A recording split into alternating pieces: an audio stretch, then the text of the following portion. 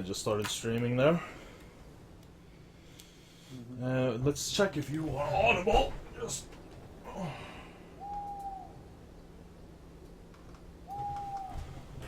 Alright, talk a little bit, Victor. A little bit. Could you talk a little bit louder for? I am talking a little bit louder. Sorry, you cut off there. I am talking louder. Okay, thanks. Louder. I had the reason was because I wanted to talk louder. There was because it's there's a little bit background noise on the PS4 theme I'm using, which does pick up a bit of audio. So I was just really checking to see so you were audible. Okay. Fuck. What the fuck? I am legitimately lost here. I don't know. I have no idea where to go in this castle. I was thinking that you probably would get a bit lost. I did too. That map is a little labyrinthy. But don't worry, you will get used to it. You'll learn your way. Hopefully.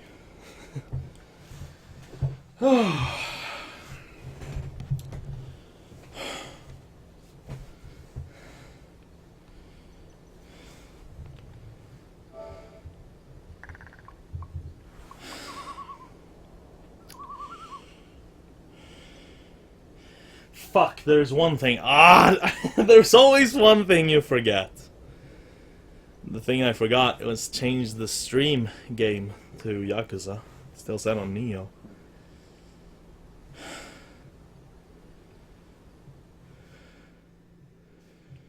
Let me change that. 1 second.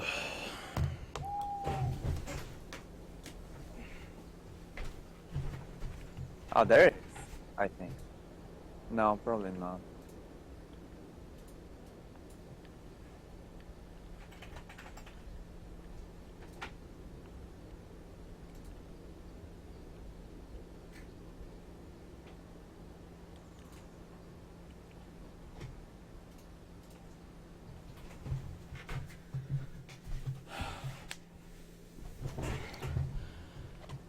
Now then, everything should be set up and prepared and ready.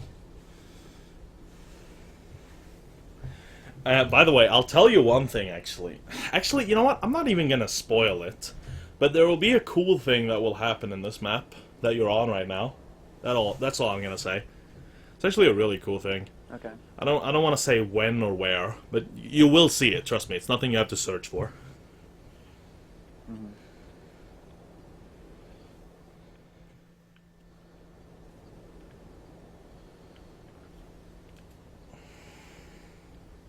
Or if I manage to make any progress at all in this fucking map. Or is the issue that you're just not finding where to go? Yeah, I'm just walking circles here. I don't know where to go. Okay, Because you know, everywhere you go, it connects to another place, and that another place ends up connecting to another one, and that one ends up connecting to the place yeah. where you Okay, are on. so one thing I could say about the map that could help you out is it has a lot of stairs that goes up and down, you've probably noticed, right? Yeah. So just try to work your way downwards. Just like because Downwards. yeah, the map is structured in a way that it kind of goes downwards. So when you're going upwards, most of the time, you're going backwards. You know, not all the time, but the general consensus of the map is that it goes down most of the time. Okay, that's helpful. Yeah. Because I was thinking of going upwards, not downwards. Mm.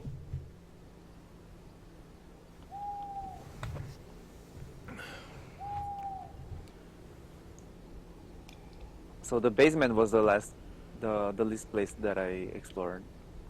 Yeah. Guess you can go try there. Yeah. Let's see, I'm just gonna... Sorry. I have to do a clap there, just to see how the audio level was there. Just everything. Okay. Let's play the video game.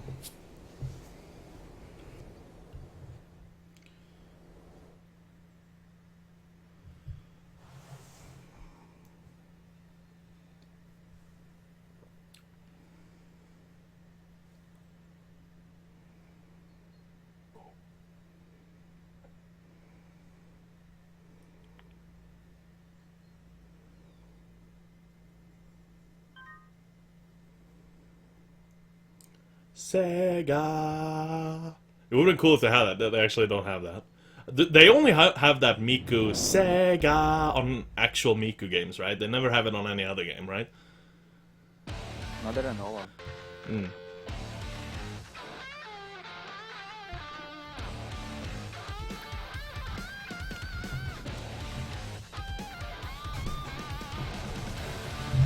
You know what would be really funny? So you know how like in the United States and all, I know in Europe too they do this. They keep on blaming the GTA obviously a lot for creating a lot of street violence and street crime and all that shit. You know, because they say, oh, it influences the kid to want to become criminals and all. You know. I mean, like, wouldn't it be funny if the Japanese media did the same with Yakuza? It like the media was all about like the Yakuza games are making the Yakuza look super cool and makes kids want to join them. I doubt it because the Japanese have a different mentality because they've done a huge amount of mangas and animes that there are people watch and read. So this game is crap. Hi, Droider. I disagree. I think this game's pretty cool. Don't you want to play as cool Asian people, Droider? Playing as cool Asian people is pretty cool. yeah, especially if it's Japanese people. Yeah.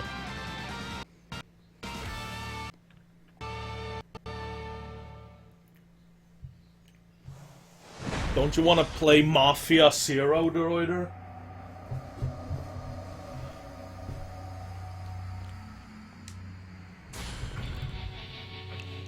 Why is these... Oh. View previously... Oh, okay, yeah, this is something... Okay. Oh, by the way, Victor, I don't know if you know, did you know that Yakuza 0 has online modes? Has what? It has online play. Oh, really? Yeah. So, what do you do? But it's not, it's like... No. Come on, Droider, give it... Yeah. Yeah, I think it's more like... For example, you can do two-player local minigames, but for example, if I press online mode, let's see, online service...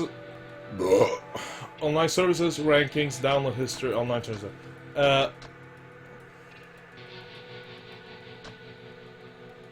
Wait, what? Wait, view the top ranks of zero players, see if you... Yeah, so that's like a lead rewards, download history, online services... Wait, online services. View information on content available online. What, like downloads? Access special items pack online play for... Online play for certain minigames.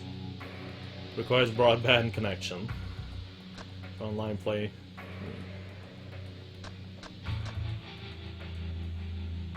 What?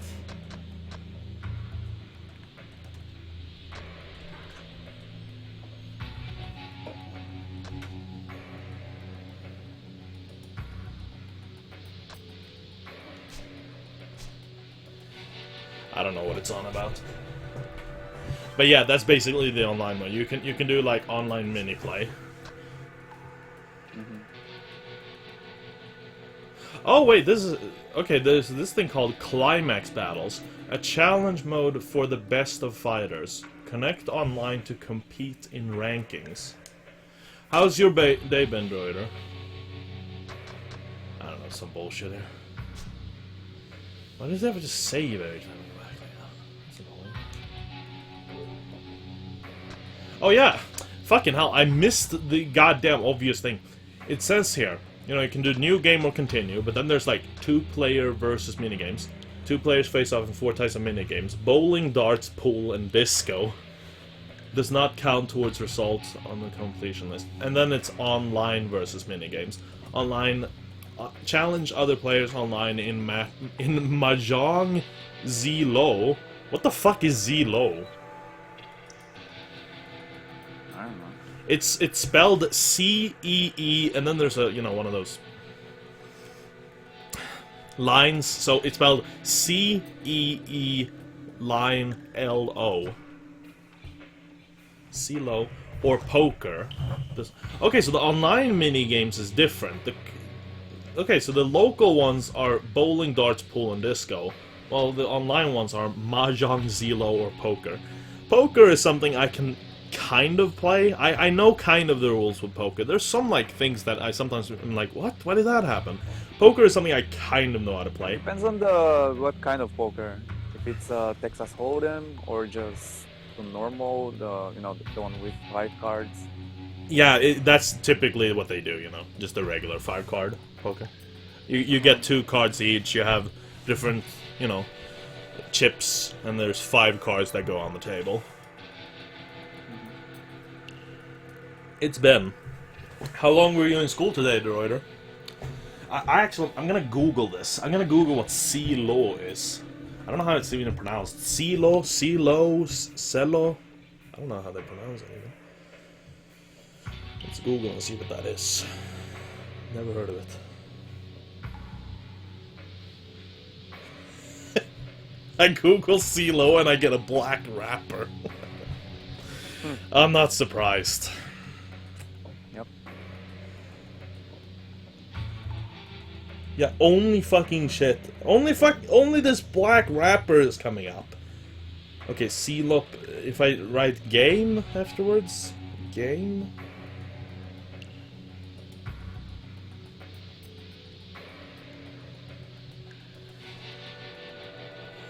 Oh, okay.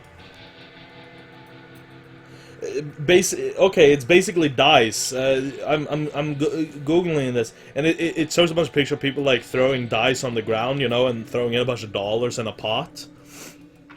CeeLo is a gambling game played with 3 6-sided dice. There is not one standard set of rules, but there are some constants that hold true to all sets of rules.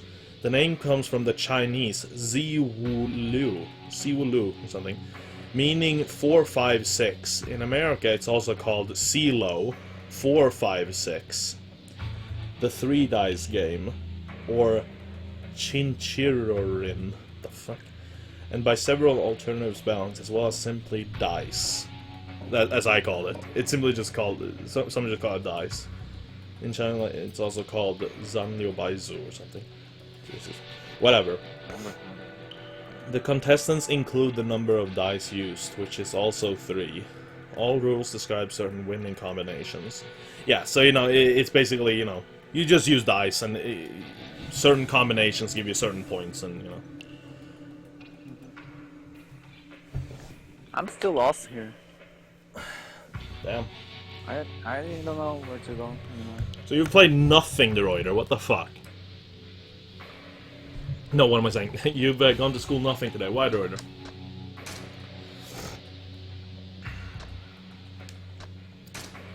This game has so much cool shit, though.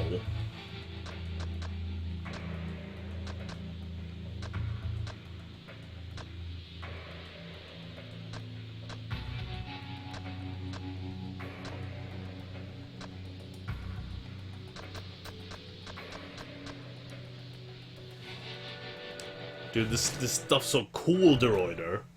Just wanted to see this a little bit, if that's the right one.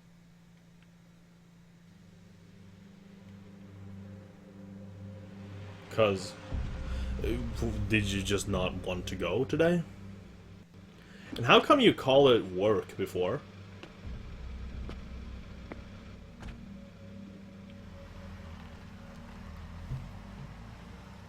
What you did yesterday?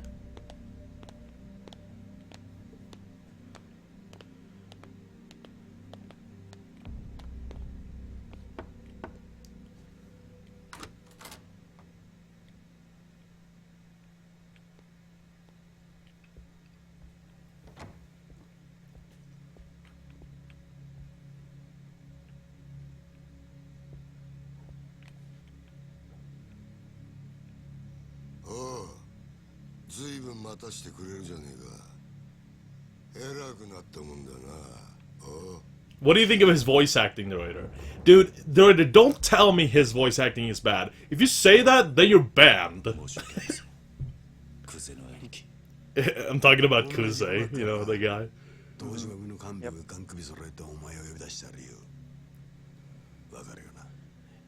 If you say Yakuza's voice acting is bad, then literally you have no ears.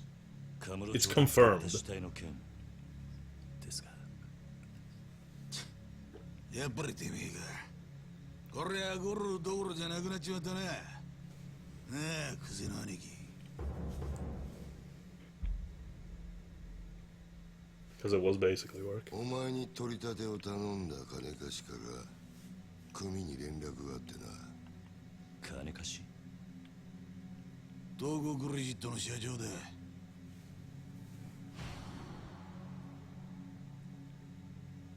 あの社長に頼まれて仇ぶっ殺したのはおめえだろ。もっともあいつは自分のせいじゃねえって。Oh, there 逃 is げ no. 打ってやがったかな。Now I found it. I was just ignoring the place. 本性が下手打つとも思っていなかっただろうからな。はあ、ちんけな金貸しとはいえ同情するぜ。まあそんなことはどうでもいい。理由がどうあれ仇をやっちまったっつうことはどう幕を引くか。だがちょっと待ってください。俺は自宅出すんじゃねえ。安心しろ。仇ったって相手も借金まみれのクズだ。臭い飯7、8年食えばことは収まる。 What do you think of the voice acting director? 捕まれた。まあ殺しの方はそれでお上と手打ちするとして、それより問題はあの場所からどう人目をそらすかだが。そうだな。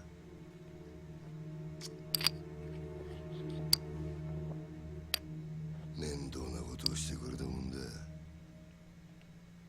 It's gay and shit.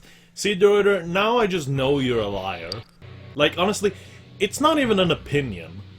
You say this cutscene I just showed you, you saying that that voice acting is shit. I mean, director, what the fuck? How could you even say that? It's not even your opinion, you're just saying it.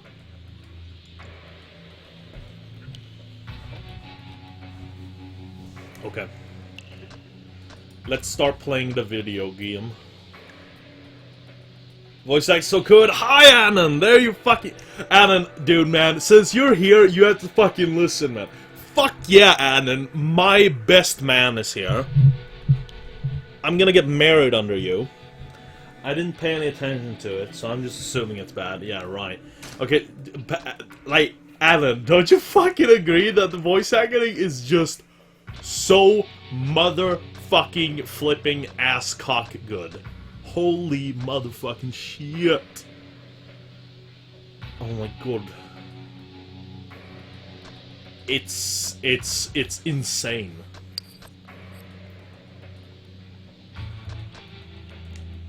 Like, check this one out, Anon. Just wish it was in Finnish instead of Japanese. Lol. You see this, Anon? 下にいた役立たずどものせいで勘違いさせてまったらしいが、堂島を甘く見るなよ、キリ。お前はもうこの手で直接やらねえと気が済まねえ。いつまで脳がきたるてんだ。さっさとかかってこい。かかってこねえならこっちから行くぜ。 So good, man. It's masterful. Alright, so not gonna sit here rewatching old cutscenes all day. Let's continue with the video game. Oh, you can watch all the cutscenes again. Yeah, you can watch every cutscene that you've watched in the menu. Yeah. Let's continue with the game. This should be the newest one.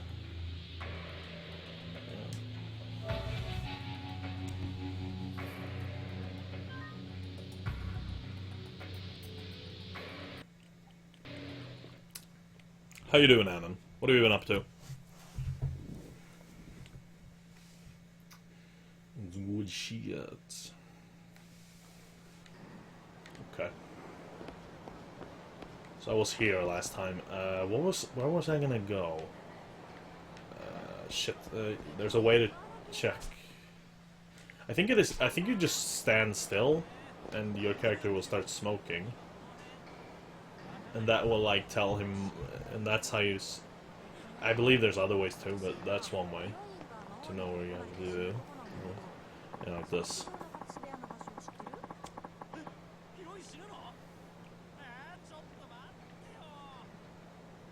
Do I fall in with touch upon a real estate or not? Time to ask around town to see what I can dig up. Ask around town, eh? Do we need anything?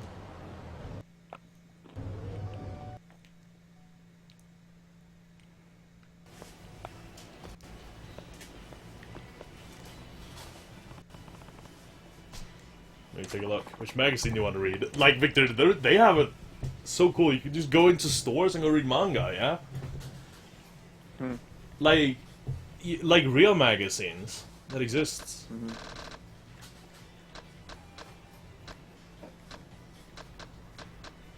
Shonen King. We're there. Oh.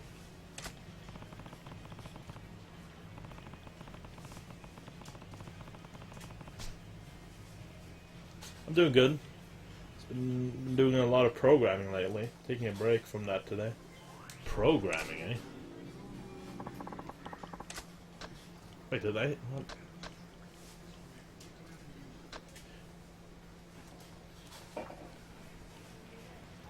Weekly Young Magazine. What's that?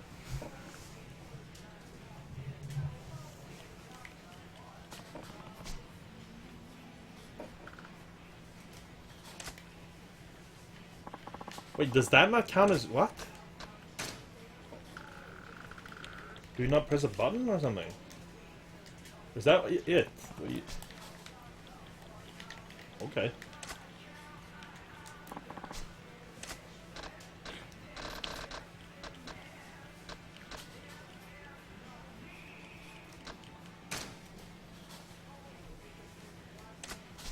Well, let's not get too hung up on that now.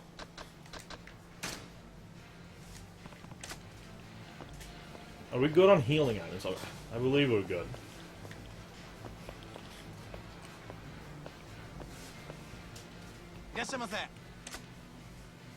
We could get some. Oh well, we're actually kind of good, actually. It's not really like I'm in a bad money situation. I got... What are healing items? Are they rice balls or something? Hey, you can get energy drinks or takeout food or any sort of food, really. You can go out and buy tons. You can go to a ramen shop and buy ramen if you want. So it's basically food. The healing items are food. Yeah, it's food. Food or drinks. That's cool. I mean, I have 3.1 million yen at the moment, so I'm not exactly doing bad on money.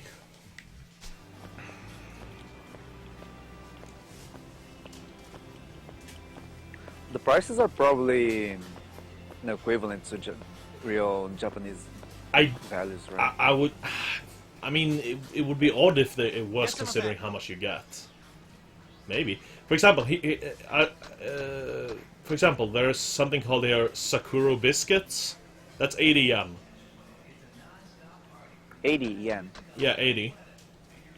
Sounds about right. There's Odin How much soup. Is, energy drink. There's a soup here, for example, a soup, an Odin soup, which is 420 yen.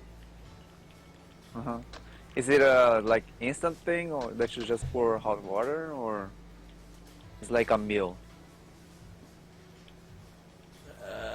It looks like a meal, straight up meal. Yeah, sounds right. I mean, I'm in a It's like one of convenience those store now, so I'm not instant in a restaurant. I'm in a convenience store at the moment. Some sandwiches here. There's a club sandwich and a tuna and egg sandwich, of which the first one is 250 yen, the other one is 230 yen. Some milk, 130 yen. Yakitori. Charcoal grilled chicken on a skewer. 400 yen.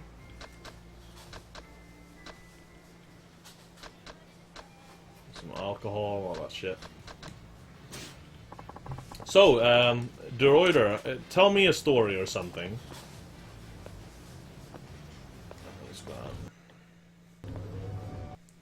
I mean, like, I gotta say, man, like, I think the Yakuza games nails the looks of Japan way better than any, like, Grand Theft Auto game has nailed the look of United States. Like, for example, how GTA 4 would be of New York or Yeah, it's a fictional world based on a real place.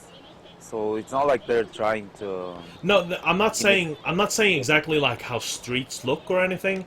I'm simply saying like the appearance of the world, and you know why I think a big reason why the Yakuza games probably nail a lot better, because they go straight up like tons of real marketing with like there's tons of real companies that like have their sponsoring in the games. Which I think Sega just goes for to make it look more realistic. That's why they want to have that. Yeah, and make some more money. Yeah, it becomes cheaper to create the games. Helps paying for it. There wasn't once the end. You can like go into Club Sega. Do some shit.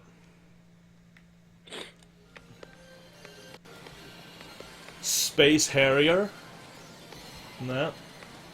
That's what I think is cool. Like that's why it's kind of cool that Sega is the creator of this game, because you know since due to their long history with them making games and stuff, it's so fun with them putting them in their own games from back in like the 80s and 90s into these games. And since this game is played out in 1988, they have like a bunch of like 80s arcades and shit. Here. While in the newer... Well, even nowadays they have a bunch of... Yeah. But I'm saying, like, in the newer Yakuza games that are played out in the 2000s, they have newer Sega arcade games that maybe is from the 90s or even early 2000s. Too. I mean, obviously, most of them they just go retro pixel games. Man, I just love walking around the world. There's so much cool shit. Though... Something I know is that there's a lot of trash bags and stuff laying around town. Is that common to see a lot in Tokyo? To see a bunch of trash bags and different trashes laying around? Depends on where you go. Maybe it was common back in Yeah, maybe back then, yeah. But nowadays it's hard to see. It's not like you won't see at all, but it's really hard to see. It even it calls your attention to it, when you see one hanging around. So my objective now is to figure stuff out. Talk. Oh god. Oh no, I got a pocket tissue. Pat told me about those. He said in Japan there's a bunch of those guys. Is that true? It just maybe it was again, they just how do you say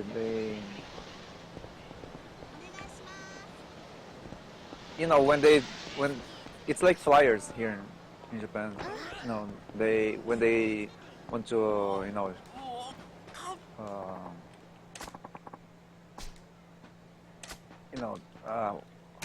how can I say?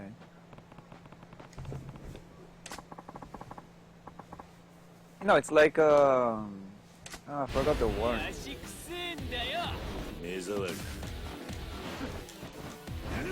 Publicity. No, for publicity. When they want yeah, to... they have marketing stuff on the fishes, right? Yeah. So... Yeah, for example, for apartments, for sale... I believe I didn't go into the inventory and check, but I believe what Pat said during their Yakuza 4 playthrough is that... So they hand those out in Japan, right? Yeah. I think most people in Japan probably consider those a pretty big convenience. I mean, people really don't care too much, right? So I think what Sega did in this game, they basically made these tissues completely useless. So they just take up space in your inventory. It's not infinite. No, the inventory is not infinite. So what do you do when you get one of those? Can't you sell them or? I'm gonna check the inventory. Let's see. There has to be a description. Yeah, pocket tissues. You never know when these tissues might come in handy. That's all it says. And Maybe they're like can't use that here. Collectible. Well, you can go to a video store and masturbate in this game. Yeah, you can literally go. Oh, yeah, I remember. and watch, From, yeah, I remember from the from, Joe's review there. Yeah. Man, it's gonna be cool when I reach the underground chick fighting arena. Okay, I need to figure out what the fuck I need to do. I want to continue with the main story, but I don't know what to do at the moment. I need to go and figure stuff out, the game says. Like, talk around town or something.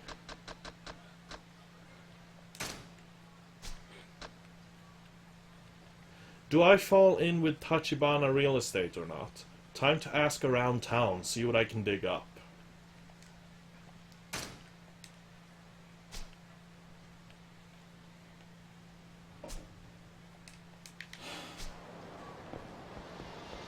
They're just going to talk to random guys or what? So, Anon or Droider, can we please, like, talk about something? Could we please have words being spoken in the chat? I mean, it sucks when it's so silent. Okay. Oh, there's a guy. What does he want? Oh, no! Oh! Oh, jeez! Oh my god, it's that guy! Oh, fuck no, I'm not talking to him.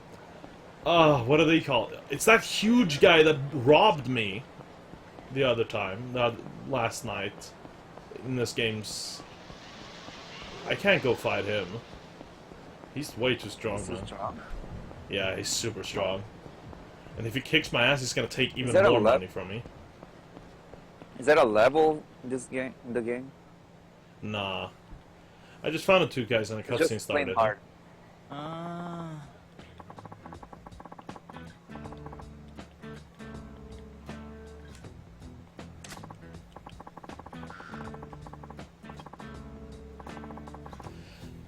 No, that's a guy that he just stands around town, and he's like basically like a mini event.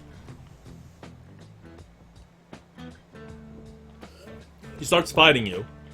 If you beat him, you get all the money back from him.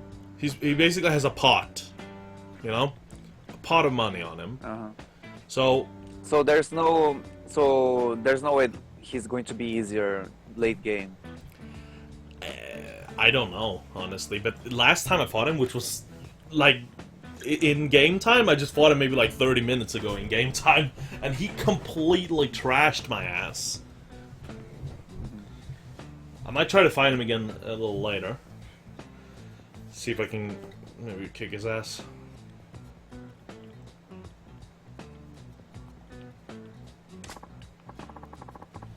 No can do. What are you doing right now then, Droider?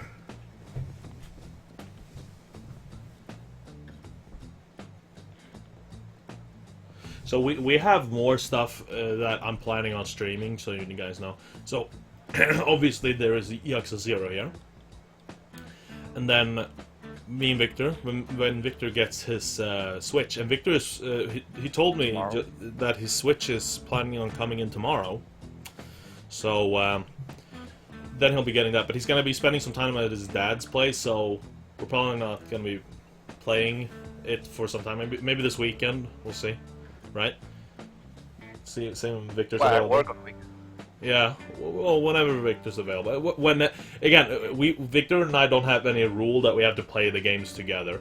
If we both just want to play a game and we're both just playing, we're just hop on talking. For example, right now Victor's not playing Yakuza. Victor's playing Neo right now. We're both playing, so we're just talking at the same time, and that's the same thing here. I mean, like, we don't exclusively play a game at the same time or anything like that. No. So, but whenever. It's gonna be, me and Victor's gonna play Zelda, and we're gonna be just playing that and talking a bunch and whatnots. And then, oh yeah, Victor, I didn't fucking mention this to you. Oh, I was talking about it before, like, Victor, there's Yakuza 0 I have here to play, and then there's Zelda, and then Dark Souls 3 DLC comes by the end of this month, and and then there's this Splatoon 2, the test fire thing goes on between March 24th to 26th. They have a thing called Test Fire or something. It's basically, you know, you can demo the game, playing it online and stuff. Oh. They have an event. Anyone with a Switch can play it. Though there has been speculation if that's only gonna be in North America, actually. Which would suck, certainly. Because it's been talks about that the Switch Online services is only gonna be in North America. Canada, the United States, and Mexico is only gonna have access to it, some stuff in the beginning. Nintendo's been very vague, but I can show you some other time what I'm exactly talking about. So there's that. And then, on fucking April 4th, I have made sure to order Persona 5 with the Steelbook edition, because the Steelbook looks fucking amazing, man. The Steelbook looks amazing, and the Steelbook is limited, and I was like, I really want the Steelbook, so I was like, I ordered it, but we'll see whenever the fuck I'll get to playing more. It's a Steelbook. Is the cover? You mean the case? Yeah, it's a Steelbook case. The case, steel case. Yeah. Okay. And I really wanted that, and those things are usually, you know, limited, so it only gets through to normal. So that's why I didn't want to wait, because I wanted that. I had a time when I was considering getting the collector's edition for that game, but now I'm like, because here's the thing, again, I have a lot of things to pay, but the thing's that the collector's edition is not interesting. It's not interesting for me. It's like, one of the things you get is you get a fucking school bag. I don't give a shit. I don't want a fucking school bag. You fucking kidding me? And then it's like the regular bullshit's like the school bag. That would be something I just I wouldn't just okay. Go put that in the closet and never use it. I mean, what? No, I don't use that stuff. So, but then it's like then there's, you know, the regular stuff like the art book. But then it's like something I've never used is when collector's editions come with the game soundtrack. I never use them. I never ever use them, man. If I want to listen to some soundtrack, I look it up on the internet. Alright? I don't fucking put in a disc to listen to that shit. So I never use that. And then, like, there's like one interesting thing in the whole collector's edition, and that's the art book. The art book can be cool to check in once in a while, but again, art book is not really that special either, but that's the only thing that's maybe of slight interest. Everything else is just boring. It's like a box, the school bag, art book. You also get the steelbook case, obviously, and then you got maybe like, oh, then you got a plushie toy. Again, I don't care about a plushie toy. Like, give me a statue. You know I love statues in my collector's editions. That's what I want. I would have loved if you would have gotten a cool-ass big statue or something. Give me that. Fuck everything else. Just give me a big-ass statue. But no, nothing like that. So I was like, the collector's edition, I don't give a shit. It has nothing of real interest. The steelbook is really cool, but that I can get separate in the pre-order editions anyway. So I was like, okay, I'll be fine with that. I'll just get that, since it wasn't an interesting collector's edition. I'm not. Wait, why did you post a Kappa Pride? So, there's that. And then, there's fucking Mario Kart by the end of April. Oh my fucking god, there's so much.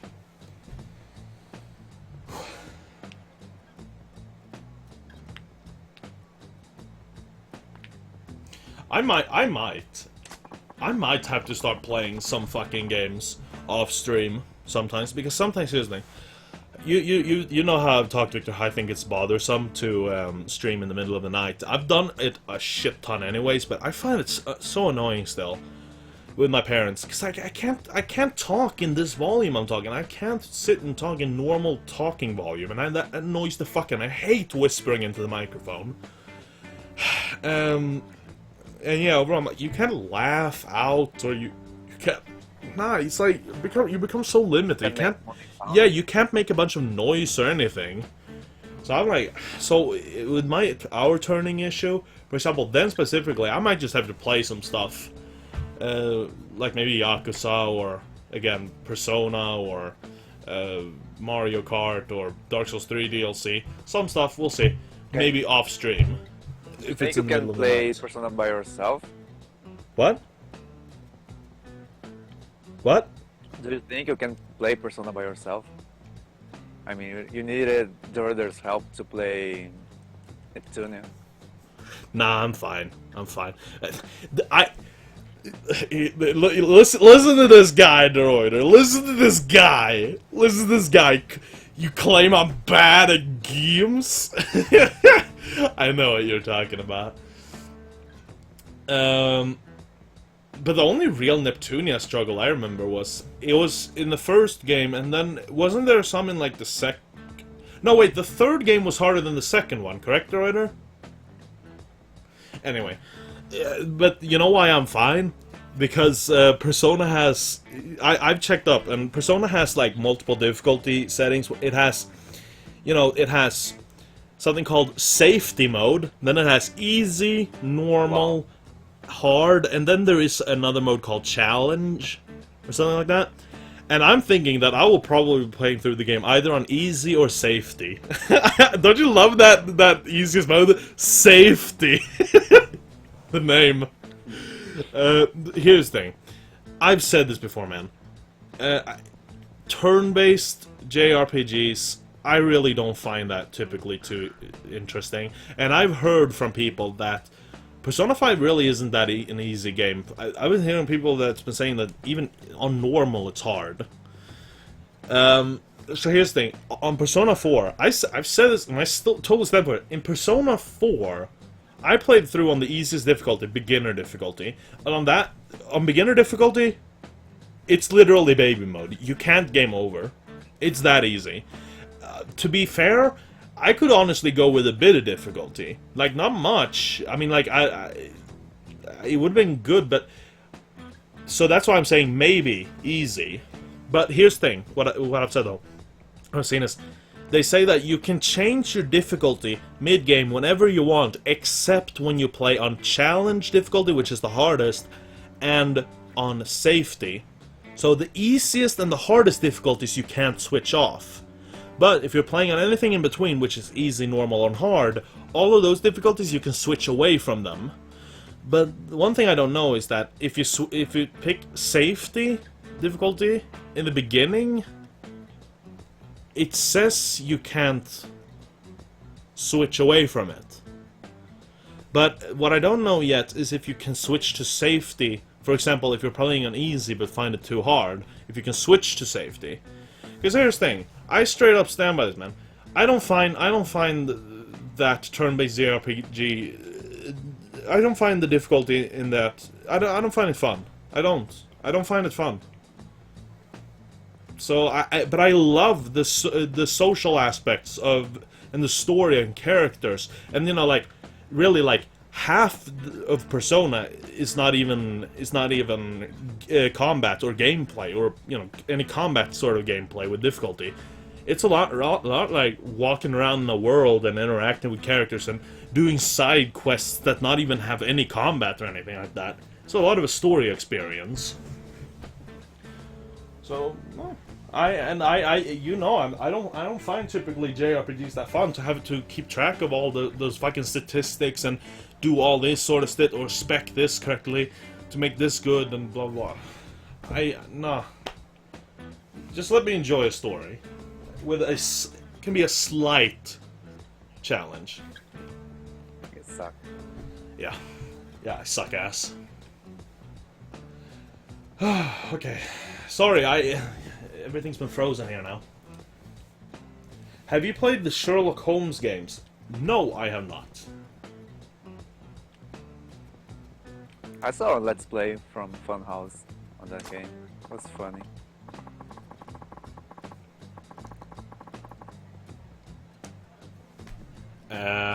That old one where that guy teleports around you? Behind you all the No, time? no. It was a fairly recent one. They released it like last year. Right.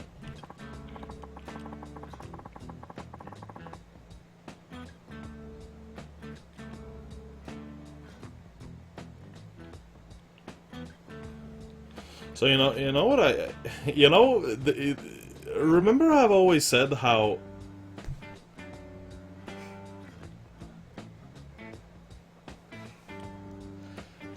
No. like I'm trying to like figure out my words here.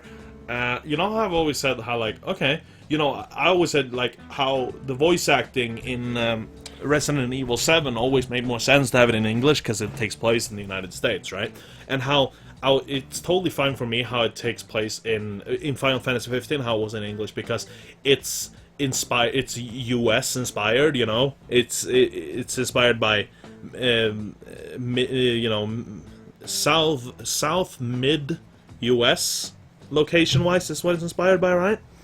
But then there's also some European stuff, you know. I can remember the Venice city, you know, Venice. Final Fantasy 15. Final Fantasy 15, yeah. Yeah, so you know how it's like. There is. Actually, the the place where the main character is living is a copy paste of Japan. Huh. That you only visit at the end of the game. So they're taking a little bit from all over the place. So they're taking some American, some European, and some Japanese architecture-wise or places. But like again, when I say Europe, I really always think about that Venice-looking city, you know, in Italy, Venice place. Yeah, and there's also Spain, the Spain-based or Mexico, I don't know. Very very Spanish-looking place. Yeah. Okay. Devil's Daughter came out summer 2016. I don't know if I've ever even heard of that. Yeah, okay, so that anyway, from what I saw in like trailer and gameplay footage from a lot of places, it made sense for me that they spoke English because it looked very US inspired from what I saw. You know, they showed a lot of that desert place, you know, in gameplay. That desert looking place. Yeah. But here's the thing, what I'm thinking. That could be anywhere. I'm sitting here with myself, and this is very odd, actually. And you know, it almost worries me a little bit. Because I'm sitting here thinking to myself, the Persona games have always, when they've come to the West, they've never had Japanese voice acting. Never. They've always been in English only. But due to the delay that they had to do from February to April, they confirmed that, okay, as we're sorry, we're gonna bring in the Japanese audio for you guys to the West. Which again, I told you already then that should be a standard. That shouldn't be something they should fucking do as a consolation prize. It should just be in there. But anyway, so they're bringing that in. But you know, I'm sitting here to myself like I'm sitting here legit to myself thinking, do I want it in Japanese or English audio? And me even considering that makes like I can't help but feel self-disgust in it because that game fully takes place in Japan with Japanese characters. Well, except one of the main characters is Japanese American, or actually, I think she's fully American actually. But whatever, it's fully takes place in Japan with like full Japanese cast, pretty much, and everything like that. So I mean, like the problem is you're used to the Japanese word, the English voice actors, right? Kind of. What I mean is that like. Thing is that to Persona's defense is that in Persona 3 and Persona 4, that's the only games I've really heard a good substantial amount of voice acting from. The English voice acting is really good, all right. So I think to myself, from the little English voice acting I've heard in Persona 5, so far I'm digging the voice actors. And therefore I think that they're probably going to be good. Because that's always been a staple with Persona. They've always hired good English voice actors. And so it feels like, I guess I've gotten used to it for the Persona series. But to me it feels old still, because like, I'm thinking to myself, well, it takes place in Japan with most of the Japanese cast, so it makes sense to be in Japanese, for immersion-wise. But then, I guess, again, because I've gotten used to English in the Persona games, and also, again, the main worry that I've been saying to myself is because I've been starting to feel more lazy. And that bothers me. Still, anime, totally Japanese, man. I fucking just totally want to go Japanese on that. But I feel like I've started almost feeling like my laziness is getting to me when it comes to like, oh, I don't want to fucking read, could just hear them talk instead. Oh, feel most comfortable. You know what I'm saying? Ugh. It almost feels like... No, because I'm not a fat ass. Yeah, you're not fat. What do you think, Anon and Droider? Am I just being a lazy fat ass? I think you are a lazy fat ass. I don't think, I'm I mean, sure of it. yeah, I mean, technically it's an objective fact. Really.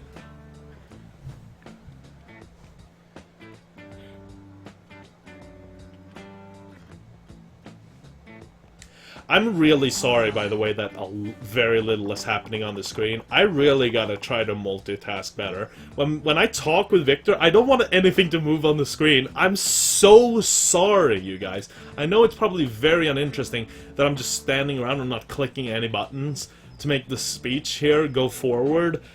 I'm so sorry. They're not even watching. I'm so bad at multitasking when it comes to us talking at the same time and concentrating what they're saying on the game, you know? I guess that could be a symptom of, again, my ADHD and stuff. You do have a tougher time typically to concentrate on multiple things. Huh? Victor should have a cam? Oh, you mean you want Victor to have a camera on the stream? Huh. Well, first of all, I don't think Victor wants to be on camera on the stream, to be honest. Victor's a bit shy, aren't you, Victor? Yeah. And then I think it's also because honestly, I think it would be a little complicated doing it because I don't really know how to do it because Skype is not an option for me because for some reason I just can't get it to work on the stream. And Skype, I have crashing issues with Skype too, so Skype is not reliable. And Skype, I have a lot of sound issues with. It often becomes like bad audio and shit. I'm using Discord, and Discord have no way of using camera as far as I know.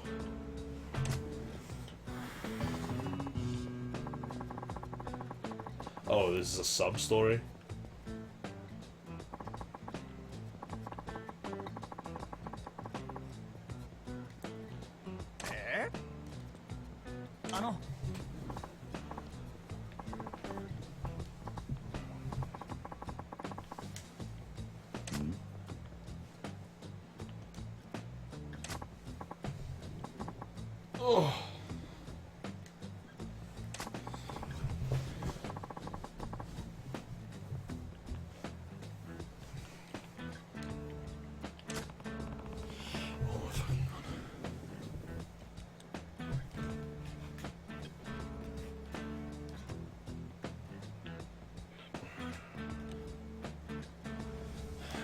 What do you guys feel about me on the whole streaming thing? Droider and Anon.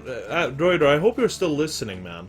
Like, what do you guys feel a little bit? Like, I mean, like, you guys can voice opinions too, what you feel on stuff. Like, I'm playing some Yakuza here. I played a lot of Neo recently, so I'm assuming you guys are a bit tired of watching Neo gameplay.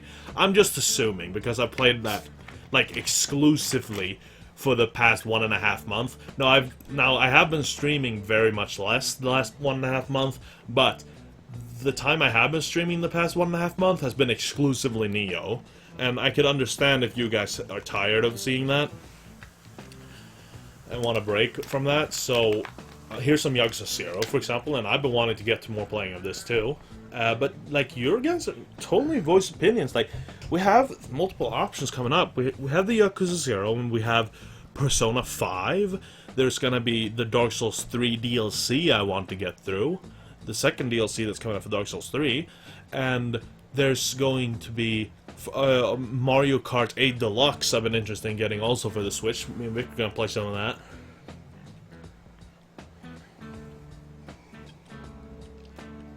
And then further on ahead, but that's much later, Splatoon 2.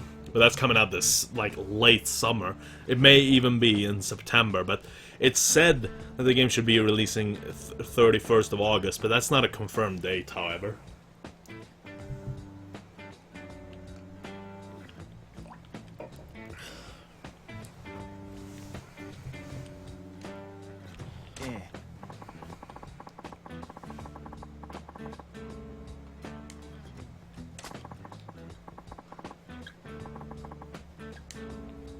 Nani?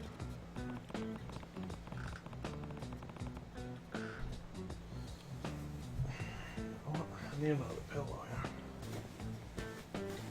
I mean, what do you think, Anna? I don't even know if De Reuter is listening. But you're listening, Anna. Oh. Hopefully we can get PT in here, sharing some opinions. Oh, jeez, almost fucking... Oh, God. I want more cosplay. You mean back from Valhalla? When I dressed up with a nice, with my nice suit jacket and some nice shirt underneath? Sorry, but that wasn't cosplay, man. I was just dressing up nice for the occasion, right? Because Valhalla was all about serving drinks and looking nice. Just felt like... Valhalla? Yeah. Oh, that bar game. Yeah. So that was just something I did for Valhalla. Just a little fun. Dressing up, looking nice, serving drinks. Yeah.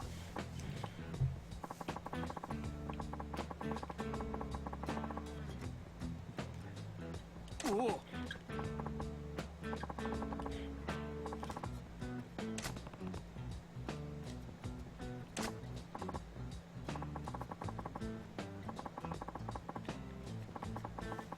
Hey Victor, is there any like, because here's the thing, something I learned from this channel called Serpensa that does a lot of China coverage.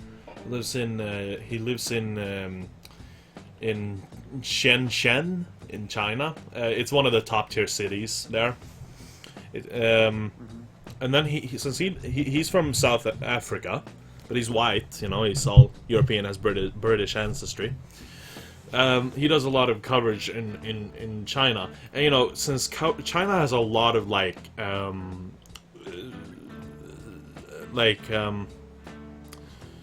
street trickery. What do you call them? Like street trickery, or what? What's the word I'm looking for? Yeah, conning on the street conning, going on in China. Is there anything like that in Japan that goes on? There's a lot of conning here, but not street conning that I know of.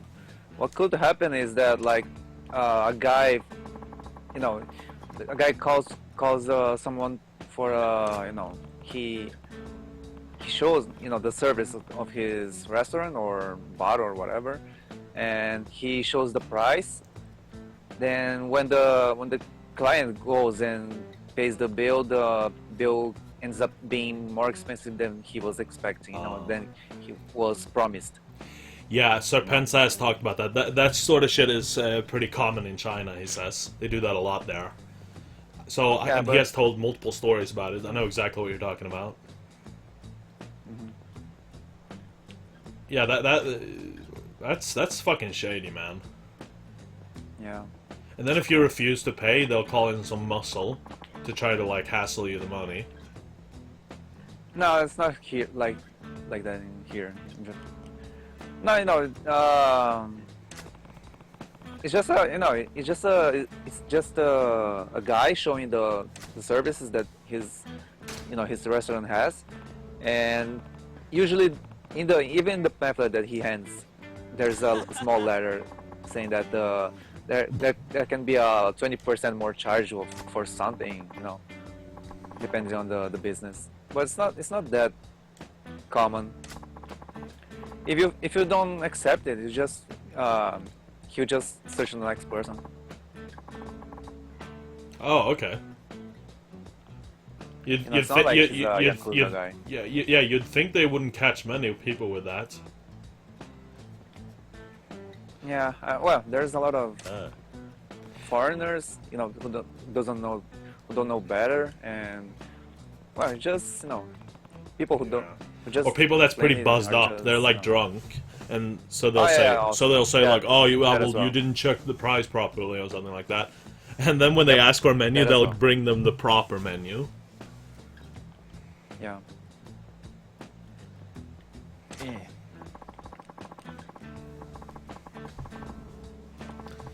Yeah, scammers like that is fucking.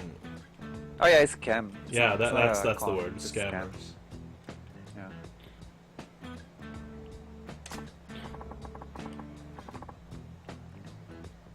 nani? So you said that there's something interesting that's gonna happen in this level.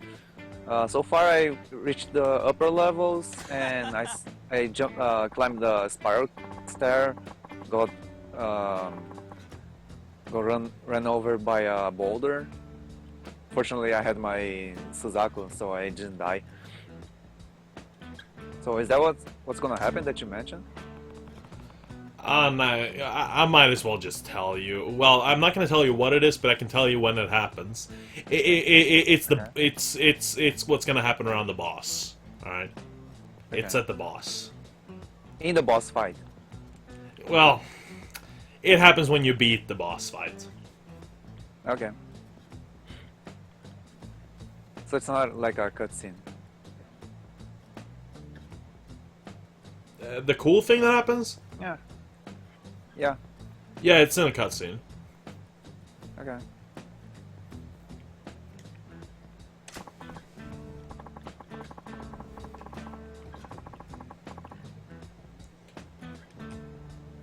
And then make sure the Reuter comes over here.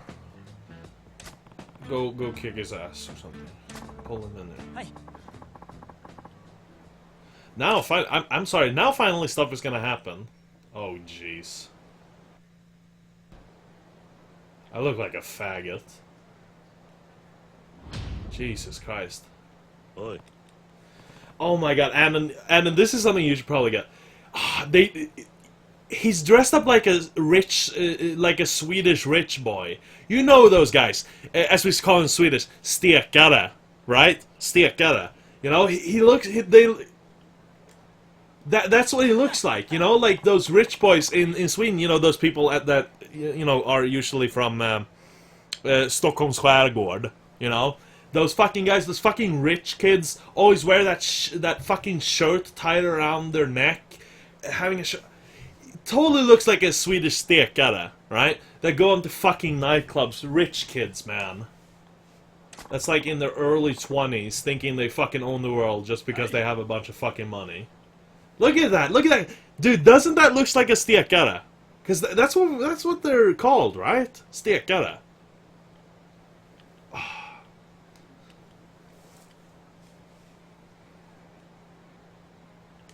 That's so typically Swedish rich kid look. You know what, Victor? I'll even take a screenshot for you. Sure. I'll send it to you.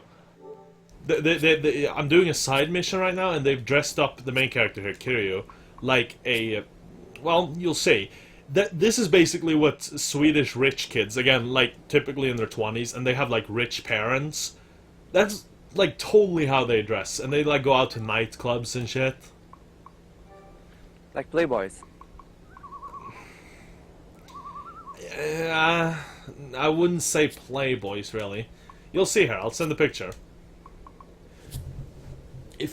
When someone thinks of a young Swedish person that's rich in their 20s, that you typically are just rich because their parents are rich, that is how they dress. A lot like that.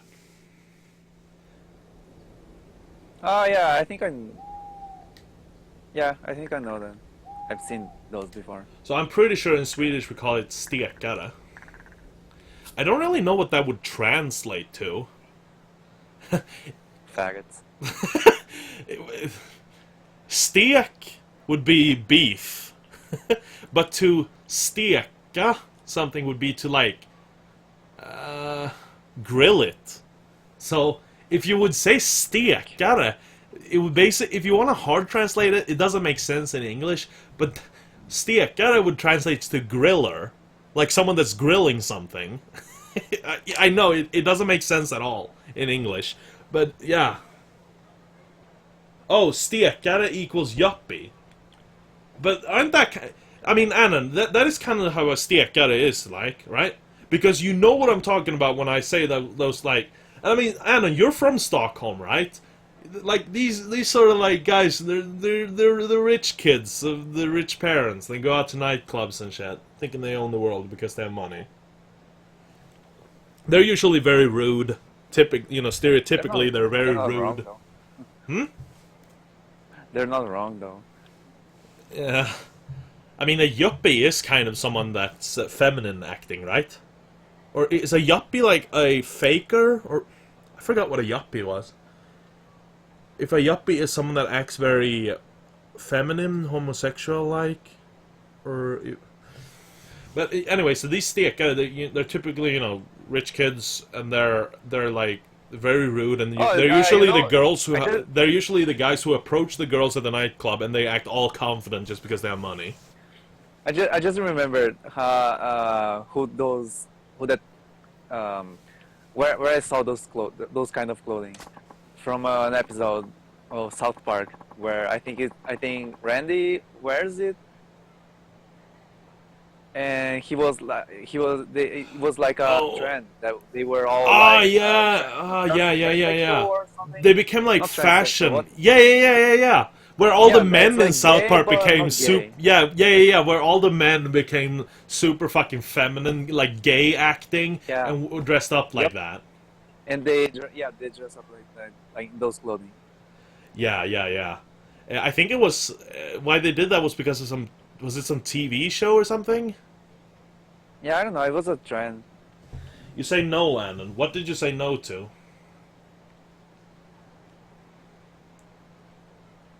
And they wore those clothing. Those kind of clothing. Yeah. Oh my god, Adam just posted a What's the word Wikipedia again? text. Yuppie? Or stekare? The trend from South Park was like transsexual or something like sexual. I don't remember. Let's see, Yeah. Adam just posted here. Yuppie informal for young urban professional or yup turned into yuppie in the 1980s. A term used to describe someone who is young, possibly just out of college, and who has a high-paying job and an affluent lifestyle, can now be used to describe any rich person who is not modest about their financial status. Yuppiedom is a term used to describe an involvement in being a yuppie. Yeah, that describes it very well.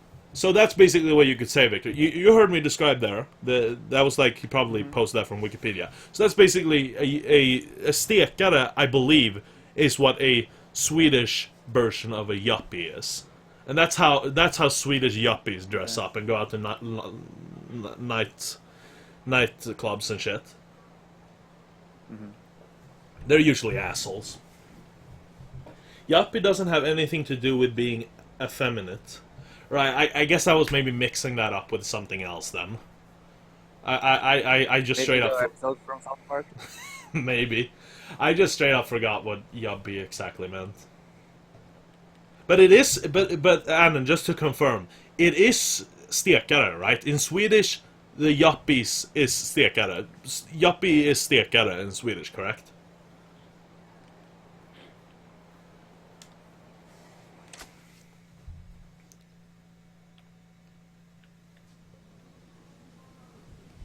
Yeah, your new setting.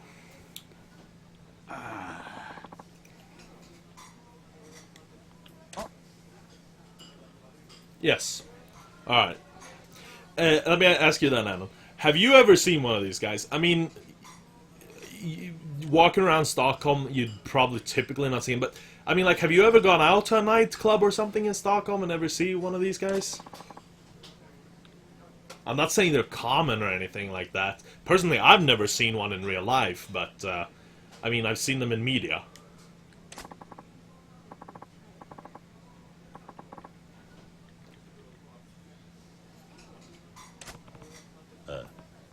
Oh, there's that that band, that Swedish music band. I sent you a video of them, Victor. Those guys that made that fun of that are the Swedish King doing that weird dance thing at a party, and they made a whole video parody song off of it. You remember that one? I don't remember. Nah. What's their YouTube channel called? What was it called?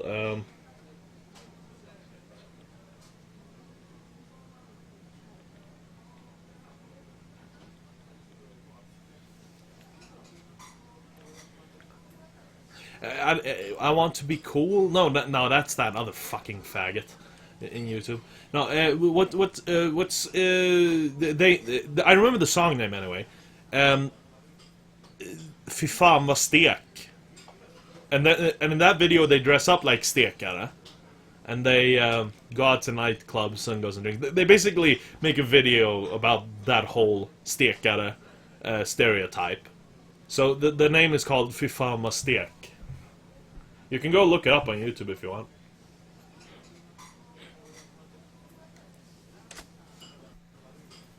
Yes, I have encountered them. I don't like them.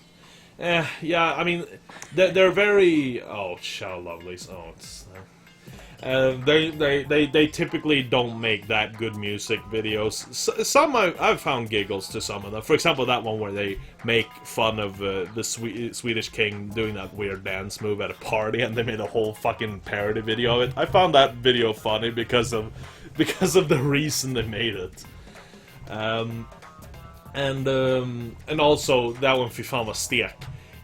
I just mainly find it funny that they, you know, since they made fun of that that stereotype, and also that one, swag i skogen, translates to swag in the forest, where they basically walk around with swag in the forest. And again, I just found it funny because of the concept, really. So those 3 videos, I guess, is what I've really thought was actually entertaining from them. I mean, stekare. Oh, not the video. Oh, okay. My bad. Yeah, yes, I have encountered them. Oh, okay. Yeah, you've encountered stekare. Where have you encountered them? Have you encountered them just around town, or have you encountered them at nightclubs or somewhere else? Restaurants, maybe? So here we have like a gay video producer or something. Guten Morgen, maybe. Oh, German. Gluten Morgan to you, too.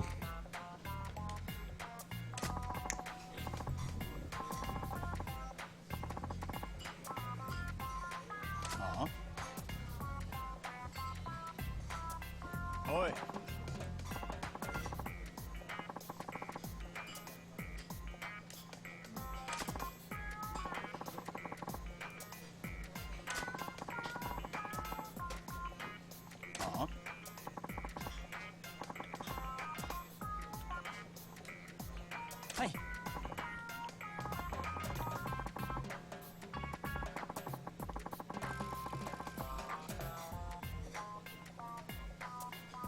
I went to school with such people. Oh, really? Fuck. Having to go to school with them rich kids? Were they rich kids? Or were they just, you know, they wanted to be pretend stekare? Or were they like straight up rich kid stekare?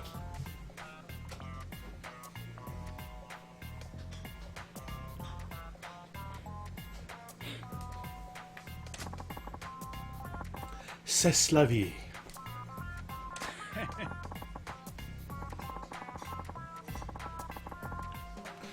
Right now, in the game here, I'm doing a side quest where I'm like, entertaining a gay video producer. He's like acting very feminine, and he's using like he used some German words there, saying "Guten Morgen," which means good morning, and the guy responds "Gluten Morgen" to you too. And then he says "C'est la vie." I believe that's French for "what can you do?" or "no matter." C'est la vie. No, it's goodbye. No. Until I see you, Oh, no, isn't it? no. That's Until I see you. no. I think you're thinking of. I think you're thinking of. Are you thinking of arrivederci? No, that's Italian, right? That's Italian. Yeah. Yep. I'm just gonna look it up. Somewhere rich. Okay, so somewhere rich, somewhere just pretenders. Okay. And were they assholes too? I'm just gonna look this up. C'est la vie.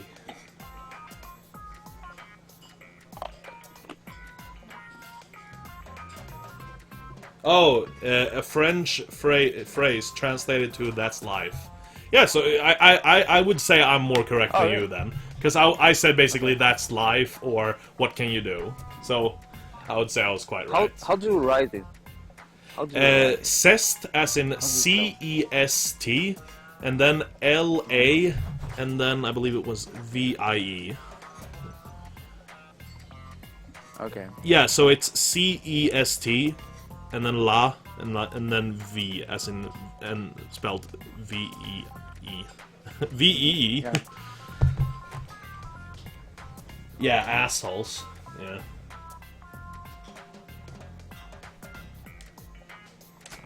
And now he's using the word that's capiche.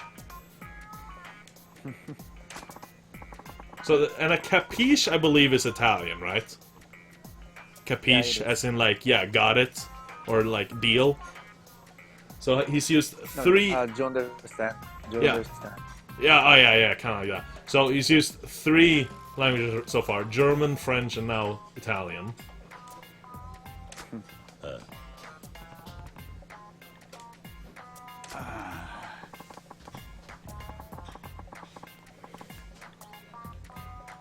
I don't know what's your opinion, but it I find it so cringy when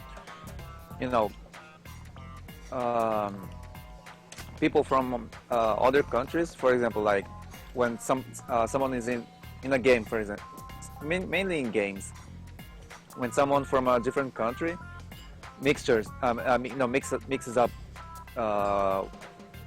words from their language with the language that they're speaking. Speaking. You mean the exact example I said last time we were talking, Victor? What? I said to you last time we were talking, that I said to you, I think we both can agree that when weebness go too far is when people start mixing in random Japanese words into their language. Kind of. More like, for example, like in Grand Theft Auto, for example, when someone from a different country talks to the main character, they keep mixing up words from their own language, because that doesn't happen in real life, and I find it kind of cringy, honestly. Wait, are you saying when they're struggling to find the correct word? No, they just keep mixing up words, Yeah. I mean, like, here's the thing, and as I said in the past example too, there are exceptions. For example, in Swedish, we use a lot of English swear words. But that, I think, is because English swear words are so adaptable. You can use them in so many ways, which you can't do with Swedish swear words. So it becomes a little odd if you mix in Swedish swear words in certain sentences. So you just say, for example, if I say in Swedish, är du fucking dum I huvudet eller? Okay, so that would mean, you know the fucking, obviously. So if I say är du fucking dum I huvudet eller? That would mean, are you fucking stupid? you know. But we could obviously use Swedish words, but it sounds pretty good. I think it's pretty common in Swedish to say fucking in certain sentences. How happy No, are but you? I'm not talking like that. I'm talking like I'm trying to think of an example here.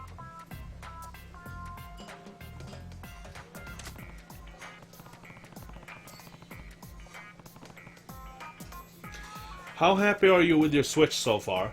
I've only played on it once. I only played it the day I got it, and hey, it's fine so far. Man, yeah.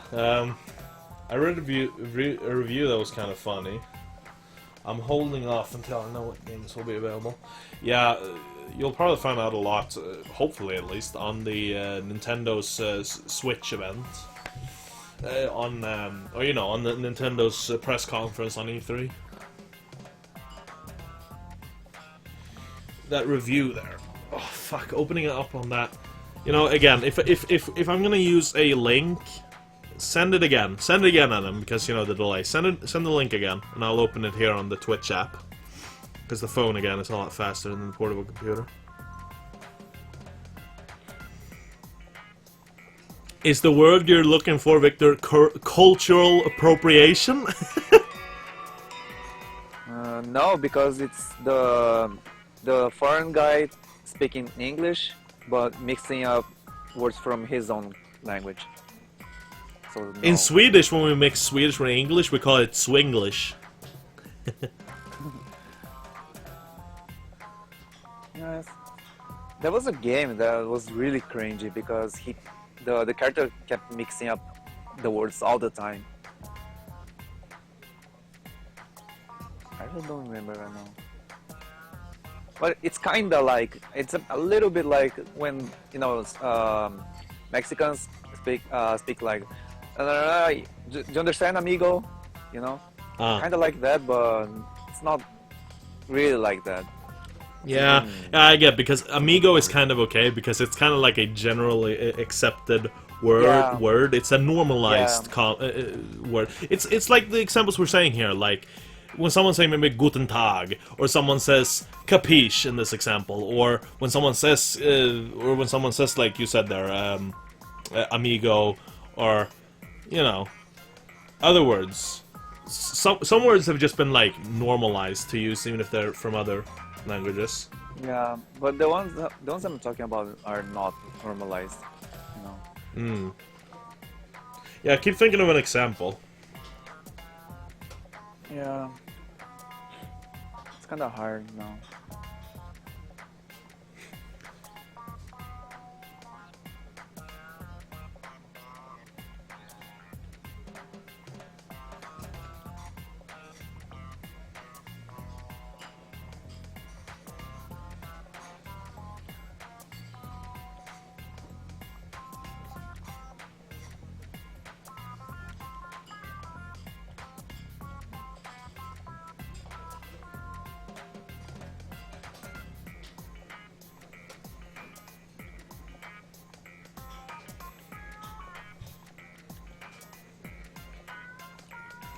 Annan just sent me a Swedish guy that had reviewed on a site the Switch.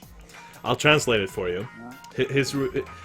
They go 1 to 10 stars, right? So he had given it 1 out of 10 stars, and his review is so I'll translate it here for you then. Screen that gets scratched in the dock. Controllers that lose Bluetooth connection, super expensive price, color that gets, color that gets nudged off, or color that gets damaged off of the plastic and falls off. He's probably talking about the skin issue that we're talking about. Bad battery, super... really bad and slow hardware, plasty design, multiplayer that complete... I don't understand this one. Multiplayer that all of a sudden costs a lot of money. Maybe Broken... they're talking about paid multiplayer. You had to, Oh yeah, that's probably... Oh yeah, multiplayer. Yeah, multiplayer that suddenly must cost a lot of money. Dead pixels that annoys you and that you're gonna have to live with, because he's probably saying because Nintendo said it was common, which is not. No web browser. No good games on release except Zelda. No new good games on the horizon except on the around the end of 2017 to 2018. 2017 to 2018. Controllers that fucking hell, I'm sucking at translating today. Controllers that you should I'm faster on the translation, but today I'm really being slow. Controllers that are like, I don't know what the translation is. Controllers that glappar. Controllers that, I don't know. Not good controllers. Unresponsive controllers, I'll just say that. Can almost get both a PS4 and an Xbox One for the same price as one Switch. Yeah, I don't know.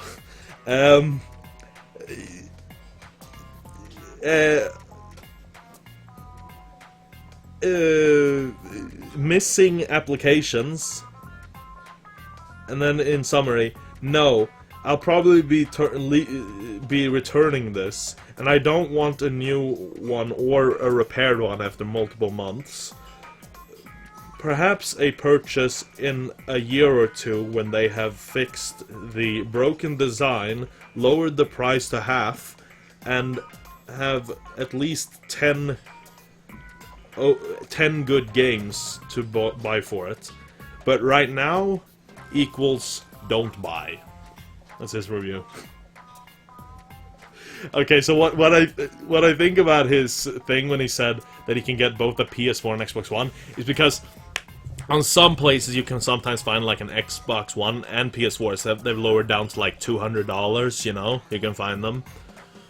And then he's saying like those two together would basically be like $400, and in Sweden at least the Switch is almost $400. That's what I said. So yeah, I'm sorry. Yeah, glitchy controllers. My translation sucked ass there. I was super slow in my translations. I don't know. Today my translation was just all off. My speed, at least.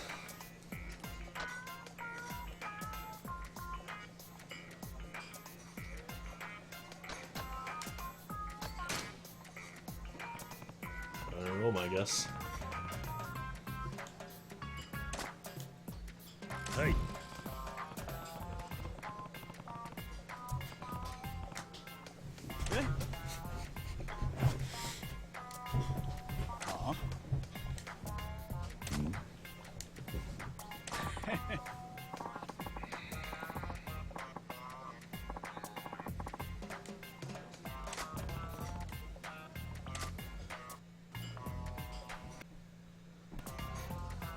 Yeah, that was a super slow translation. It didn't come off as funny when I was translating it to Victor, but I read it in my head silently for myself before I even translated it, and yeah, it was pretty funny. It was basically just a review where he basically brings up everything bad in the console that has ever been mentioned, basically. I mean, I obviously can agree with him on some points, like, for example, the docking station that has been scratching the screens, that's really fucking bad. And that is a fucking flaw. And I think also it's an issue with the console that he actually didn't bring up, was that I think it sucks ass that Nintendo, the only way to charge the Joy-Cons is to place it on the pad, at which point you have to go handheld to play. So basically, if you're playing on your TV at home, if you want to continue on playing after a certain amount of time, the only way for you to go is to go handheld. And you have to place the controllers on the pad and take out the pad of the docking station. And the charger, it charges the controllers extremely slowly if you're playing at the same time. People have been saying that. It charges the controllers extremely slowly if you're playing at the same time. So, if you're playing a game, you're only going to have a few hours of play time. You know, 2 to 6 hours, depending on what you're playing. But Zelda, for example, you can get like 2.5 hours, then you're going to have to charge it. So, at some point, you're going to have to stop if you're playing constantly. And that is bad. You should never have to get to a point where you have to stop. Because the pad has to be charging, and the Joy-Cons has to be charging. So the only way for you is to put down the whole console and just not... You can't play at the moment. So that is obviously something. I think the Switch should have come with the charging grip. You know the charging grip, Victor, you can buy with? The console should have come with that. It should have come with that, and I think it's unfortunate it didn't. But yeah, so those two, I would say, my big. Wait, so you can't biggest charge pet the peeves. controllers with at all? Yeah, You no, know, even using the controller dock? no. I probably have to explain this slower. I went a little Yeah. fast through this. So listen, you take out the Joy-Cons from the, you know, you put the pad. I'm calling it the pad, right? You know what I mean when I say the pad, the screen. Yeah, you the, put- the thing that makes it look like a normal controller. No. No. The pad, as in like the screen. Okay. Yeah. So you take away the controllers from the pad, right? And then you sit in your couch, right, with your Joy-Cons and playing. By the way, the Joy-Cons have really long battery time. It said that they have like 20 hours each on each Joy-Con, and that's a long time. So props for the battery time on those, though. You know, there are 3 stages. There are like 3 dots on the controller. The farthest one up means it's like good charge. It has a lot of charge left. Then the middle one is, you know, mid battery somewhere, and then the lowest one there, it's low charge. Do you really need to explain that? Yeah, no. The reason I'm saying this is the reason why I'm saying this is because throughout my like 7 to 8 hours of playing Zelda on the day one, I never even went down 1 dot. It stayed up, and I hadn't even charged it. This was out of the box. Joy-Cons, like, so they may have not even have been fully charged. I don't know, but me playing 7 to 8 hours, I didn't even go down 1 dot. Okay, so you were playing. How Okay, were you playing the okay. game? Did you just hold each controller in one hand? Yeah, And played? each Joy-Con in one hand. So So here's. you didn't use the controller mode at all. I tried it. I tried it for a little bit, but I thought it was more comfortable just using the Joy-Cons in each hand. Yeah, because you can just lay your hands Yeah, you down, can just right? you can So lay like that's- a lazy asshole. Yeah, I'm definitely not surprised that you prefer to play like that. Yeah. So anyway, but it doesn't matter. It doesn't matter if you use the grip, the controller grip or not. I mean, honestly, I didn't find the controller grip that comfortable. Honestly, it's very small, really. So you'll see for yourself when you get it. Yeah, but you'll see for yourself. I think you'll agree with me that a regular controller feels a lot better. Anyway, so you know, you take the Joy-Cons out, right? And then you sit in the couch with just playing on the Joy-Cons. Say then if you're playing for 20 hours straight or something like that, right? Again, it's a long time, granted. But say if you forget to charge it or something, you know, or whatever. So say you're sitting there, boom, you're out of batteries on the Joy-Cons, and then you say to yourself, fuck, what do I do now? Now, I want to continue playing, right? So then you have to put the Joy-Cons on the pad, right? You have to slide them in, and then obviously, I mean, you obviously can't sit there with your fucking hands around the fucking dock and playing it like that. No, you just can't do that. It doesn't work. So what you have to do, well, then you have to attach the Joy-Cons to the pad again, and then you're gonna have to take the pad out of the dock, and then you're gonna have to switch to handheld mode. Okay, already at that point, I think it sucks, because maybe you don't want to switch that, maybe you want to continue playing on your main TV, and so that sucks already. But you can still continue playing. But then what? You get 2.5 hours of playing time playing Zelda, right? Zelda Breath of the Wild. And the Joy-Cons charge slow as fuck if you're playing at the same time on having to the dock. So then what? Say if you then play for 2.5 hours, then the pad needs to be charged. So then you have to place it back in the dock, and then you take out the Joy-Cons then, and you maybe get 15 hours, or you maybe get 15 minutes of playtime on the Joy-Cons again, and then boom, the Joy-Cons are out of battery again. And again, the pad has barely charged anything, because the pad charging is slow as fuck too, if you're playing at the same time. So, then what? Then you're left with a situation where you can't play at all. You cannot play. You can't play in handheld because the pad needs to be charged.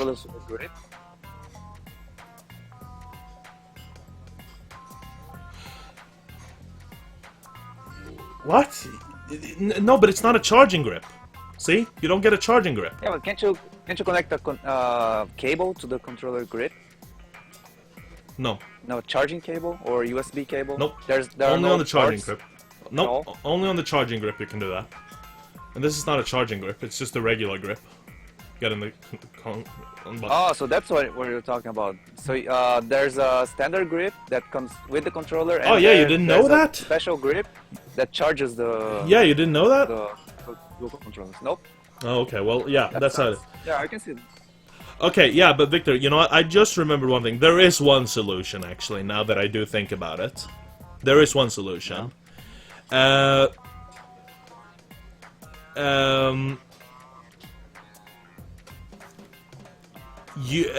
charging cable that goes to the dock, you can take out that charging cable and connect it directly to the pad, and then play with the Joy-Cons in the pad.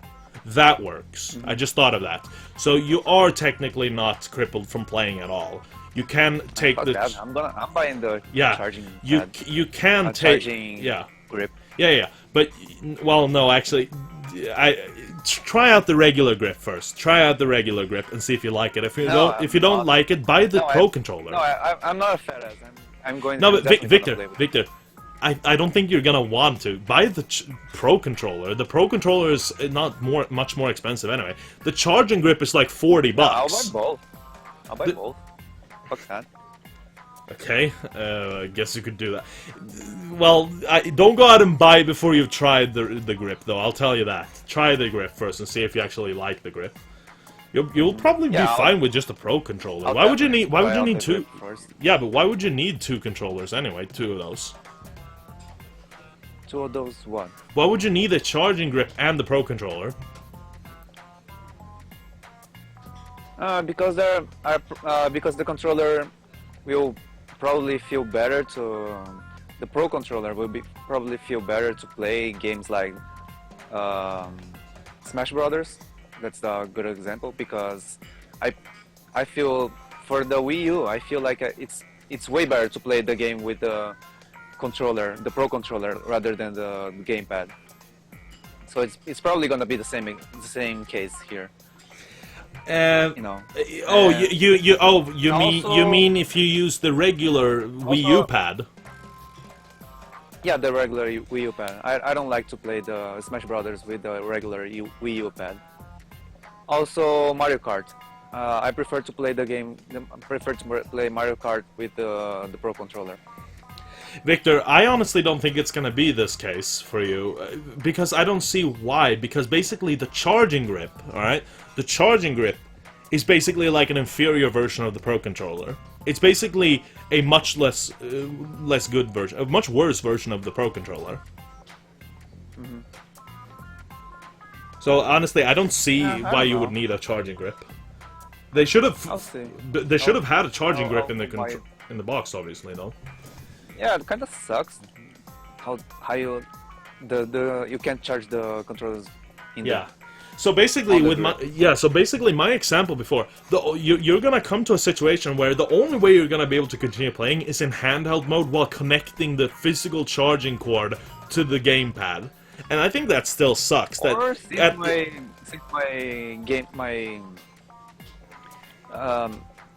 just a question: Can you play the?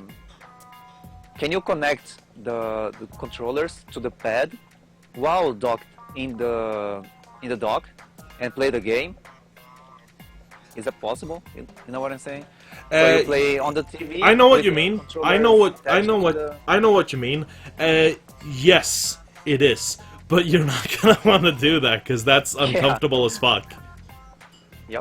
but it is You possible. know, in desperate times call for desperate Yeah, but measures. honestly, I don't even see a desperate time because you see, the pad needs to be sitting very gently into the dock because it has that little connector by the bottom of it, and it's very loose. Therefore, you're not gonna want to sit with the whole dock in your lap. I Yeah, think that's that's dangerous. I think that's a easy way to overall make the dock connection bad. You know, make the dock connection loose because of the movement And that increase constantly will be those going on. scratches, right? Again. Yeah, and the scratches. So I'm just telling you right now, that's not something you're gonna do. Like, no one's gonna wanna... If you want a scratch screen or a connector that gets broken over time, yeah, do it. Basically. So is the Pro controller wireless? It can be both. It's a wireless with a built-in battery, but it has a charging cable. It's like a PS4 controller, but you get a charging cable you connect to the Yeah, or console. the Wii U Pro controller. Yeah, talking about that, by the way, I wonder if I can use it. Probably not, right? I just realized something, Victor. Yeah. Oh no, wait. There is 3 USB ports in the Switch. There's one internals, because I thought to myself, there's only one USB port, and that USB port I'm currently using for the wired internet for it. So I'm like, how the fuck am I gonna charge the controller since that's USB connected? But then I just realized that there is 2 USB ports on the outside, so there's 3 in total. So you're fine. Why do you need a wired internet connection? Because it's better. Well, depends on what you're gonna do. Yeah, I mean, obviously you need can connect to Wi-Fi. Way fast. So I mean, you don't need wired, but I prefer wired if I'm gonna play online. Have you? There is no online yet. The Nintendo haven't activated So- the online for it yet. Yeah, but so why are you using it?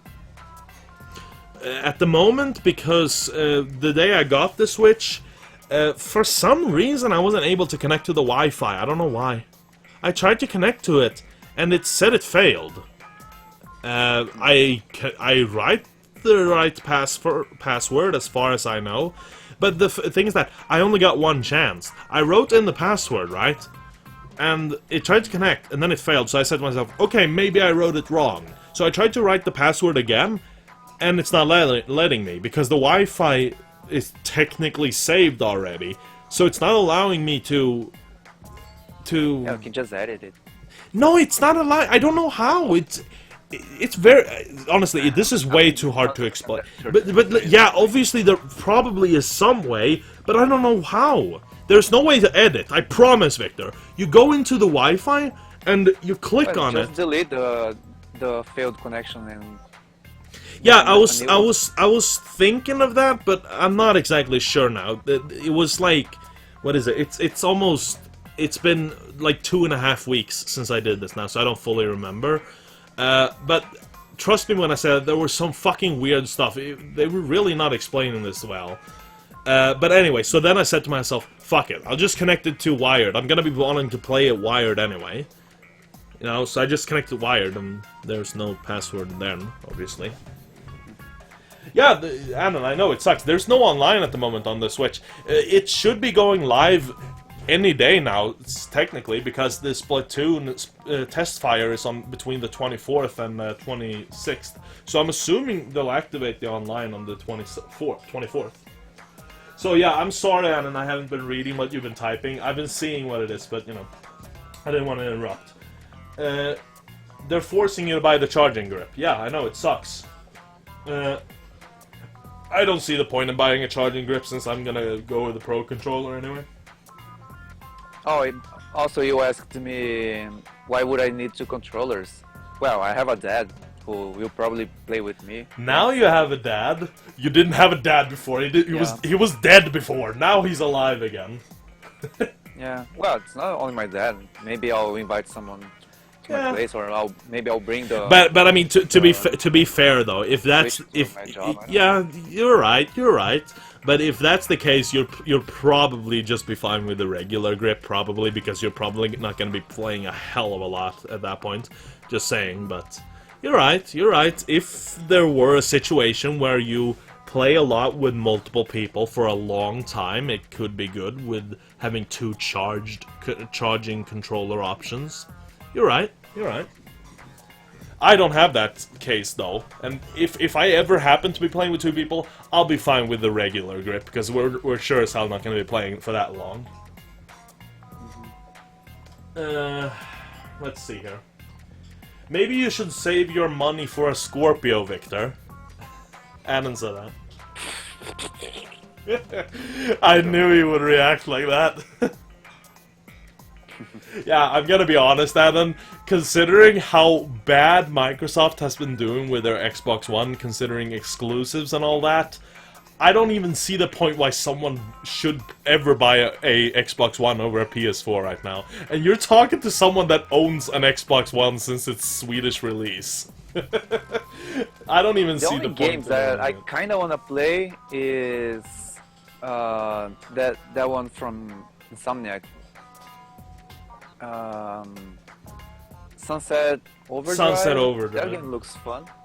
Eh. Yeah, and Gears of War looks kind of interesting. I played the first one, but I finished it as well on PC. You know. A game I thought looked interesting again, but it got cancelled, was Scalebound, because that was basically a good like graphics-looking Monster Hunter on the Xbox One. That was one game I could have been interested in, but they cancelled it, obviously, because fuck Microsoft, they like to shoot themselves in the foot.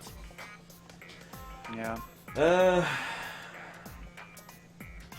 Nintendo is the Japanese Apple, charging big bucks for inferior hardware. Honestly, Anon, I'm not gonna say you're wrong, because there is a lot of, like, same thing. If you look at it, really, Apple, what do? Apple makes a lot of unique-esque products. I mean, they used to be more unique than they are now, but more unique-esque things, more dumbed down, quote-unquote, family-friendly. Nintendo, both of them likes to do stuff like that, more like dumbed down stuff, Yeah, less on the hardcore side. I wouldn't call Apple's hardware inferior.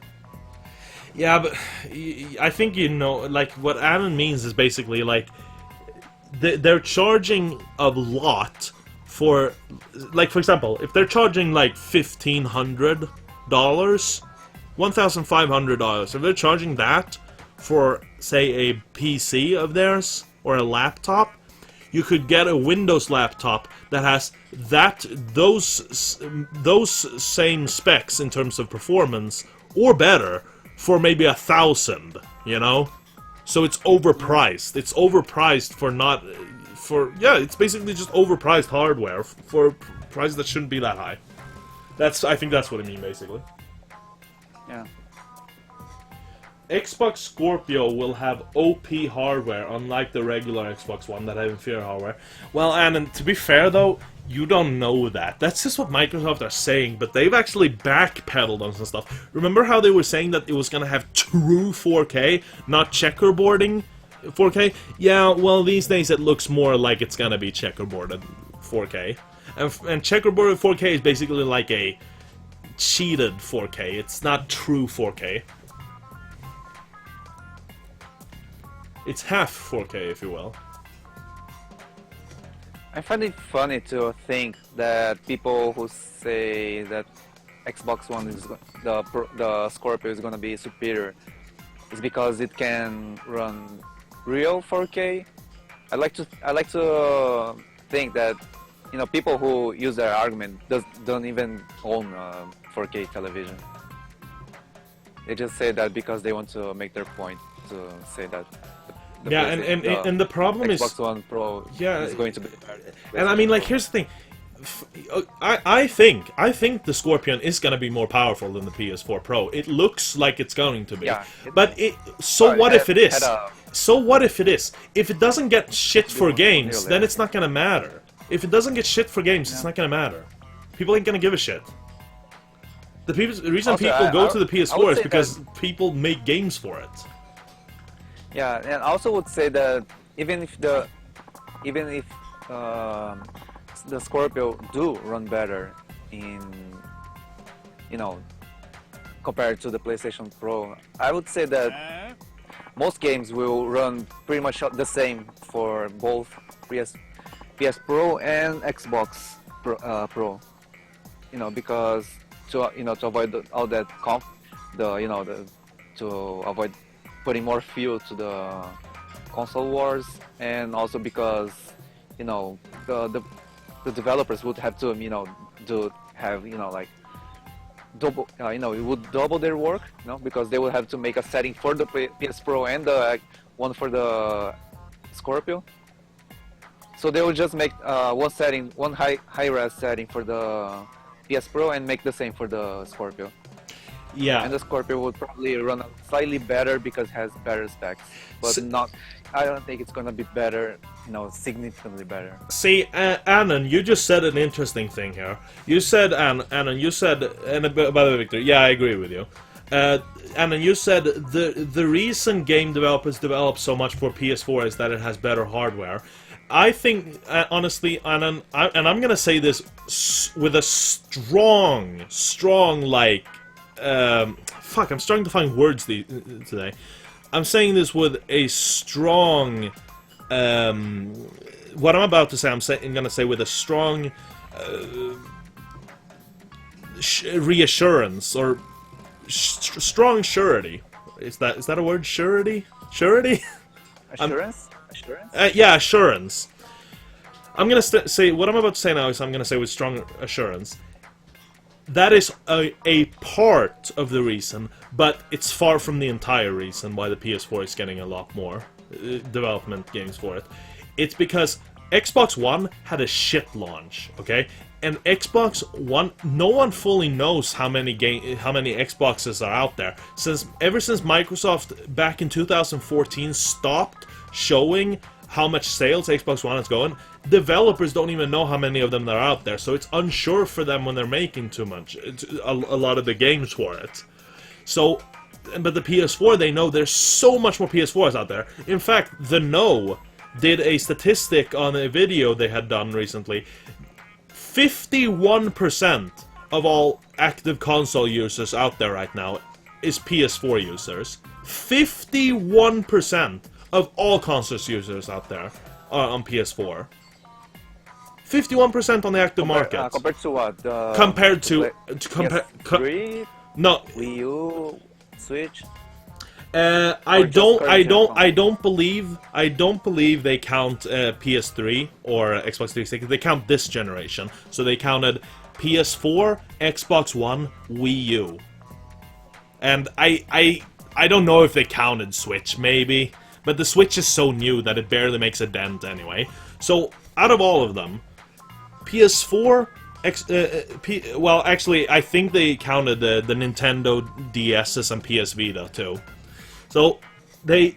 Out of PS4, Xbox One, Wii U, Nintendo 3DS's, those, and the PS Vita, out of all those, the PS4 was 51% of them. So you can just imagine, the rest of those 49% goes divided to Wii U, Xbox One, the 3DS's, and the PS Vita.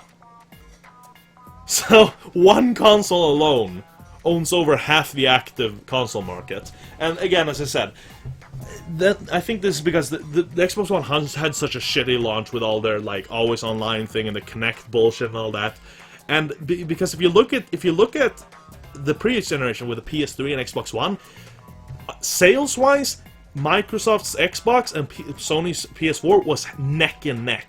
The PS3 had a rough starting year, but they caught up quick. So the PS3 had a problematic first year due to its lack of games that was coming out, but they quickly caught up. And also because developers were having struggle developing games early times for it, but they got more matured to the hardware, and therefore they were able to start making games then later on. The Xbox One had a problematic like maybe first 6 months because of shortages, because they tried to launch the console on day one around the entire planet, so it was shortages all over the place. So they both had a rough start in different perspectives and different ends, but overall, if you can check on Wikipedia right now if you want to, the Xbox 360 has sold over 84 million copies, or 84 million consoles. There are over 84 million Xbox 360s out there. PS3, there are 83.8. Over 83.8. That's less than 200,000 less. So these consoles are neck and neck. They were so neck and neck. And both of these consoles got tons of exclusives. The Xbox 360 got a lot of exclusives, and the PS3 got tons of exclusives. The PS3 still did get more, but both of them got a lot of exclusives. Right now, in these days, with these consoles, Xbox is doing shit. Do you know how many exclusives released for the Xbox One during 2016? 4. 4 exclusives came for Xbox One during all of 2016. PS4, they got multiple 10s in 2016. So there you can see a huge difference. Fanboy. Not a fanboy, but... confidence. I think you forget why so many people bought PS4. The superior hardware. Yes, as I said, that was a reason too. The Xbox and PS4 has always been about which console has the best hardware and stuff like that. PS4 did have better hardware, but if you look at statistics on between Xbox One and PS4, and now I'm talking about the base ones, not PS4 Pro and not the upcoming Scorpio. I'm talking about the base PS4 and the base Xbox One. The difference in hardware is not immense. It is bigger, and just the fact that the PS4 is a bit better is a selling factor. Yes, it is. But I strongly believe that exclusives sell the consoles the best. That is what sells the best. But, of course, hardware brings exclusives. So obviously that's why it's a part of it. But the problem is also that you have to look at that Microsoft is in the United States, and they mainly do business and focus there. And PlayStation has an advantage because they have always been stronger on the European market. PlayStation has always sold better in Europe than the Microsoft console, except in the United Kingdom. United Kingdom tends to sell better Xbox, not all the time, but the Xbox 360 sold better in the United Kingdom than PS3. And as far as I know, actually I don't know if that's the case anymore with PS4 and Xbox Ones, but I remember the launch of Xbox One and PS4, I believe the Xbox One sold a bit better in the UK. But anyway, the last generation, the Xbox was stronger in the UK, but rest of Europe, PlayStation has always sold better. But in the United States, again, this generation is much different as Xbox face flopped so much, they just fucking face planted themselves, so I think it's PS4 is sold better in both America and United Kingdom this generation, but last generation was different. But Xbox has always sold best in the Americas, North America, right? Because that's their home market. And Sony's PlayStation has always sold better in Asian markets, and also in mostly Europe. And when it does better, you have to look at when people they have friends, right? I remember when I was young, around my neighborhood, people owned Xboxes. PlayStation wasn't big around our neighborhoods here, so I got an Xbox 360. So I played with a bunch of people around the neighborhood or around our little village here, because that's what most people own. Some people had PS3s, but Xbox 360 was the dominating one. That's why I had an Xbox 360 from such an early age, 11, and further on. Much more than PlayStation. Even though when I was much younger, I had PlayStation 2. I think hardware performance is the key to success. Yeah, I wouldn't use the word key to success because, honestly, Anna, and this might be something you could be asking. Look at the Wii. Yeah, look at the Wii. The Wii didn't have better performance than a PS3 or Xbox 360, but it still sold more. Yeah, and but again, I think that's I think that's mainly because of the gimmick. But it still shows that hardware doesn't have to be the main factor. But people bought the Wii because it was a gimmick. It appealed a lot to the casual market, to a lot of families, you know.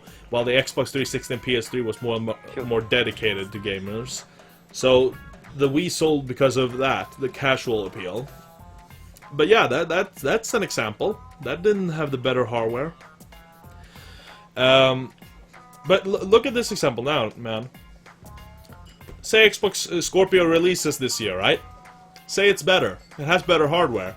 It's probably going to be, because Microsoft has been yapping on about it so much. I think if it turned out to be worse than a PS4 Pro, there'd be a laughing stock. So yes, I do think the Xbox One Scorpio is gonna be the best in hardware-wise, but I don't think at all that's going to guarantee Microsoft taking up the lead, because PS4, man, they're established. They're very established now as the better one with a bigger install base. And you always have to look at this. Sony has the Japanese market. They have the balls. They have their hands around the balls of the Japanese game market. The Xbox Ones aren't selling for shit in Japan. It was like 1 month, wasn't it, that it sold only like a few measly Xbox Ones in an entire month in Japan? Like, it's not selling at all there. In Japan, they don't give a shit about Xbox One. It's almost like it doesn't exist there. So the developers only have their mind when they make a game. They think PS4, PS4, PS4, PS4 is our thing. And the Japanese gaming market, since so many developers are from Japan, it's so much. They get such an advantage. They get such an advantage because of that. Because of the Japanese market. People only want to buy the PS4 there. So, even if the Xbox One Scorpio is better, I don't think at all that's going to guarantee they'll take up the lead. Depends on how it will sell. They would just give the Xbox One fanboys another reason to brag. Yeah, but I'm saying this to you, man. Don't trust on the Scorpio to sell well in Japan. Just don't trust that. If you're gonna hope for the Xbox One Scorpio to be successful, it's gonna be the North American and European markets that's gonna have to carry it. It's gonna be those, and that's what's so important. They're gonna have to carry it up for the Japanese developers to even care if they're gonna make anything for it. Like, there's always, obviously, Japanese developers that make games for the Xbox One, but it's mainly just AAA biggies. Just big AAA games, really. It's not really, like, it's only really, like, top-tier developers. There's no real, like, mid-tier games or low-tier games you see come into the Xbox One from the Japanese market. It's all PS4.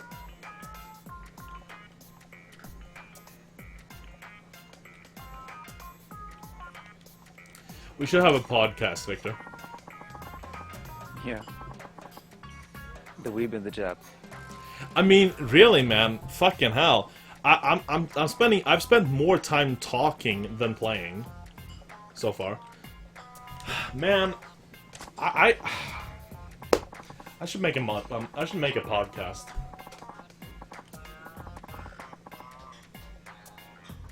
I'd call it the Rad Pod.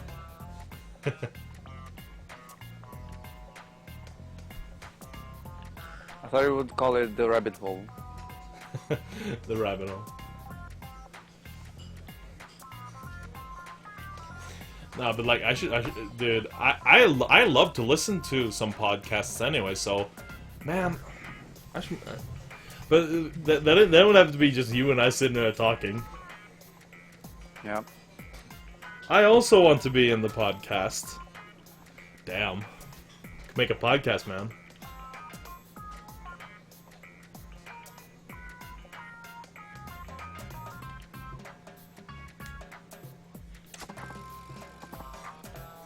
You could obviously be on the podcast and... As a guest. You could be a guest as many times as you want. Huh? it may sound like I'm joking, but I honestly think a podcast would be chill as fuck. Just sit and talk. Not doubting. Hmm? I'm not doubting. You can even stream podcasts on Twitch. There is a gaming, you know, you could just put it on gaming podcast. And really, I know it's called gaming podcast, but you don't have to fucking talk gaming at all if you want. I've checked out some streams on the gaming podcast. There's people sitting there talking about like cars or just some various hobbies. Like they sit and talk about food or whatever. There's not like Twitch admins that goes in there and says, "You better be talking about games in here, or you're getting banned, boy." Or for example, if you're talking about food, then you just talk about food, and every once in a while you just say, "Oh yeah, just like that food that appears in that game." Yeah. And you just call it a game podcast. There's just always a workaround about on these things. Yeah. S'il vous plaît. I'm searching for the last Kodama in this map now, before I fight the boss.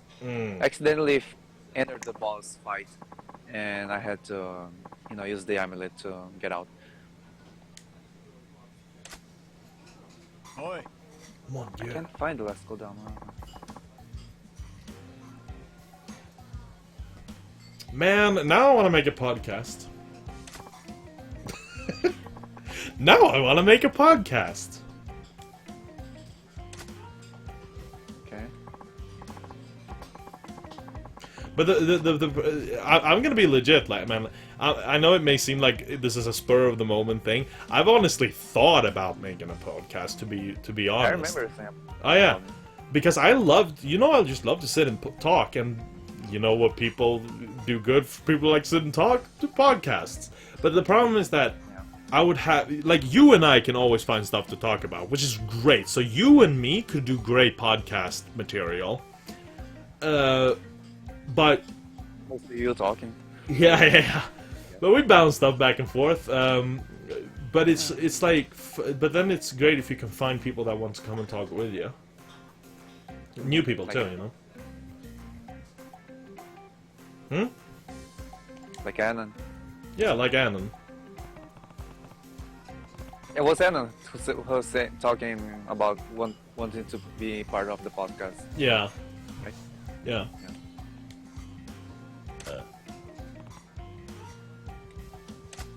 I mean, honestly, what we're doing now could honestly be a podcast. Like, there's people that has podcasts with gameplay in the background, you know?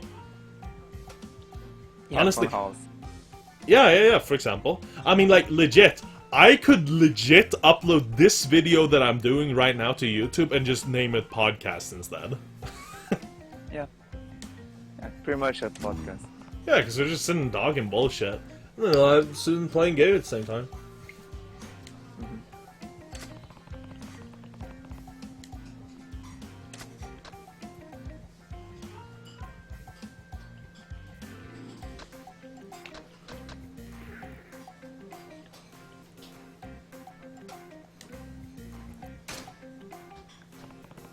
Where's the last Kodama?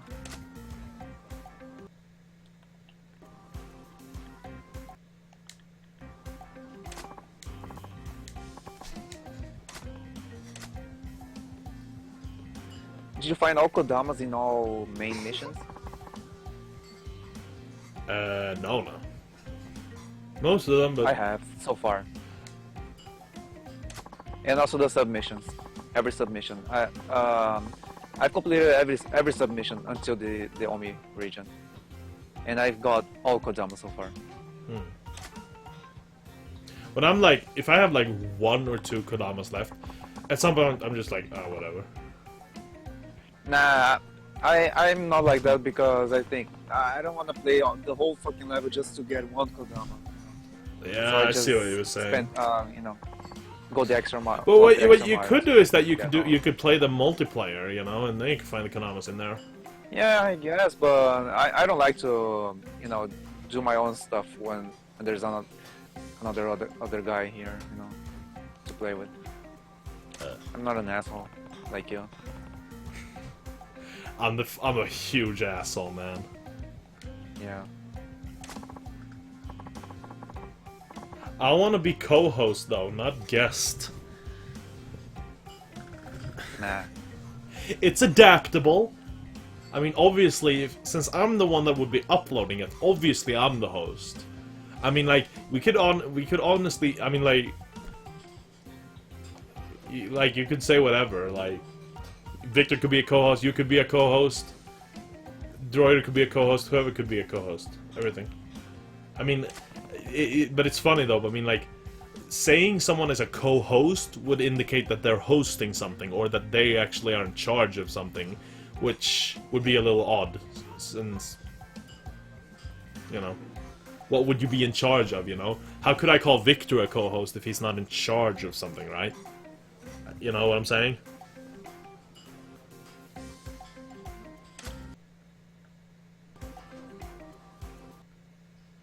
I guess I would be in charge of giving you material to talk about.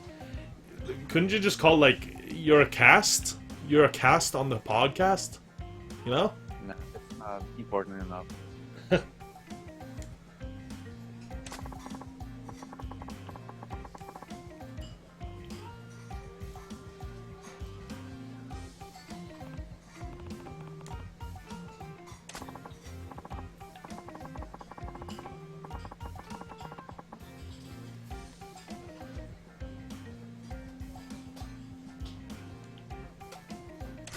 Oh, I need to go out and buy food. Are you reading that, or are you actually do you actually need to go out and buy food? Yeah.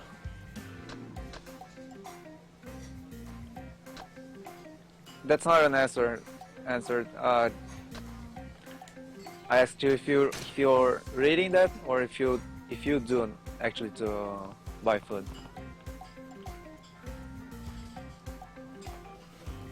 I don't know, actually. This is a weird side quest. Or talk about in game. Yeah. Oi.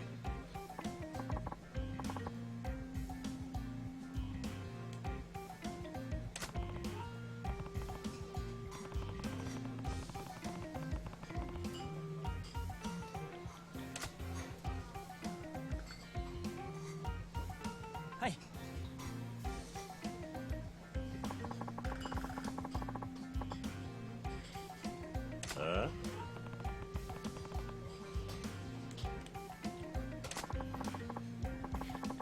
Oh.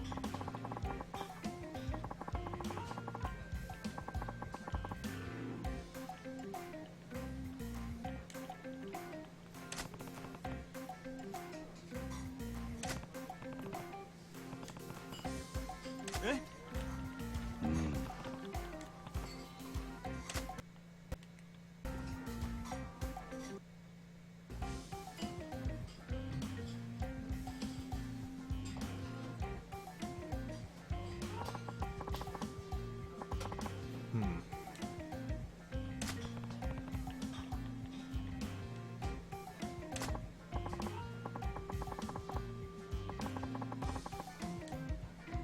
Nani?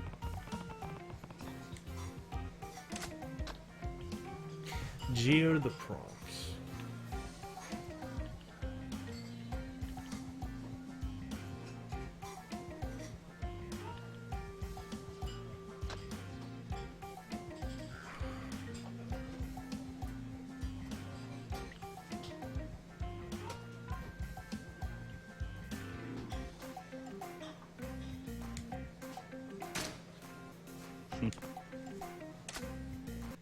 That voice acting. I mean, yeah, it doesn't have a lot of voice acting like that here, you know?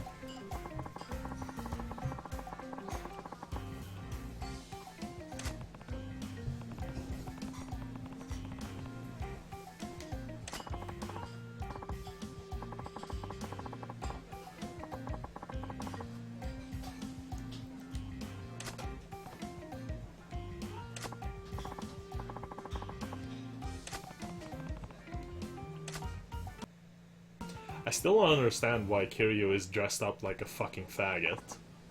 I don't see why he needs to be dressed up this way. How this did so much to help. Since they just filmed her. Maybe it's muted. No.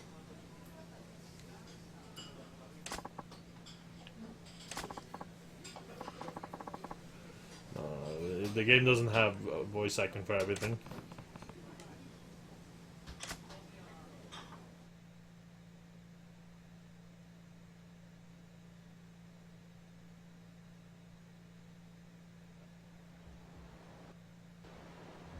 Victor, I mean, if you want, you could turn on the stream to see what I am doing. Since, I mean, I'm not doing any spoilering for you, I guess.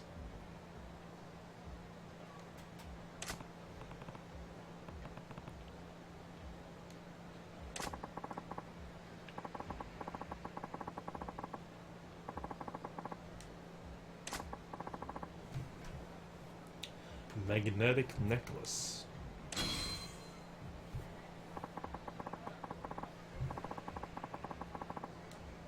Oi! Oh.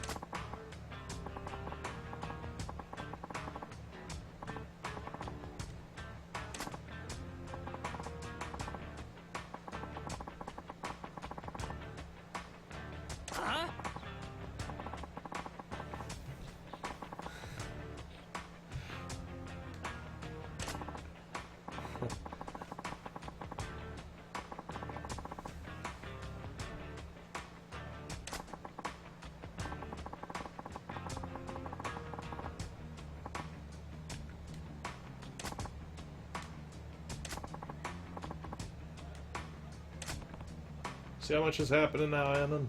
Huh? Oi. Huh? After the side quest, we'll try to make sure to get on with the main story.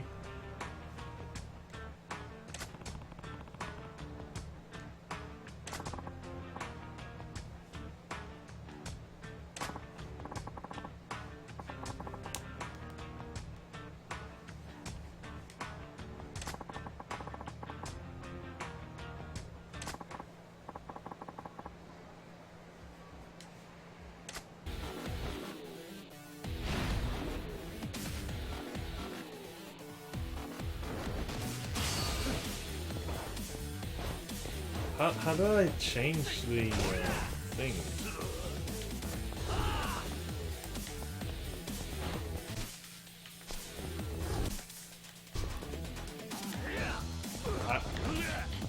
I forgot how to how. Oh wait, I just oh.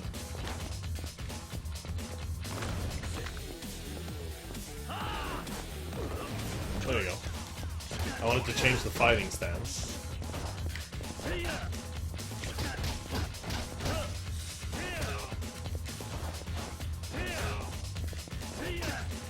I forgot. Like I forgot. I've already forgotten. Well, I did. It was. To be fair, it was like 1.5 months since I played this game, so I've forgotten how to do most stuff. Like. How did I grapple again? There was a grapple move. I don't know what the fuck that is. This, I think, is just block. I think this is just block. You can just stand here and just block. Oh, so you can't block anything. How do I grapple? Jesus Christ. How do I grapple? I did a grappling move before, but Okay, so this is like a dodge, right? Ah, how do I... I'm trying to... I should have to block and press a button, attack button or something.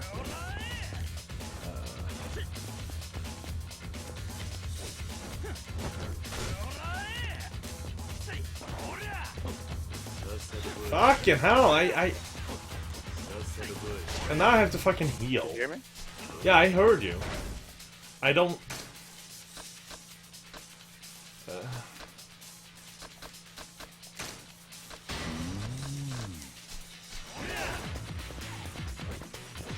Now I even forgot how to block. How did I block again? What the fuck? I'm trying like every button, huh?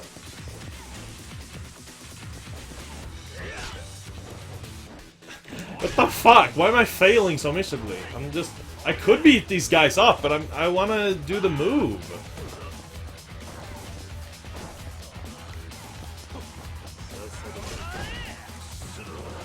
Oh my god, can I just look up the help me, game. Or is it because maybe I'm using the rush? Maybe that doesn't have block. Oh yeah, that's why. It's because of the rush. Oh my! Are you seriously making me get stuck on that? The rush fighting style doesn't have block.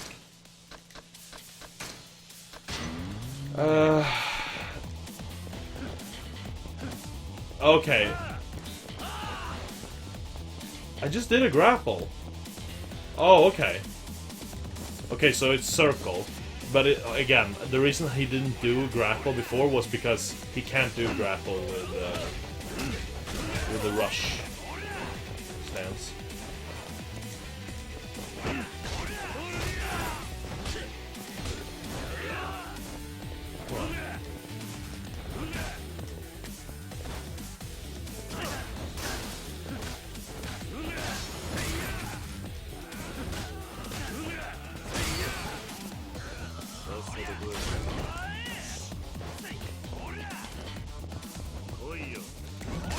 Taunting just to get hit.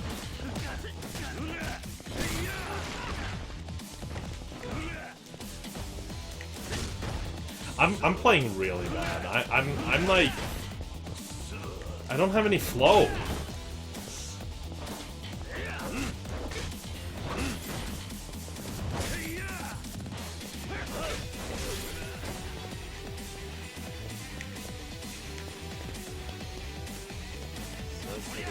The only way I can't taunt while I'm far away.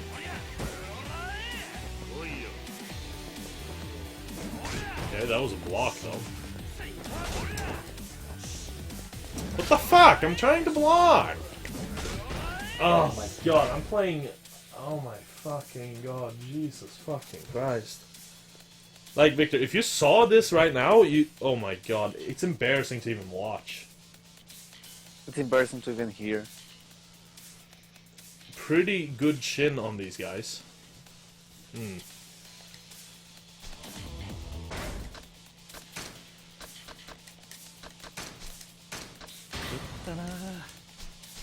Just listening to you struggle makes me embarrassed.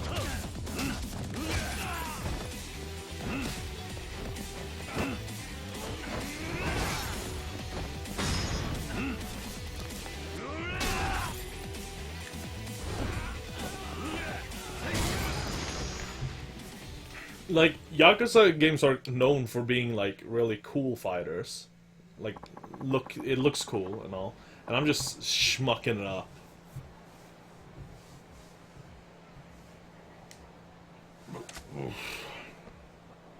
Like in flashy moves and shit. Yeah, yeah. Like, it has really satisfying combat. Like, they do really good with the sound work and the, and the camera work too. Like they get good camera angles on special moves, and they have good music to fit it, and the sound quality is good. And you know, they make these like camera wobbling things that makes it like really satisfying.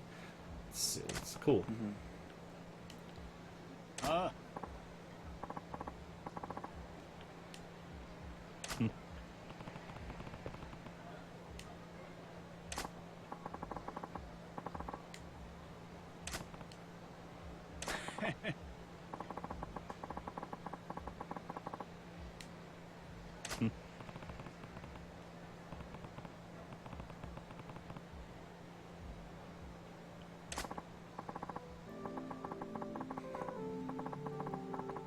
Ah, this is heartwarming, Alan.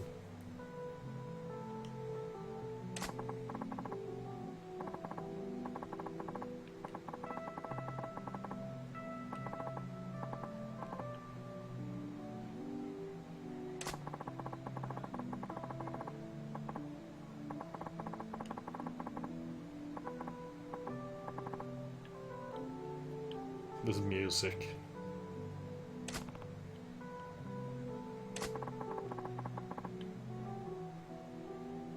What is up with this guy's eyes? It looks like his eyes are half open, and I'm not saying that because he's Asian. This guy just look. This guy just looks like his eyes is half open all the time. Open your damn eyes, man! Fucking racist!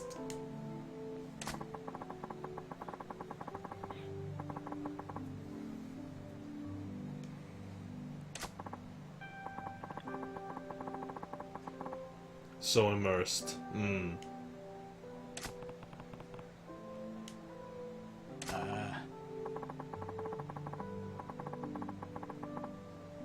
Racism. Yeah.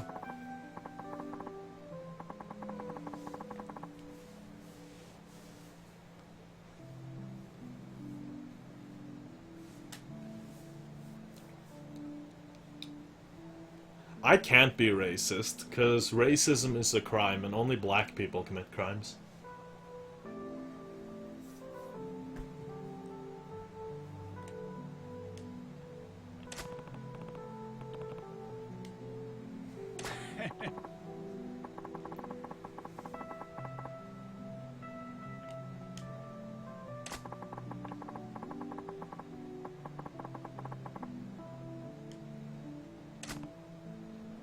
Look at those real ads behind me. Jesus Christ.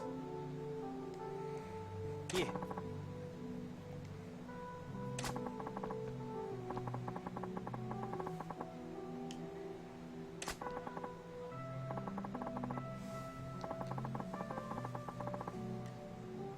Hey.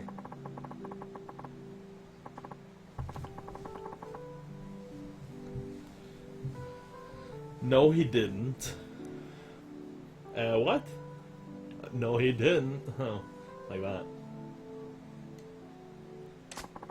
You guys.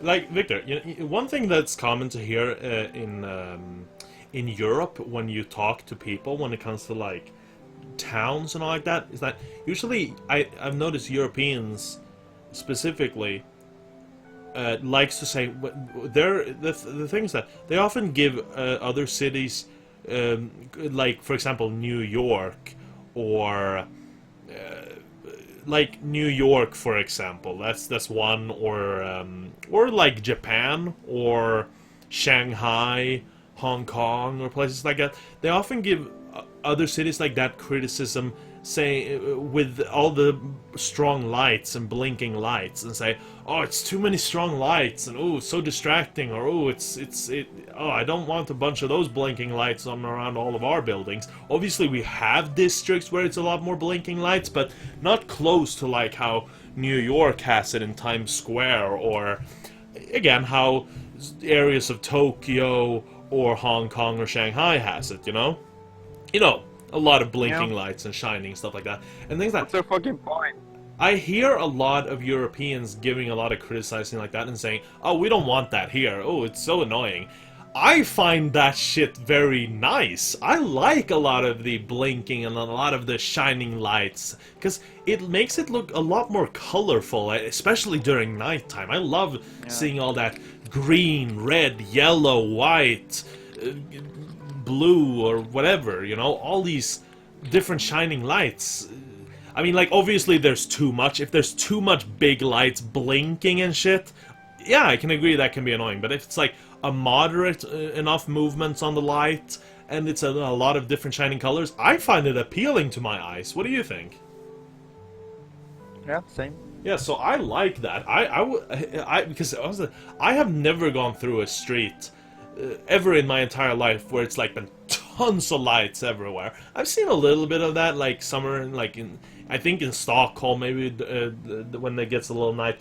There's some areas where there's a bit more lights when I've been there, or there's like when I was maybe like down in Germany in Düsseldorf or Köln, and it's like it's in some other places maybe seen some of that, but not to the same degree as what it could be what I see on media. And I would love to just walk through those nights in those sort of streets.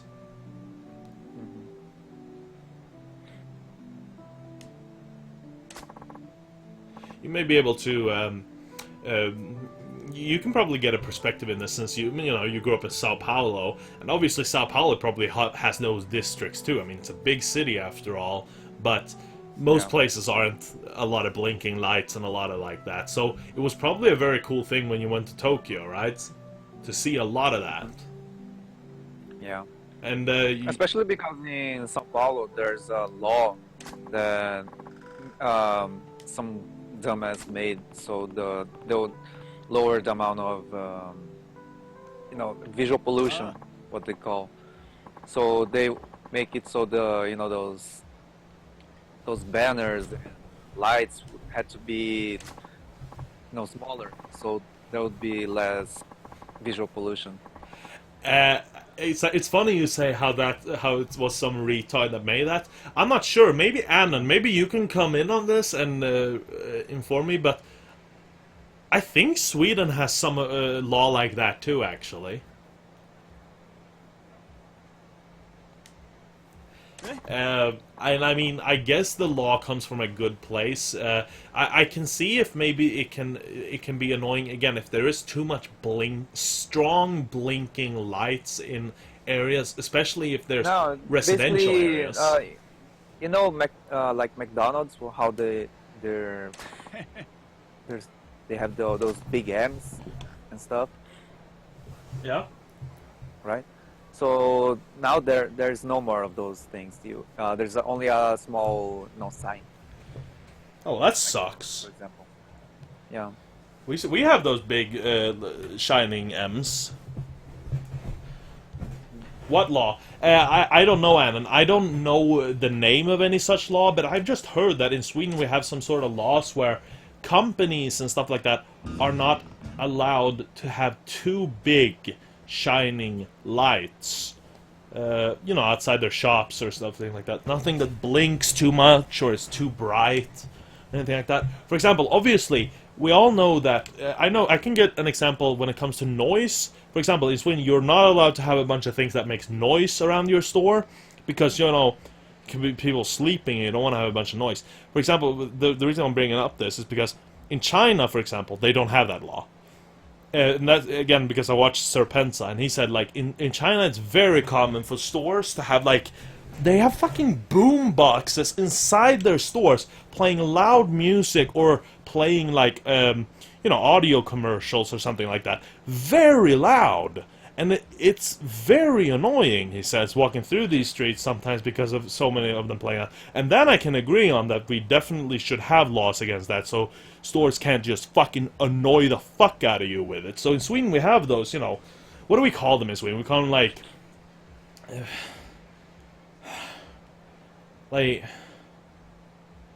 I don't know, but I don't know what we call them, but I know we have those laws, that they have a lot here in Japan are what they call visions. It's like a big ass television with some commercial on them either from the store that they're trying to show up, or just random commercials, like a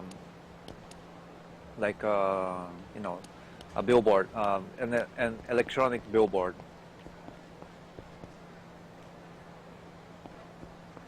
I think that's cool.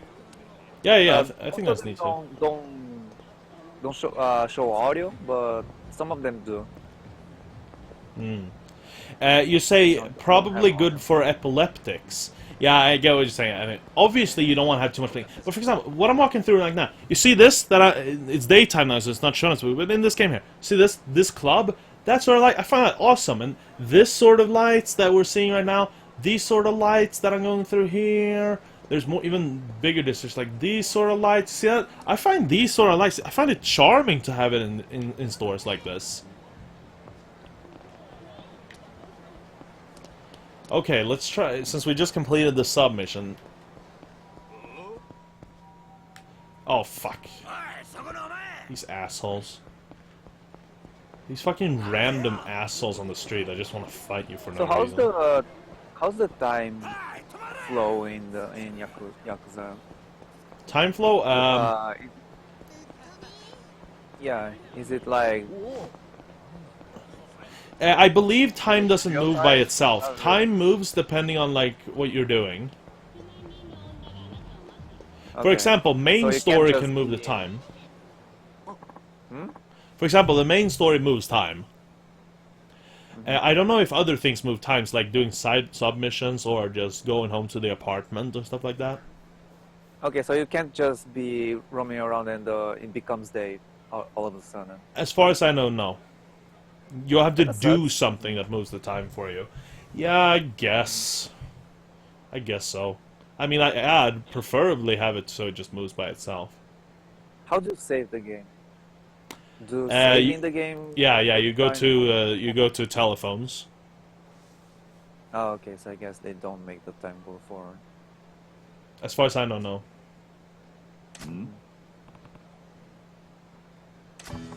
The fuck? I just got a submission again from this guy from doing nothing. I didn't even ask to be approached by this guy.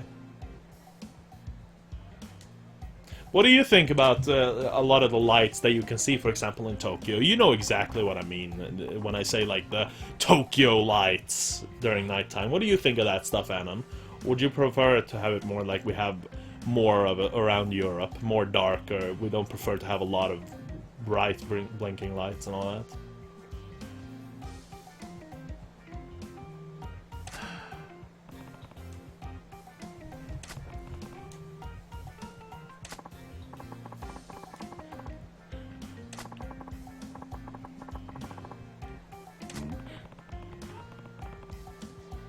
So a Japanese police officer right now is asking my main character, Kiryu, would you mind if I checked through your belongings? I bet you can't answer me that, Victor, but since I'm assuming you aren't No, yeah, that that can law happen. informed, but That can happen. do they have the right? Do police have the rights in Japan to just search you whenever? Yeah. I mean, as you Well, I probably thought know. that would be anybody, anywhere in the world. No, I no. thought. No, a police officer can't just check you for no reason. They have to have, like, a permit. But you can allow them to check you. For example, say if they're stopping you with the police on the side of the road, and they ask to check you, you have the right to deny them, to check through your car or your personal belongings, like what you have on you. You can deny them that. But usually what happens then is that then they're asking you, why? Why? Do you have something to hide? You know? So they say, no, but I just don't want anyone to check through my belongings. And so therefore then the police officer can choose if the officer needs to go and get a permit so he can check you, or if you just choose to let him check you. So usually if you deny them to check you, I don't know if that's how common it is in Sweden, but I know in the US a lot, I know a lot of people wants to defy the police officer and say, no, you don't have the right to check through my stuff. So some police officers just say, okay, have a good day, because law-wise they don't have the right to check through your belongings. I like it chill. I'm a traditional when it comes to aesthetics. Understandable. That's very understandable. And don't get me wrong, it's not like I would like blinking lights every fucking where in the city. I like it if it can be more chill areas, but I really do like these areas where it can be more upbeat, and, you know, it can be a bit more noise. Not like loud, but, you know, a bit more activity and with the visual lights and a little bit of blinking. Not like extreme, but you know what I mean. Like in Tokyo, a lot of areas in Tokyo. I'd like So it if what we can get happened that. to me many times. What happened to me many times here is that I'm just walking, you know, how to say? I'm just going on my going around on my bicycle, you know, and the police just stops me. Happens mostly on at night, and they ask me to view my, you know, the registration number of the bicycle, because, you know, just check if the bicycle isn't stolen. Okay. That happened to me many times already. Wait, do you have to have bike registration numbers in Japan? Yeah, because there's a lot of bike stealing here. Okay. I mean, no, but that's fine, because bike is like a vehicle in that case, right? I mean, like, cops can check your registration on your car but whenever you want. they can check your stuff if they want to. Are you, Victor? Are you positive there is no law in Japan saying that you have the right to deny the officer the right to deny the officer to check through your I don't know if you belongings? can deny, but I know that that can happen because I've been told by Japanese that police can ask you to check your belongings anytime. Especially it can especially easy to happen when just a second. Especially easy to happen when you're near you know, somewhere where something happened, you know, like stabbing happened, or, you know, robbery. I don't know, something when you're near a crime scene. That can happen.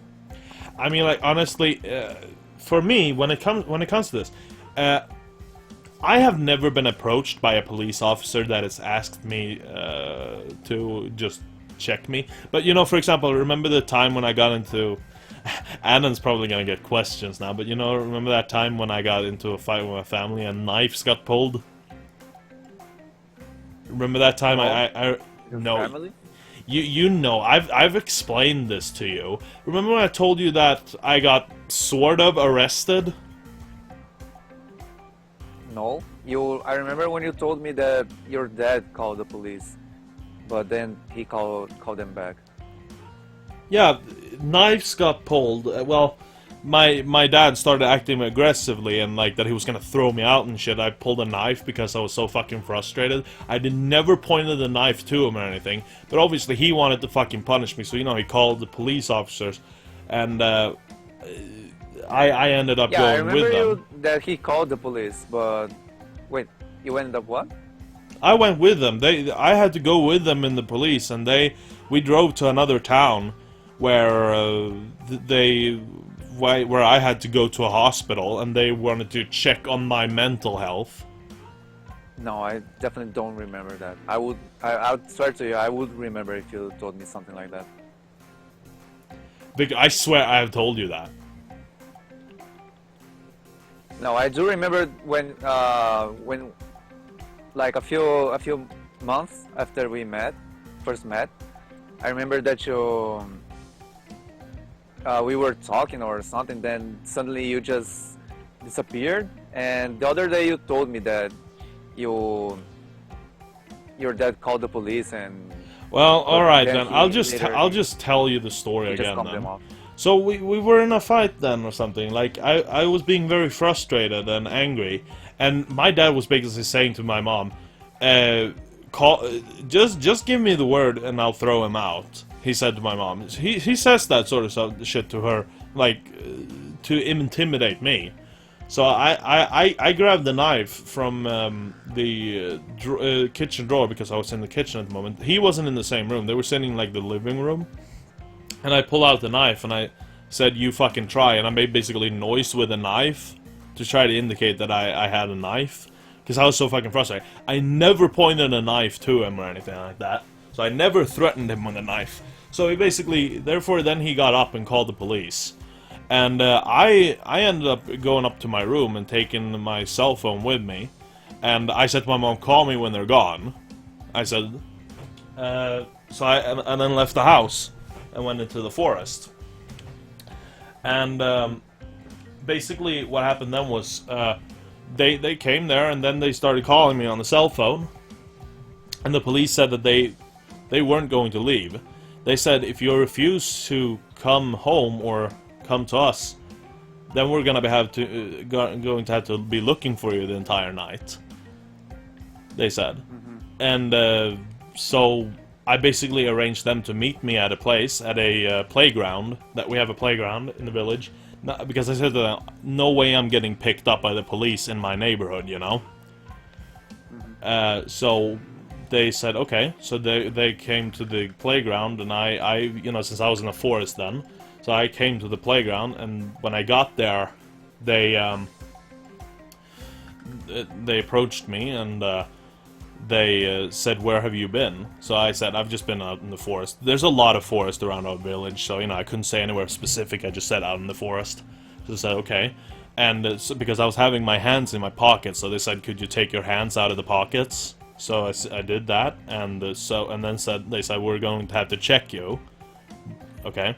So I said, okay.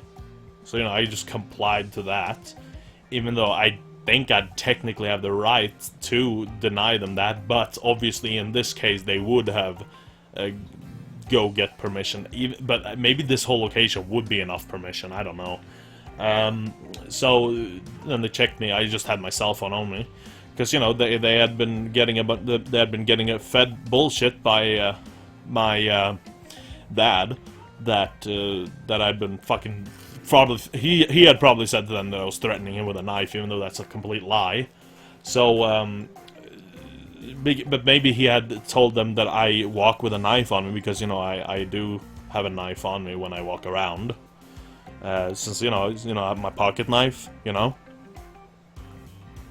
Yeah. Since, you know, Sweden in these days, I just don't want to go around without a knife on me. I feel a lot safer having a knife just in case. Never had to use it against anyone, but just in case. So I feel safer doing that. But so maybe he had told them that I do walk around with a knife on me. So then they wanted to check me and stuff, and you know, or maybe it was just protocol. So they did. I agreed. They checked me, and we had to go into the fucking a hospital, not in this closest town. It's a town a bit farther away, 45-minute drive. So I had to go to a mental hospital there, or actually, is this a normal hospital? But, you know, they had a area at that hospital. They had an area at that hospital that was, you know, a area they just checked on you and asked about how you were feeling and stuff, and then, you know, the two doctors had to, like, talk to me there to see how mentally stable I was, you know? And so I talked to them, and after some time they said, okay, you can go home if you want to, because they didn't feel like anything was so wrong that I would have to be forced to stay there. But they said, it's so late now though, so we ain't gonna be able to get you on a bus or anything like that. But I said to them, fuck you, but I didn't say fuck you to them, but, you know, because obviously I wanted to pick my words there, since they could have forced me to stay there if they felt that I was mentally unstable, if they felt I was that, you know? You know? So I said no. I didn't choose to come here. So I said to them, you'll have to get me a taxi. So they did. They ordered me a taxi. And I basically had to... Before I even got to talk to them, I just had to sit there for maybe 1 to 2 hours. And I had to talk with... You know, in the waiting room, I sat there talking with some other mentally unstable person. But, like, that guy was legit mentally unstable. The way he talked and everything. So yeah, you can imagine what kind of awkward situation that is, right? You get forced into sitting at a fucking mental ward in a hospital. Yeah. Like, imagine if that was daytime. There may have been multiple people there, but this was in the middle of the night, so there was just one other guy there, and he was pretty chill, but he was fucking acting weird and all. He was very tired and sleeping a lot, but then sometimes he woke up and, like, was being very loud and shit. Fucking... Yeah, so that guy was mentally unstable, obviously, but, so then I got to talk to them, and I said to them, I didn't choose to come here, so I said to them, you'll have to order me a taxi, so they did, and then I got home later that night. and that was the time. So when did that happen? And that was the time when I technically got arrested. That I was. didn't get arrested. I mean, yeah. I mean, it's not technically arrested. I mean, because if you get arrested, You're arrested. yeah, You maybe in the custody. I of got the police, apprehended. but that's not- I got apprehended. Yeah. That's the correct word. That was when I got apprehended by the police. That was in October of 2015. No, I'm 100% sure that you never told me. You told me that on voice or text, on Skype, for example. I think I told you on text. No, I would definitely 100% would definitely remember that if you told me. Okay. I don't care what I don't care what you say. I'm definitely sure that Okay. you never told me that. Okay. Well, so that happened then, and yeah. So that was when I got apprehended. So I saw you were asking here, and told me at least. Oh, I told you, Deroider? Maybe I'm mixing it up with that then. I don't know. That's what happened. Because that happened more than once before, where you tell something to the Reuter or somebody else, and you think it was me. Could be the case. Were they trying to take your video games? So no, Anna, it was just a family fight. Told me at least. Droid, have you been hearing this whole entire story, or have you just been coming in again? Arrested and apprehended is the same thing. Yeah, okay. Well, then what do you call Then you were in it? custody of the police, because being the custody of the police is not the same as being arrested. Okay, so I was in police custody. Yeah. Okay. So yeah, no, this was just straight up a family fight, and I ended up pulling a knife. Again, I never threatened anyone with a knife. I just pulled a knife to, like, make sure, because my dad was trying to fucking intimidate me by saying he's gonna throw me out or some shit. He never even saw a knife, to be real. I just pulled out a knife from the kitchen drawer and, like, made noise with it, so he knew that I was holding a knife. And that's when he went and called the cops. That's still a threat. You could say that, but if you knew the situation I was in, like, to be real, I mean, like, yeah, you could probably say that that's a threat. That's still a threat. Yeah, you could probably say. I mean, to be real, but I mean, man. Also, but me and my dad, we have such an extremely fucking complicated relation, man. These days, like, we live in the same house, and I mean, I've talked about this on stream multiple times, you guys, so don't think I am afraid of talking openly about it. Me and my dad have such a bad relationship with each other. I don't even look at him barely. I try to avoid even being near him, and I try not to look at him. I don't talk to him. We haven't talked to each other, like, straight up talked to each other for multiple months. We maybe said a word or two indirectly to each other, but then we're more like talking through my mother. But I haven't talked to him straight up in a conversation for multiple months.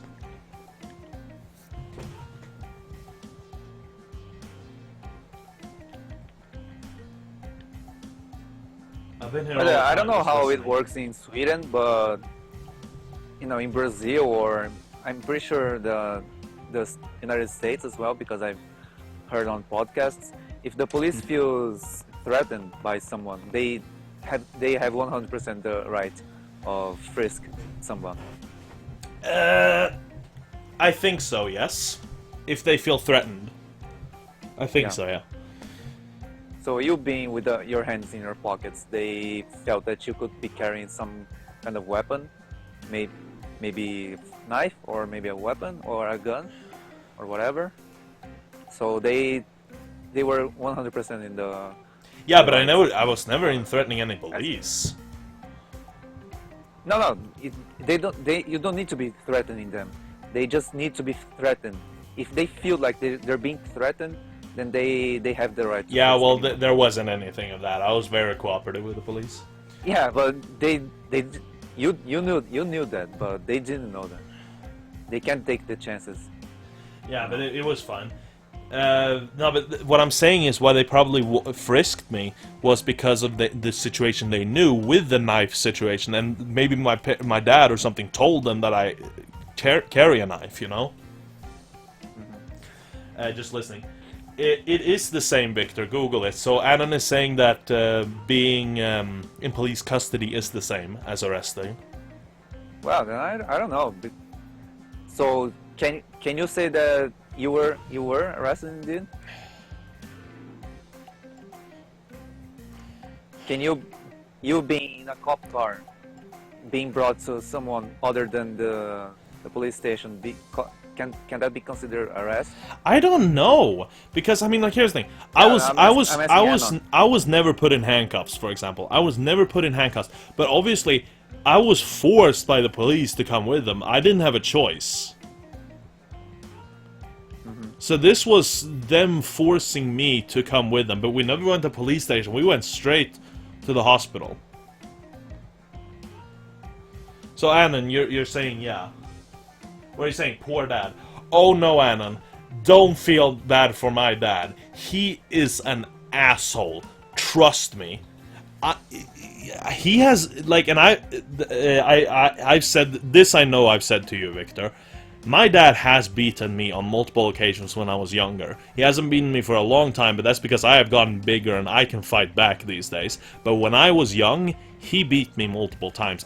I have legit been hit by my dad. There was one time, I remember one summer when I was really angry and I was screaming at him, and he felt like, since we were outside, we were on our porch, and I was screaming at him, he took me by the neck and pulled me inside and threw me on the floor, and he actually kicked me. He kicked me while I was on the floor.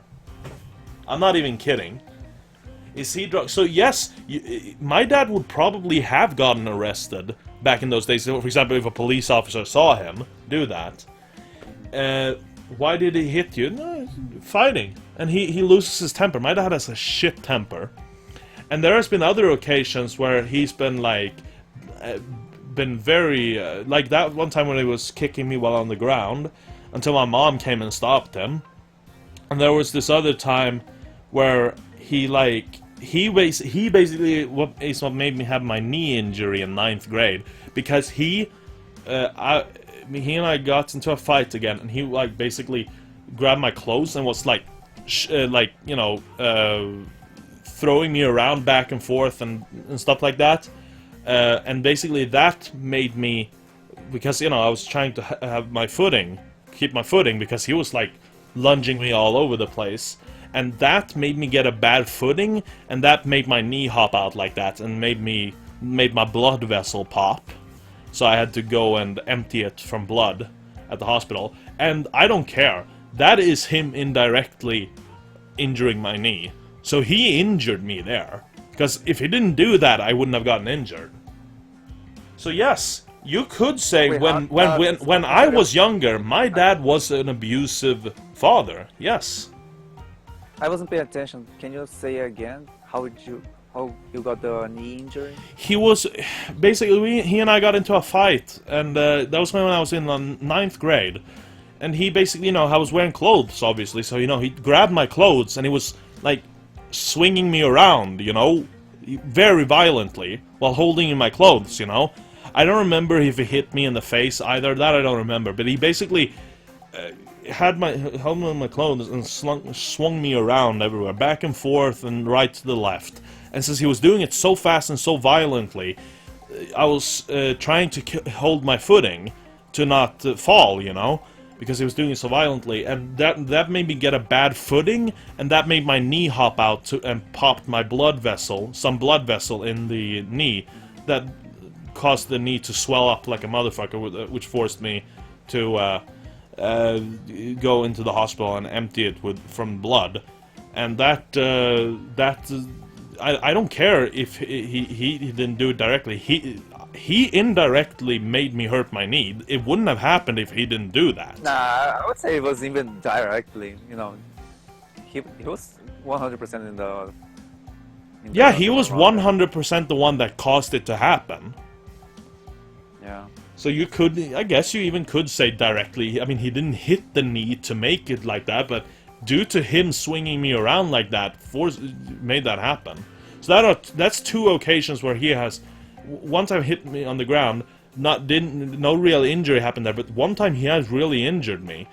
And ever since he did really injure me that time, I don't think, ever since that happened in 9th grade, he hasn't hit me ever since. Because that thing made him realize that he has been too violent, you know? Since he actually injured me. I mean, I had to walk on crutches for over a month. Because I couldn't walk properly. So that occasion made him realize that he is too violent, and that ever since then he hasn't hit me. So he hasn't hit me or anything like that in since I when I was 3rd grade in college last year. He hasn't hit me for let's see, now it's almost so 9th, 1st, 2nd, 3rd, in like 4 years. So he hasn't violently abused me in like 4 years. But yeah, so he has straight up been an abusive father, and he could have, straight up, for that thing that happened in 9th grade, if a police officer saw that, he could have gone to jail for that. Straight up. Does he drink a lot? No, he's not abusive due to alcohol. None of the times where those 2 times has happened, it has not been due to alcohol. He hasn't been like that. He just have a shit temper. He is really violent. But ever since that thing happened when I was in 9th... I would honestly say that he has a shitty temperament, and you are also a shitty son. I have because I am 100% sure that he's not 100% in the, in the wrong here. Here's the thing. When I say like this, obviously it takes 2 to tango, or what do you say? It takes 2 to. 2 to tango. Yeah, there's never one person that can be at blame in a fight. Obviously, both person has a part in it, but he is obviously always the one that has gone too far. I have never hit him.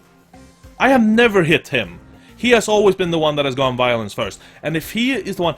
For me, against him, it has always been verbal. And due to the fact that he has always been the one that went... And, these 2 occasions weren't the only ones. There has been smaller occasions before that, too.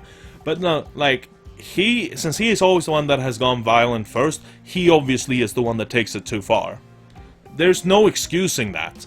You can't say that, oh, I deserved it for whatever I said or whatever he has said, because he says nasty stuff too, trust me. Just as bad.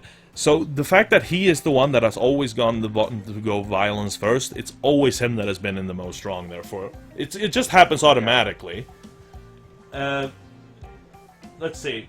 Yeah, and I see you saying this. You don't seem to have a very happy home situation. You should probably get out of there ASAP. Yes, especially with my mom and I is not that bad. That's fine. It's really my dad. And yes, trust me, when I'm talking here on stream saying I want to get out of this house, I'm not kidding you guys. It is extremely stressful. Even if my dad hasn't hit me ever since that occasion where he injured me in 9th grade, because he hasn't even touched me violently since then, because he knew that he had gone too far. But even for that, I still can't forgive him for what he did. He has straight up been an abusive father, and that's just how it is.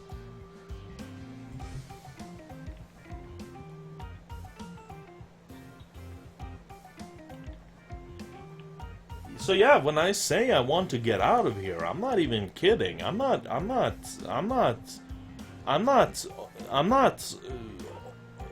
overplaying the situation that is in this house. When I say that my dad is a hell of a person to deal with, I'm not kidding.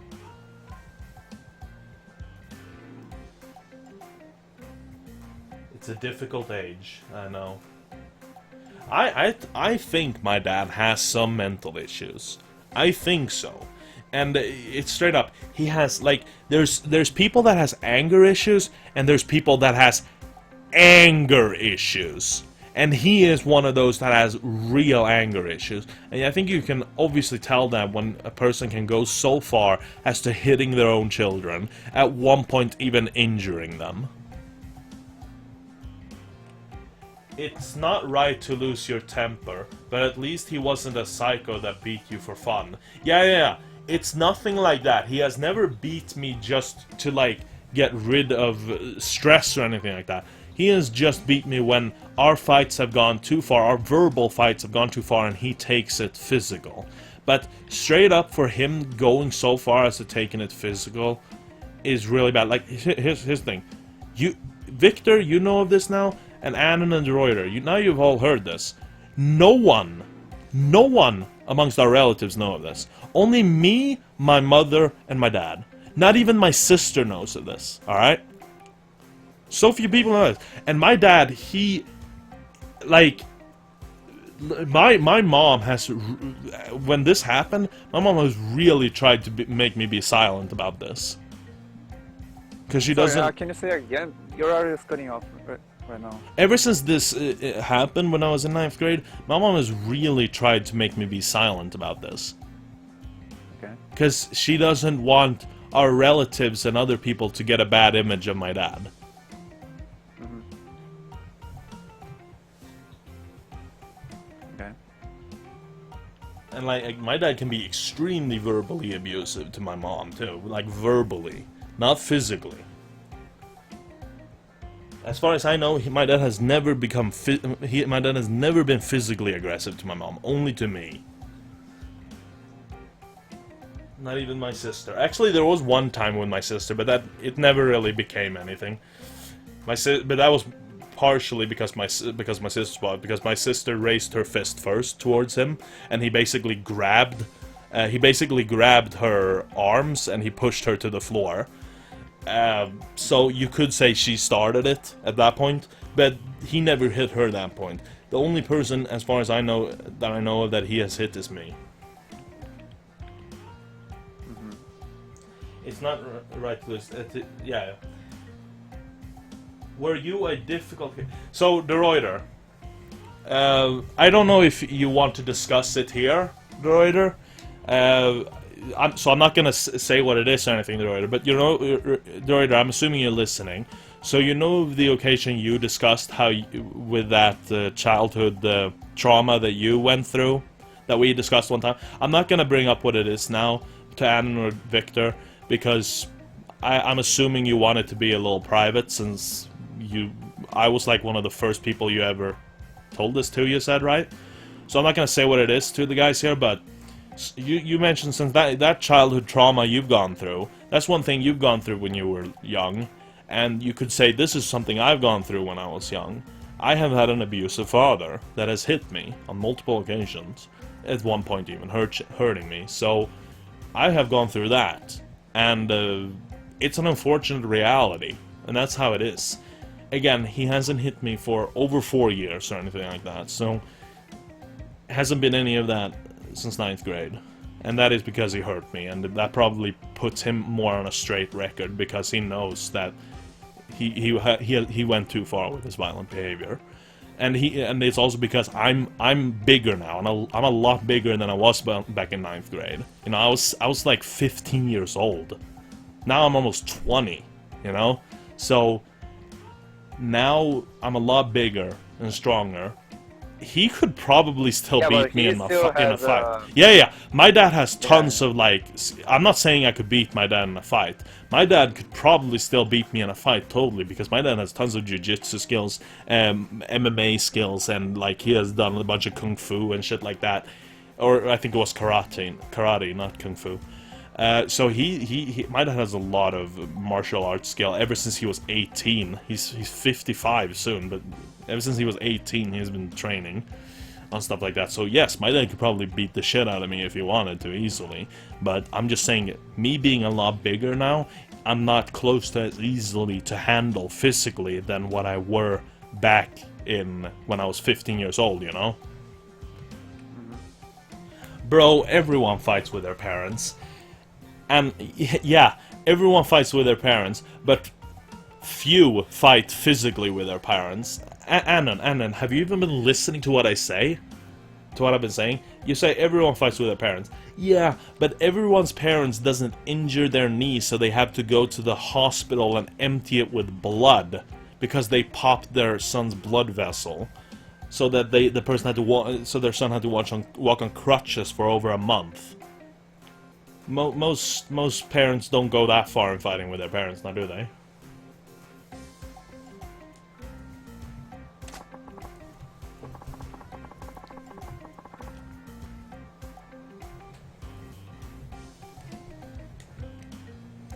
Your dad could probably... Oh, so wait, you actually asked before, were you a difficult child?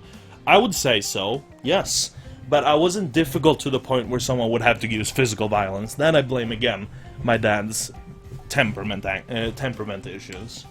I was never that problematic. Yeah, I was often, and that's a lot due to the ADHD and stuff like that, I was very annoying and running around being very teasing and stuff like that. We got into a lot of verbal fighting. So I was a difficult child, but I was not difficult to the point where no one would have to have used this physical violence towards me. Not close that bad. Your dad could probably help you exercising too. Oh, we did that when I've been younger too. These days, our relationship is just so far down the fucking drain that we couldn't really go and do that. You should make peace with him unless he is being a total asshole. I can see... don't get me wrong. I could see us still making peace at some point, but here's the thing. I don't think I could ever forget my dad for what he did. I don't think so. It's something that's just lodged into my mind. For someone to physically go so far to physically abuse your children, it takes a certain mental capacity for someone to do such a thing. But I do think he feels regret for it, though. I do think so. He's not... It's not like he thinks what he did was right, I think.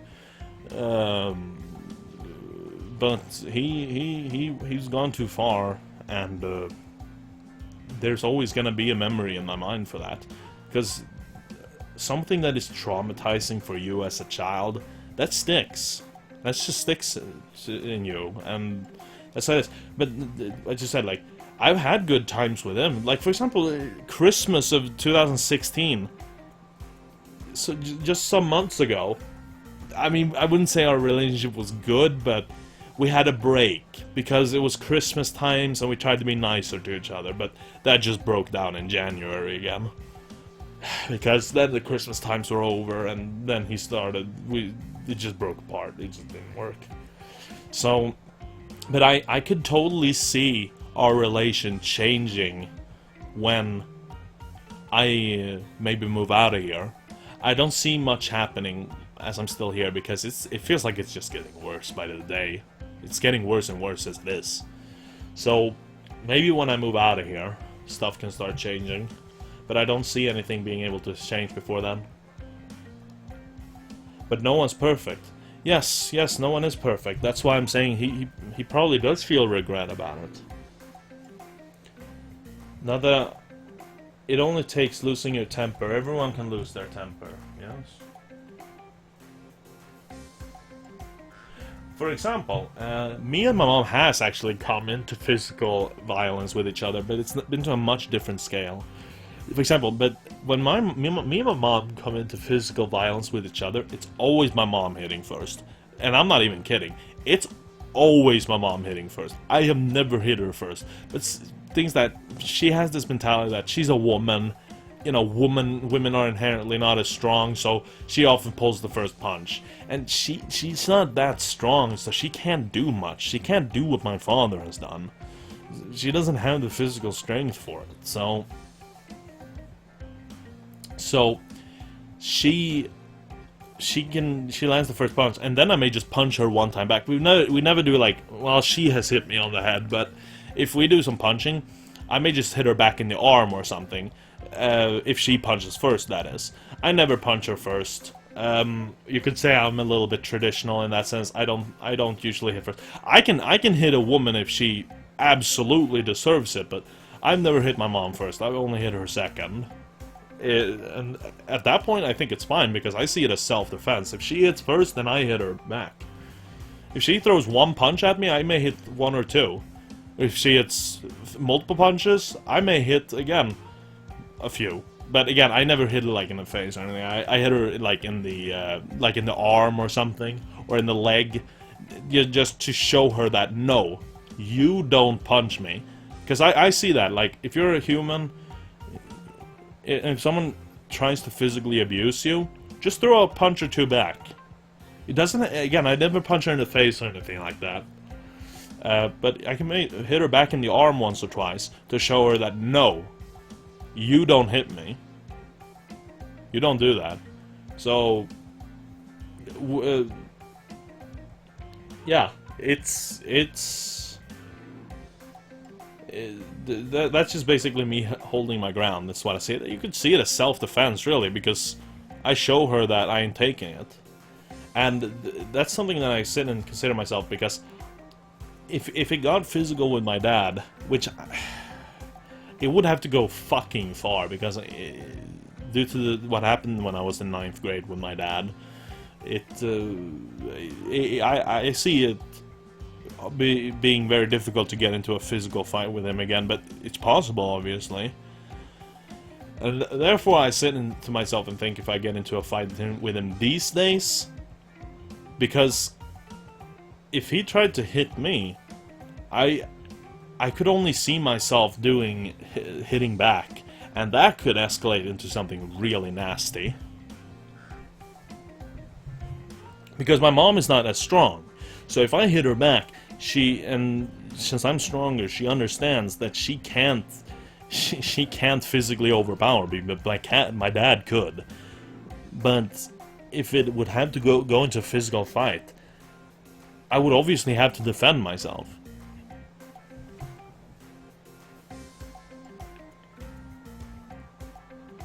Don't hit your mom, even if she hits you. Well, that depends on what your opinion is. Dude, you know, when all the equality's nagging? Hey, this is what I always say. I always say this, and I've said this to her multiple times. If you behave like a man, then be prepared to be treated like a man. Because I hate this double standard where women can hit men, and men aren't allowed to hit them back. Even in self-defense. That's bullshit, and I don't stand for that. I say that to her. If you behave like a man, you'll get treated like a man. Because it's essentially seen as a very masculine thing to use violence. So I say that to her. Damn, you really need to get out of there. Yeah, totally. And honestly, I haven't even said this to you, Victor. Me and my mom has actually been talking about getting into contact with something called LSS or LSS. Now, I forgot what LSS stands for. In Swedish, stands for like Lagen om. Yeah, but no, I'm just asking what is. Yeah, whatever. I forgot what it exactly stands for, but LSS is basically a service that people with certain diagnoses can get help with, because I have Asperger's, right? That falls under autism, right? And that qualifies me to get LSS help. And LSS can help you, for example, to get a place to live, you know, an apartment or something. They could help you maybe with social services, like coming to your apartment, helping out with stuff. They could help you get activities like jobs or internships, you know? They help you with different stuff because you're under a group in society that would need more help, according to this LSS law, right? Mm-hmm. Such a dysfunctional household. Yeah, and then, man, behind the camera and behind the personality of everyone you meet, there's dark stories, man. Can't you just get a regular apartment and take care of yourself? Well, I am searching for apartments, and I have been searching for jobs, but I get denied because I have no driver's license.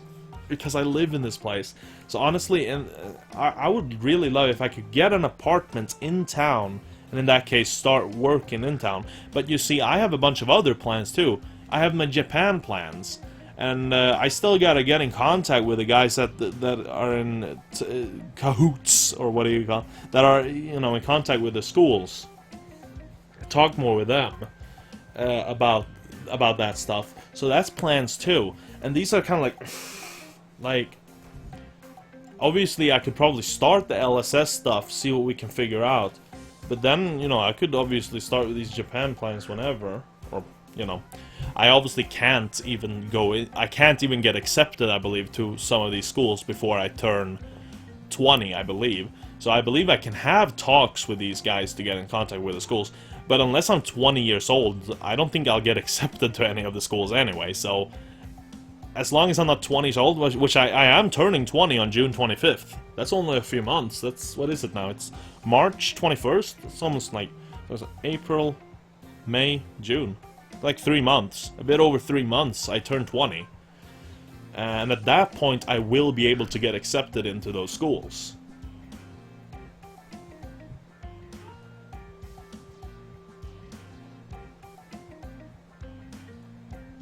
Were you going to a LSS boende? No, that sort of shit I ain't accepting. I am not gonna live in some sort of place where there's multiple other people living. I'll only accept an own apartment. I'm not gonna live in a place where there's a bunch of other people. I'm sorry, I'm just not doing that. I just couldn't handle that. No, I couldn't. No. That would be the time when you killed when you kill someone. Nah, now you're thinking about like psychiatric place almost. Nah, but this is basically like you can choose to go into like a place to live with multiple people in like a bigger apartment. That's what I'm talking about.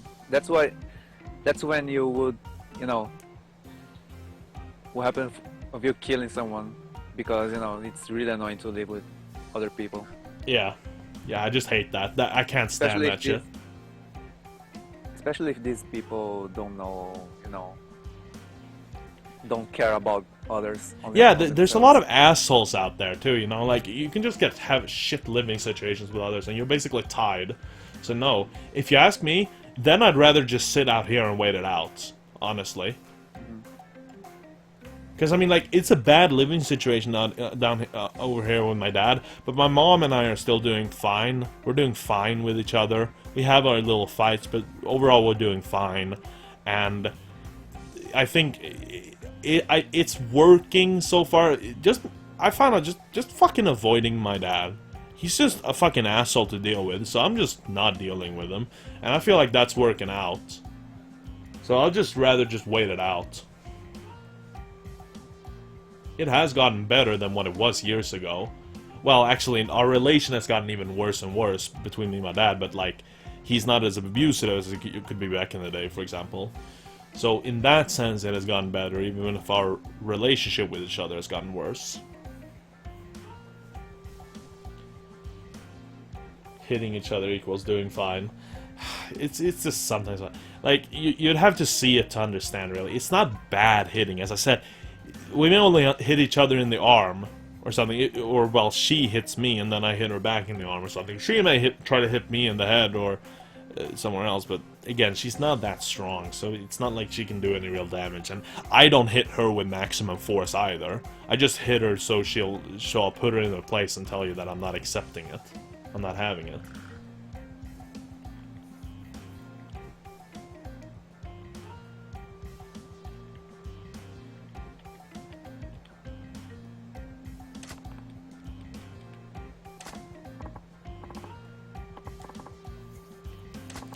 So, wait it out and try to figure stuff out.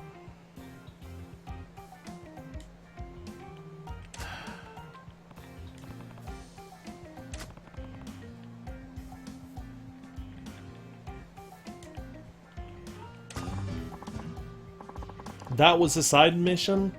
A conversation? Nothing, doing nothing? Just the conversation was a side mission, huh? Well, actually, I did do one choice. Wow. I got friendship with a police officer from doing this.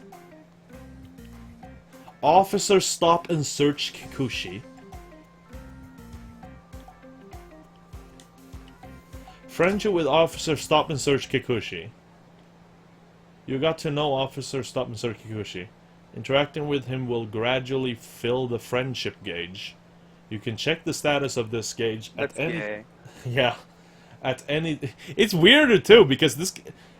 Kiryu, he's technically ex-Yakuza now because he got kicked out of the family, but... He's still a fucking, like, Yakuza guy. It's funny, like, friendship with the police. Gauge at any time in the pause menu's completion list. Build your friendship with Officer Kikuchi and see what happens. Isn't that problematic? Being a friend with a police officer when you do like a bunch of crime? Yeah. Finally, with the boss, finish this fucking level. Oh, It's check the annoying. cutscene. The cutscene will be cool. Yeah, the boss was easy as fuck. I just kept parrying his ass. You should just go and talk to someone to help you guys communicate constructively. Oh, a nigger.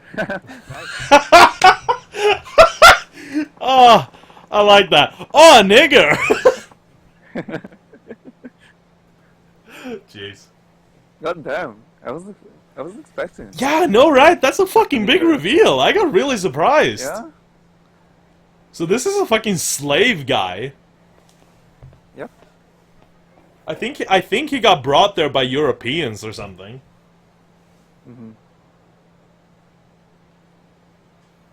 You don't really seem mentally impaired to me. I think you just have had a bit of a relatively shitty life. You could say that. You could say that. I mean, Oh, and he's African as well. yeah, he is straight up African. Yeah. I mean, what do you expect back in these days? Of course he's African. Yeah, I guess. In these days, right? There's no African American in these days. Yeah. Well, probably there was. Yeah, Why yeah, don't there you was discuss it? yeah, so slavery was going in the United States at that time. Just Fuck. a second, let me watch the cutscene. Yeah. I'm gonna talk about something about slavery in Brazil later.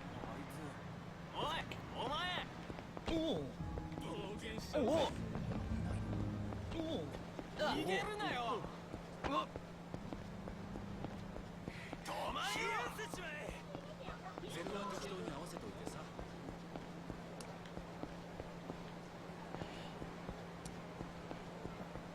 I mean, bad life experience and stuff, you know?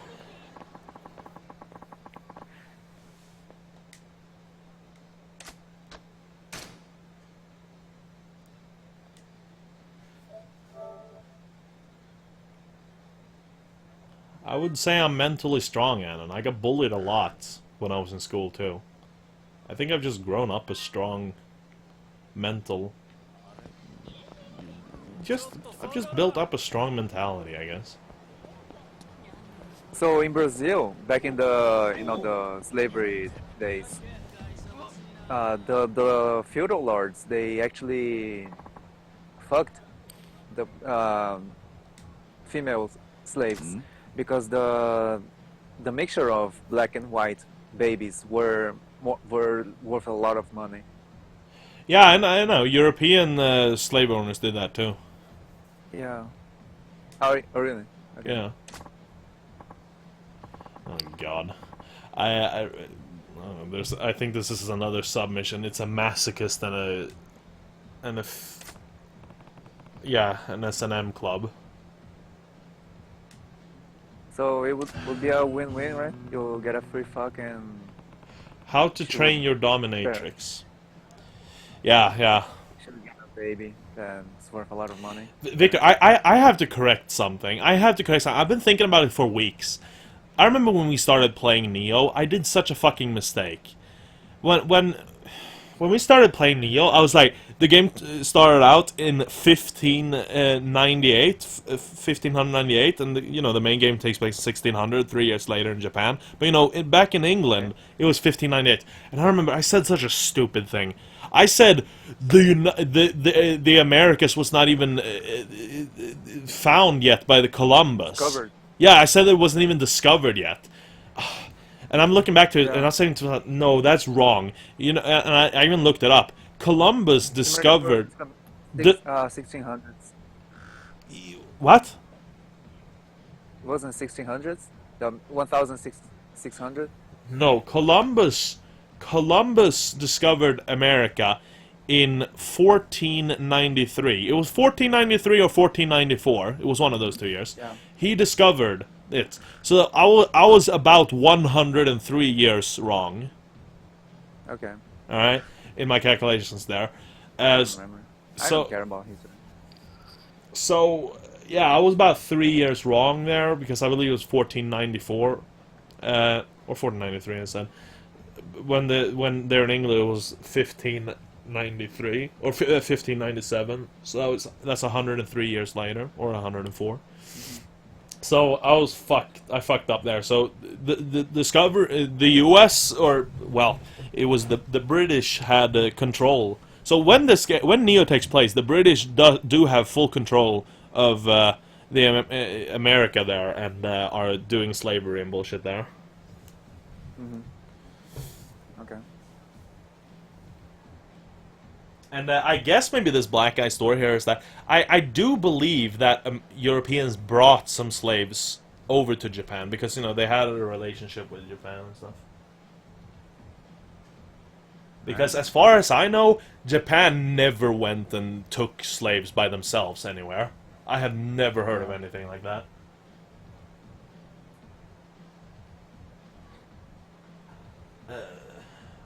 I think you are disturbed from your experiences, and that's why you got difficulties at home.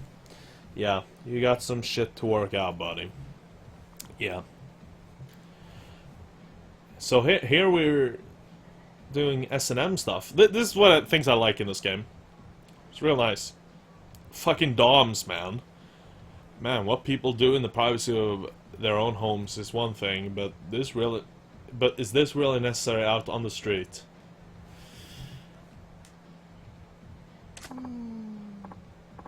Dude, that's hot.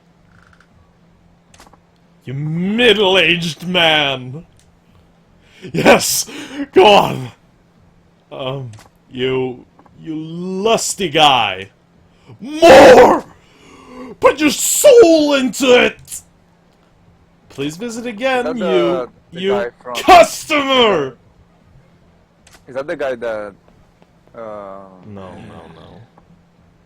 That was no good. You know, no. From the Joe's reveal, you know, where the other Joe was wearing that clothing from that looks like the one weirdo that appears in Yakuza 3. Is that the guy? You know?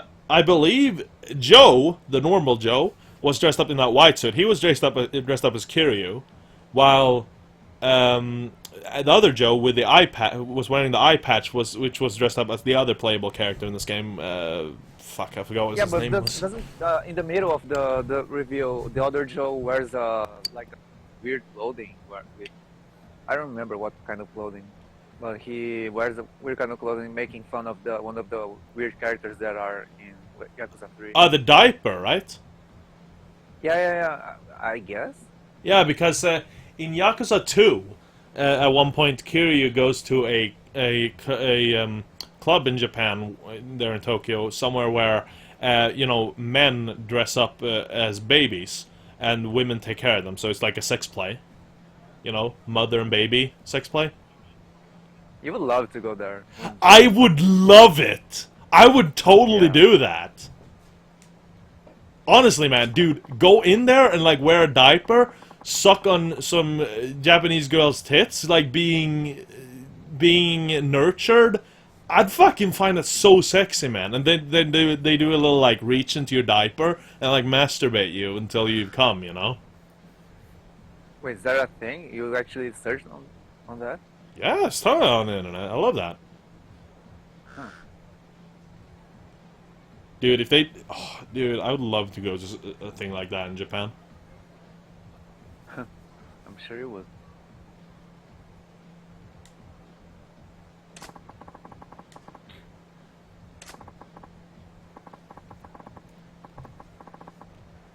When I asked you to punish me, you said I was a middle-aged man.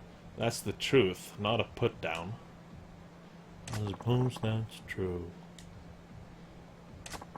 They call me lusty. I mean, who says that?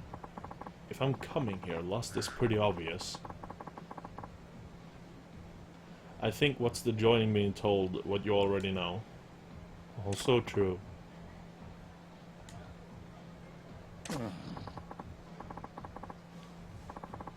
Not sadomasochism. Like, Victor, I'm gonna send you a screenshot of what I'm looking at right here. Honestly, Victor, you should probably go... Like, Victor, I'm not even kidding now. You should probably go and check my stream, honestly. Because there's some funny stuff I'm seeing. Could have that running on the side. I'm gonna eat. I'm gonna stop right in a few minutes and I'm gonna eat something. Then I can just jump into the stream.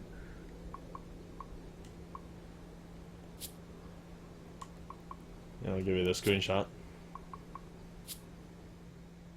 I know this. We've been talking a lot of serious stuff now because of all of this, and then we get dropped into this S&M scene, and I start talking a bunch of sex stuff. What a turn of events, huh? Yeah. What a podcast, man. Huh? What a podcast. Yeah, what a podcast.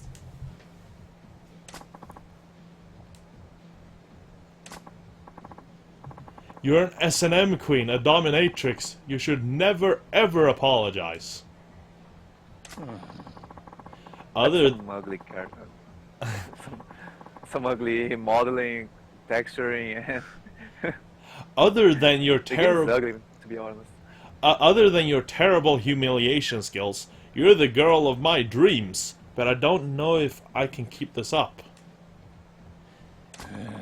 If you disappoint me next time, I'll have to ask for a different girl. See ya. And now she's crying. What the fuck? S&M must be a tough act. She's crying. Do I console her? Yeah, totally.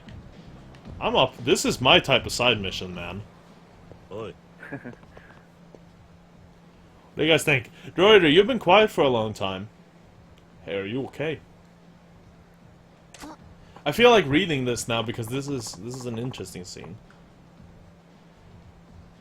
Oh, sorry. I'm sorry for causing a scene in public too. It's okay. Well, it was a scene, I guess.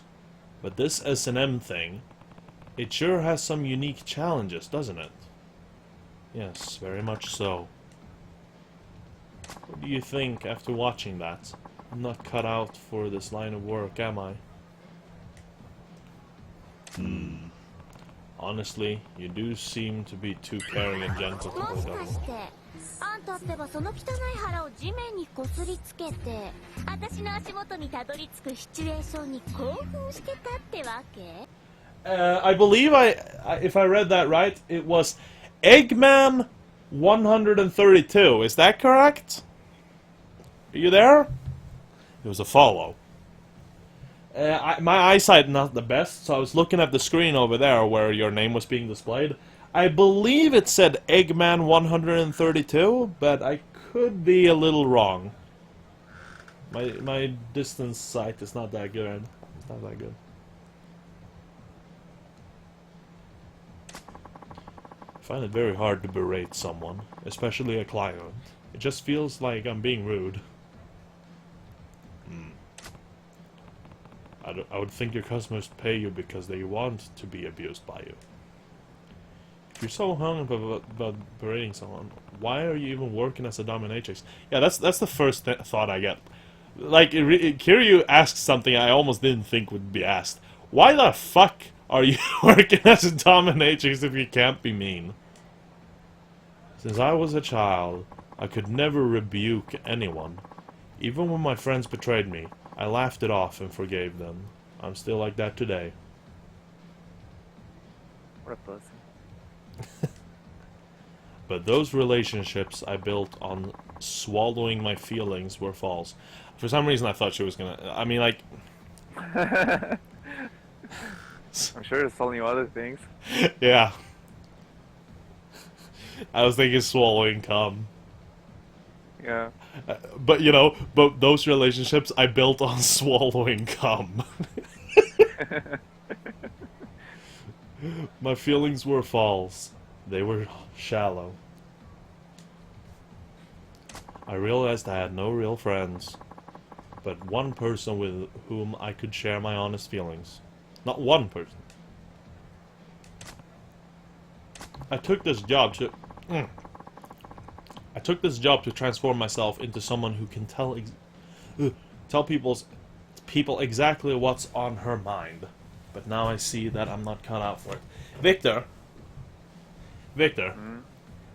Yeah. You should... I don't ask this often from you, Victor. But I think you should do the next mission. You know why? Right now? Because it's the last one. It's sort of the last one. Remember how I said that, Yeah, like... until the fake one. Right? Yeah, The yeah. Fake last one. That's why, like, because here's the thing, this mission, this next one, remember, like, it's not that long, really, but it has what, you know, those boss rushes. I mean, like, obviously, if you want to eat something, you can do that first, but I would honestly think it would be really cool to chat while you're going through that one, because this mission is kind of the most interesting one. So, I mean, like, if you want to eat maybe while we're talking, is that something you would be up for? Or would you like to eat and then play? No, I guess I'll do the next one then.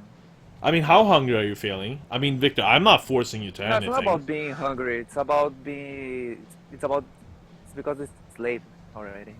Isn't that late? I mean, it's not even 6 here. You usually go at, you know, around 8 or... Yeah, because No. I have work tomorrow. Hmm. I have to work tomorrow. Well, I mean, hey, I'm not forcing you to anything, man. I couldn't force you to stay and play. Do you think it's gonna take long? I don't think so, because here's the thing, this map doesn't... It's not really that long. You can go through it quite fast. What's your level? 122. I don't think it would take that long then, because if you're level 122, you'll probably get through the bosses, on the boss rush bosses, I think you'll get through them all first try, to be honest. I think so, because remember how I beat the last boss at 107? So, Yeah. you're already, since you're 122, that's, is it 10? That's 15 levels more than that. So honestly, I think you'll be fine, man. So, and it's not that long of a map, it's just that it can get long if you're struggling with the bosses, but I don't think you're gonna do that because you're quite high level. Because I think it would be fun to talk while you go through this map, because it's interesting with the bosses and stuff like that. I'd like to see what your opinions are and stuff, and it's not that long. It's faster, like, speed-wise, it's faster than doing the mountain and the one you just did. Okay. Yeah, sure. I just started. Cool. I took this job to transform myself into someone who can tell people exactly what's on her mind. But now I see that I'm not cut out for it. Because remember what I said, like, the real last mission is very short, and it's basically just super short, and then it's the final boss. You know? And hey, if you were to struggle with anything of this on this map, because there is one thing that's gonna be challenging. The final boss of this map that you're gonna that mission that you... Yeah, it's really cool. The castle. Oh yeah, you're probably watching the cutscene, alright? Yeah. I'll let you enjoy that.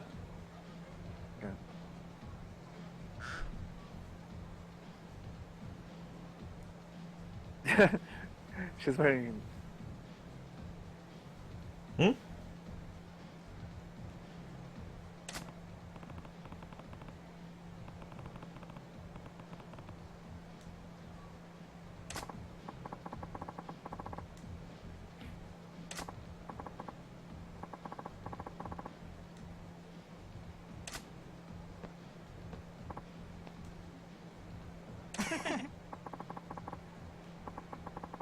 Look, he's answering to William like he understood what he said in English.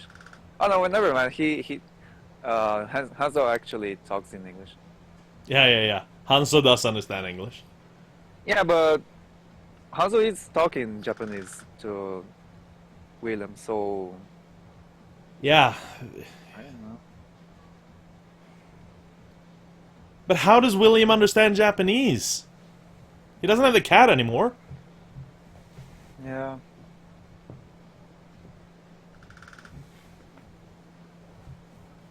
I think they just don't bother explaining that. It just happens. Yeah, I actually read a comment section on a review of on Neo, and some people were talking about it in the comments, and people were like, "How the fuck do they understand each other?" Yeah. So yeah, there is going to be one struggling fight with this one, and that's the final boss of this map. Again, I told you there's going to be boss rushes, but that's of like old bosses, so that's like going to be fine. And I don't think you're going to struggle at all. But I'm very interested in seeing how the final boss fight is going to be for you on this one.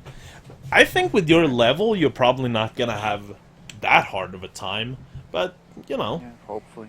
hopefully.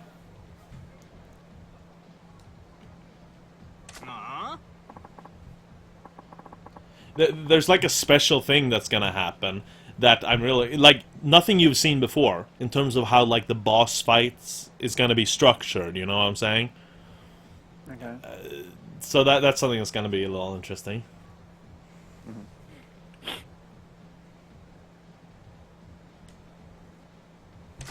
Annan, why did you go so quiet? And someone, well, Deroider, you're saying sitting around being quiet and weird. I mean, can any of you guys like answer me like if you're listening?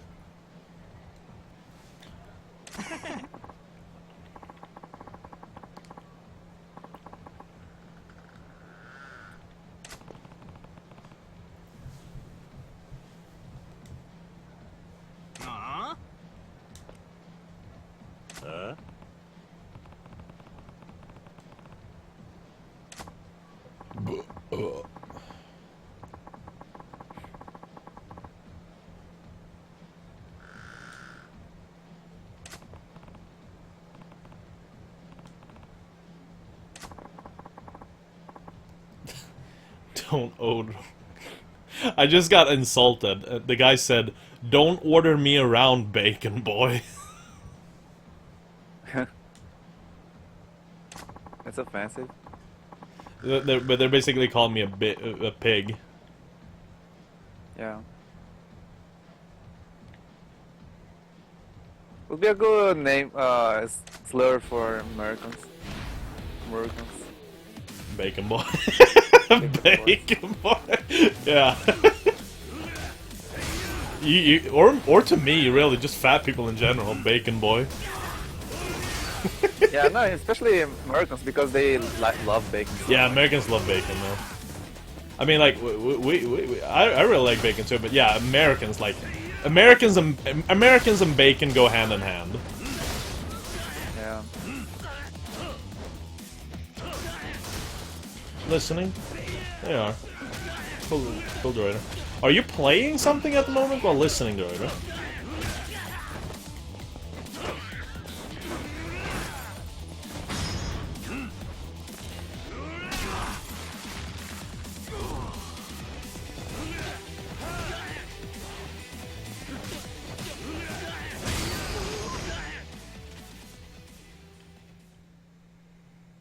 Oh, you're playing WoW. What do you think of the DLC? Or the expansion, I mean.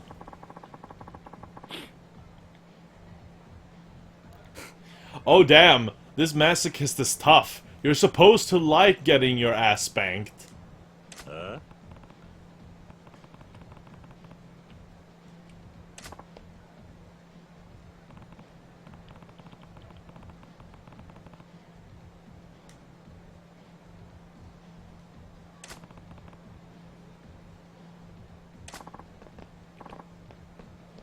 Also, this is the level you were talking about, letting your slaves do all the work for you. Yeah. I'll let them fight a bunch. I was just chilling. Yeah. I mean, it does work really well. And then when one of them get down, I Yeah. just run up to them and just press circle, and they're right ready to fight again. Hmm.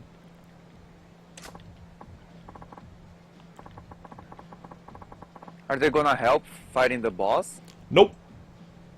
You'll get separated from them. But right when you get separated from them, that's when the boss rush is gonna start happening, so... Okay. Well, this is my third time playing it since I got it. Didn't like Paladin. They changed the class way too much, and it's no longer fun. So now I'm trying to find some new class that is interesting. Droider, I know we had a bad time last time when I got into WoW again. We only played it like for a few times, and it's like... But I'm still... You actually went back to WoW? Me and Droider played like we played like 2 or 3 times, I think. That's it.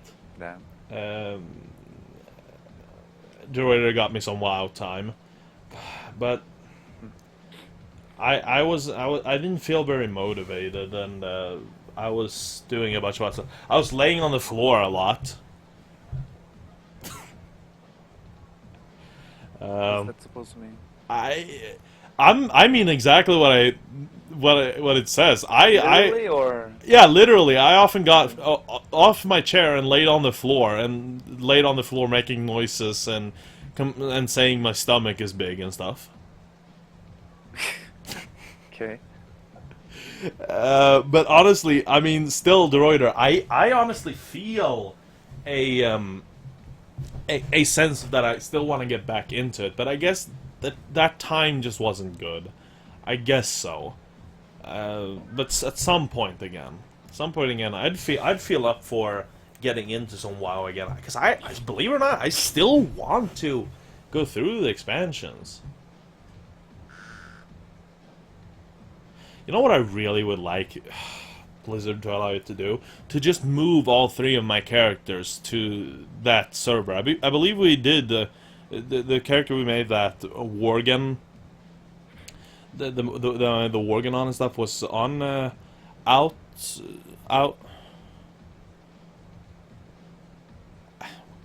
Outland. That's what that server's name, right?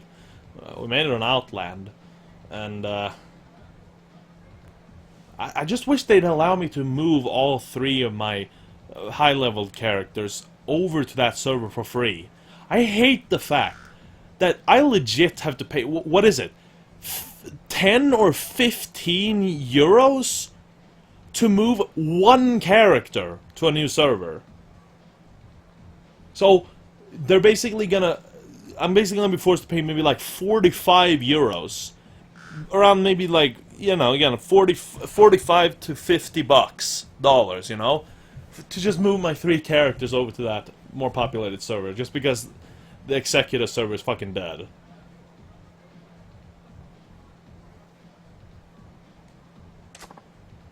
It annoys the fuck out of me, man.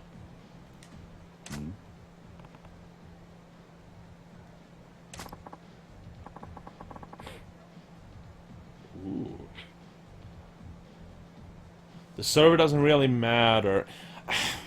I mean, like, it kinda does. I mean, like, I know what you're saying about that cross-server thing, but it's like... I want to be able to find people walking around normally in the world. Obviously, the server has meaning. Otherwise, there wouldn't be different servers. Nani? I want to be able to walk around the world and see people, man. I hate how the executive server is so fucking dead empty. On Outlast, you'll see people walking around. Did I just say You happen to Outlast? select a server that ended up being dead? The executive server, I played on that back in the day. It was a bit more people, I think, than it is now, but it's always been pretty dead. I basically picked it by accident back in the day, because when you start out playing one character, the game auto-picks a server for you. At least it did so in my case. And I wasn't aware that it had picked Executus for me. It just didn't give me an option when I started playing WoW back in the day. And I didn't notice it until I was much later in level. And at that point, it's like, oh, fine, I'll just stick to this server. Because you know, but if I could have gotten a choice, I would have picked the more populated server. Even Outland is low/medium populated now. The fuck? Are you sure about that? Outland has always been like high. Server populations change all the time. Well, not Executus. Executus has always been low.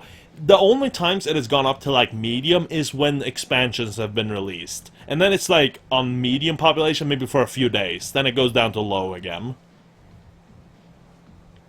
So only when expansions released it maybe goes up to medium. That's what it did when like Mists of Pandaria released. It went up to medium, stayed there for a few days, then went down to low again. What are the high populated servers now then? Outland has always been among the high populated ones.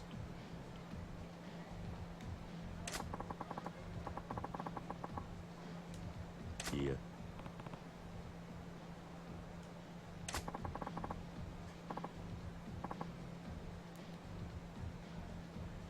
Sure, epic. Witsen23, welcome to the stream. Hi. Well, at least now Outland is medium. So which ones are the high ones now?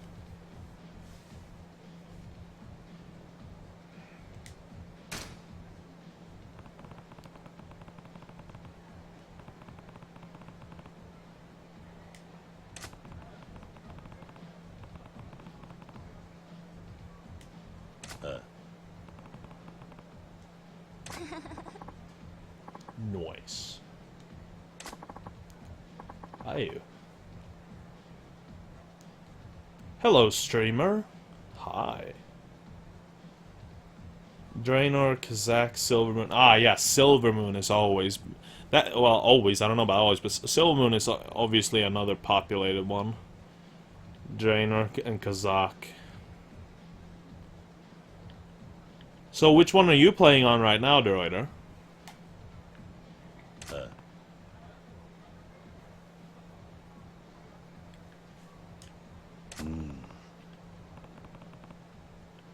I mean, as I've said before, like, Outland has always been like so I remember back in the day, always when I played WoW, and I've said it to you, like, Outland was always like popular. It was always popular among Swedish people. It seems like Swedish people always were on Outland, so you always heard good on that server amongst the Swedish community. It was funny. There was a noble dung ball where the shitter was supposed to be. Ah, yeah, I think I remember. Yeah.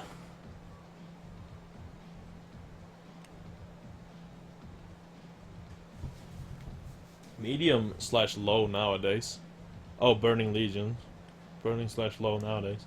Still a lot of people around places. Yeah, well, for example, yeah, at the capital cities, there's always a bunch of people. That's pretty much the case on all servers. I remember on Executus, in the middle of the night on Executus, you could only maybe find a few people at best, unlike the super populated areas, usually in even in the capitals. It's on daytime you'd find more people there.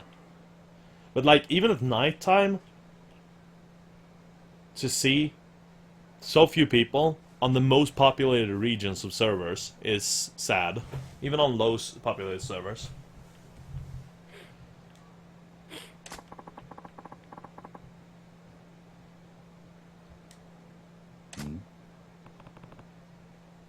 Kazakh best. Oh, you like Kazakh? Oh, I can't really say what's best or not. Again, the best. Is there a difference between the servers?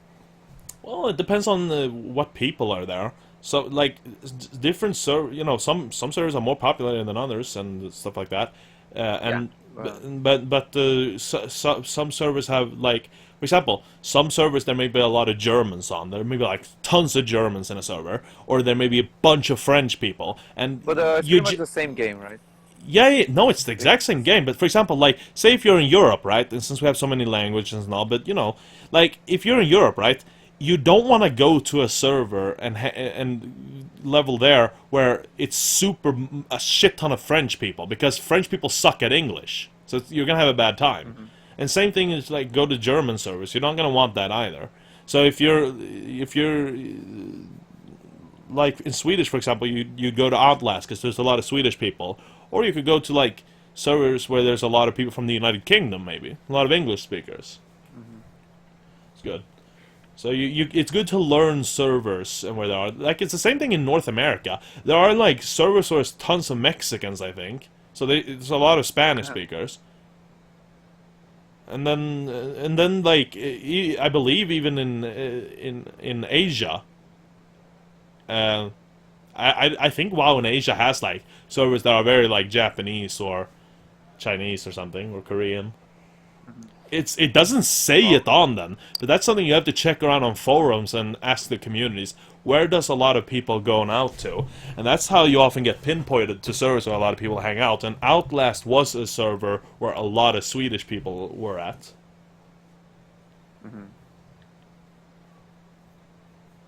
Did I say Outlast again? I keep on saying mixing Outlast with Outland because of the game. Dude, I wanna play Outlast too. It was banned in Australia. Oh, Outlast too. Man, but Australia sucks. That's why. Yeah. It sucks for games at least. It's the opposite. Capitals are completely empty on low populated servers, but you can still see a lot of people in the world because X Realm. But the Germans have Arthas and other German servers. Yeah, but it's like even if there are dedicated servers to certain languages, you're still gonna find a lot of people of other languages in specific servers, especially if they don't have dedicated language servers. The server I played on had a ton of Turks. Feels bad, man. Dune Mall. So yeah, I played mainly on Executus. I don't remember what Executus... Again, it's a low populated server, so many people didn't give a shit about it, but... I think Executus was pretty varied. I don't think it had like a shit ton of really anyone. I think, as far as I remember. My server's the home of Polish scurbs. Oh, feels bad, man. Aren't there any... Droider, don't you know if there's any, like, server where there's a lot of Finnish people hanging out? Don't WoW have that?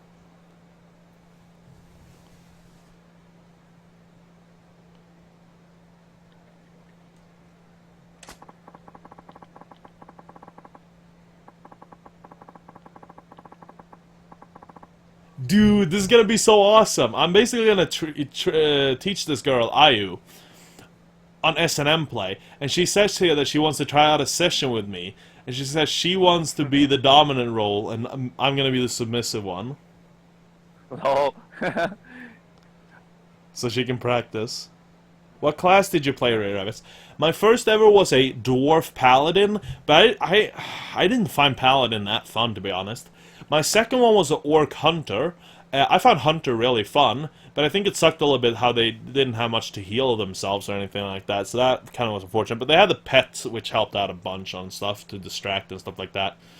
And then on the third one I leveled up for. So, you know, paladin I leveled up to max. Then after that, I wanted to go onto the orc side because I did dwarf side. I mean the horde side. So I went over to the horde side playing a orc hunter. So then I got to try that. Then when the Mists of Pandaria hit, I made a since I preferred Alliance over Horde, I made a you know, obviously a Pandaren monk.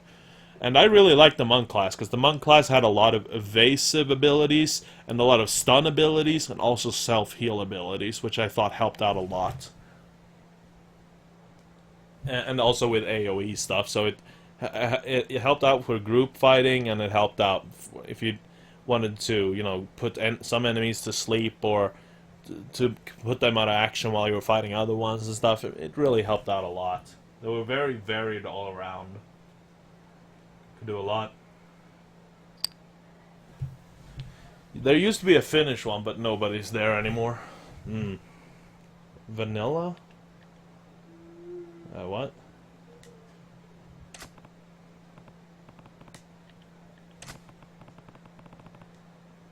Hi. I want you to play the role of a thoroughly masochistic client.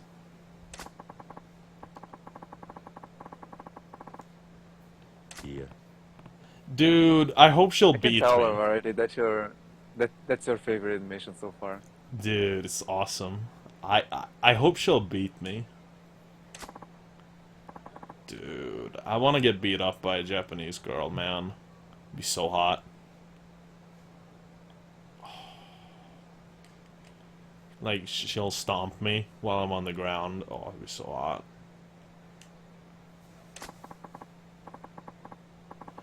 If I can't do this, I'll end up as a quiet, dull person for the rest of my life.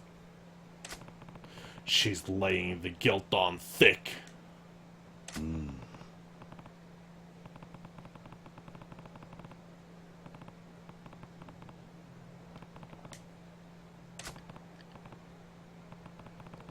Alright, fine. I'm not doing anything weird, though. Aw, come on, Kiryu. Don't be like that. It's the weird shit that's the best. Kiryu-san, can we start with you entering my chamber?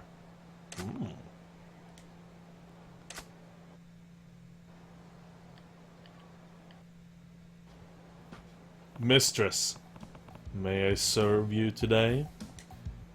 Yes, Hi. please do. Yeah, that's not right. Pardon? I'm not fully into my role either, so I'm not one to talk, but you're a dominatrix, right? Yes. I'm supposed to be. Before you can really dominate someone, you need to understand what it means to be a dominatrix. With this sort of thing, the beginning is crucial. Your first words have to lay out the rules. You're the boss. I see. Then how should I respond to the client's greeting? And now I get three options here. Your parents would cry if they knew you were here. Or, who gave you permission to speak, pig? It's not it's not like I'm happy to see you or anything. No. That's very tsundere. Your parents would cry if they knew you were here. No, obviously it should be the one, who gave you permission to speak, pig? I wish I still had someone to play this game with. It feels bad now. All the people I used to play with have quit. What about that one guy that played a lot? You want to play anymore? Who gave you permission to speak, pig?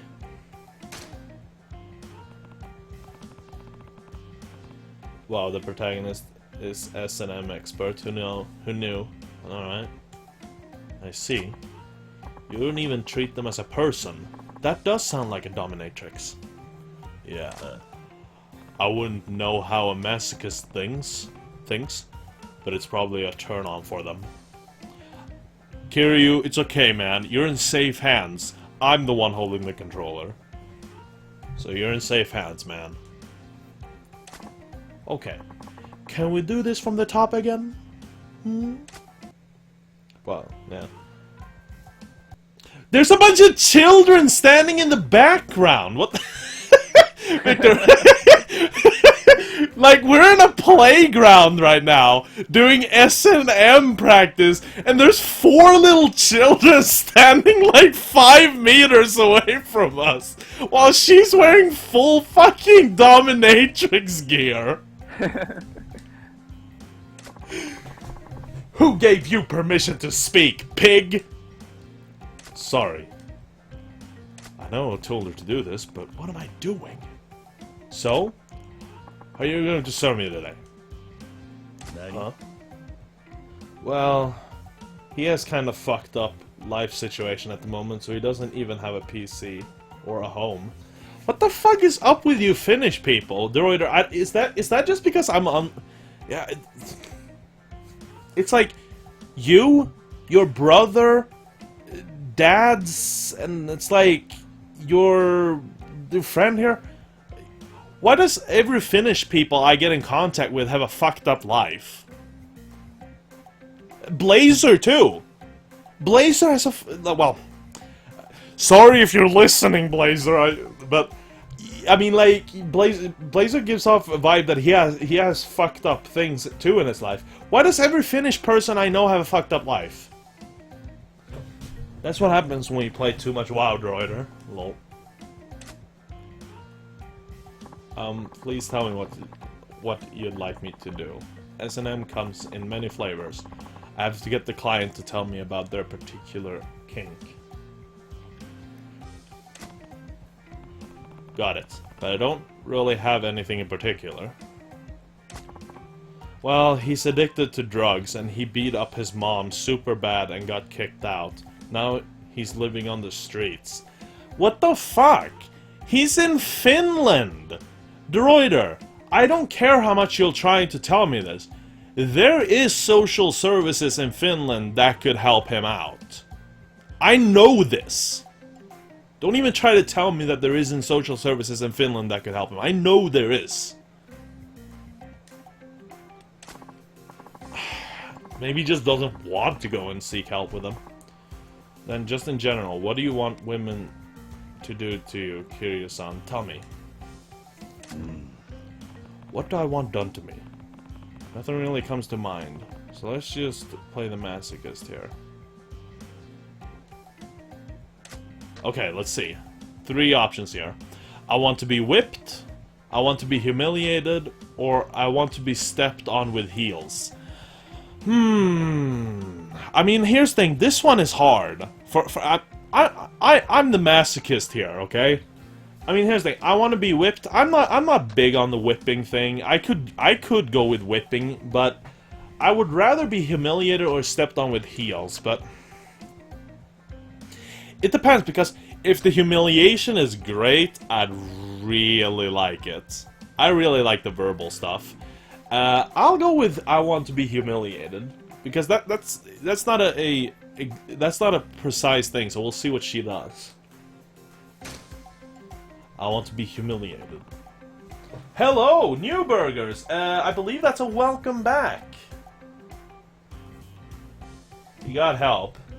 They even paid for his apartment for a few months, but he got kicked out from there for making so much noise and being crazy. And after that, he's been refusing to get help or anything. Wow. Oh, that's a way to fuck things up, isn't it? Now he's living on the streets or staying at his friends. Ew. Is that right, Kiryu-san? I never would have guessed. I don't really want that done. It's just an example. Besides, that's the wrong response for a dominatrix. Pardon? Telling you their kink makes them vulnerable. You need to come back with the right response to maintain trust. I see. Then how should I respond? Gross. I'm the only one who'd do that for ya. Ew, no, absolutely not. I bet you'd like that, you pervert. I mean, obviously the dominatrix shouldn't, like, really refuse it. It depends on what it is, but... Gross, I'm the only one who'd do that for ya. This one's interesting. Obviously, this is the wrong one. You absolutely... No, absolutely not. No, that's not what the dominatrix should respond. So there's these 2 options. I bet you'd like that, you pervert. Or, gross, I'm the only one who'd do that for ya. Because... the first one is like, ooh, yeah, you like that, right? Then it's like approving that, ooh, yes, you like that. The other one would be like, okay, gross, you're really fucked up. I'm the only one who would be able to do that for ya. I think that one may be the best, because that's telling the customer that that's such a fucked up thing that I'm the only one that could service that for ya. So I think that's the best response. Because the other one is just approving overall. Like, it's normal. Kind of. Normal within the sex community, at least. Sex play. Go with gross. I'm the only one who'd do that for you. Nobody else would do that. But I'll do what you want. By saying that to the client, I make them think of me as someone special. Is that it? Exactly. Kiryu even responded exactly. You're the only one who can satisfy their cravings. Make your clients believe that so you can dominate them. Fuck, man! Kiryu's even responding with exactly what I'm saying, man. I'm telling you, I know what I'm talking about. Okay, can we try this again? Yes, let's do that. Again, there's 3 children standing in the back. I find this so funny that we're doing this at a children's playground. The only place where... like, what the fuck? Mistress, I would like you to make me do humiliating things today. Gross. I'm the only one who'd do that for you. Mistress...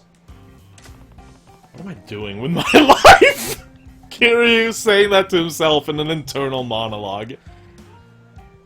Or internal monologue? In a internal dialogue.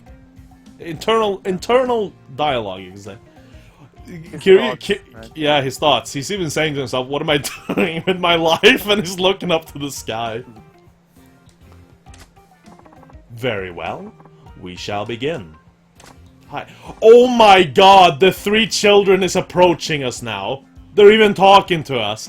The boy is called Naive Young Boy, and he's asked, hi, what are you guys doing?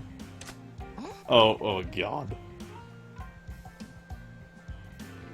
He tried to offer me drugs once, but after that I kinda cut our friendship. I've been avoiding him a bit for some time now. You should have asked him what drugs. If it was fucking weed, you should have been like, hell yeah, man. But maybe he's a mentally unstable person you don't want to be with, I don't know. Wow, miss. Your clothes are so pretty!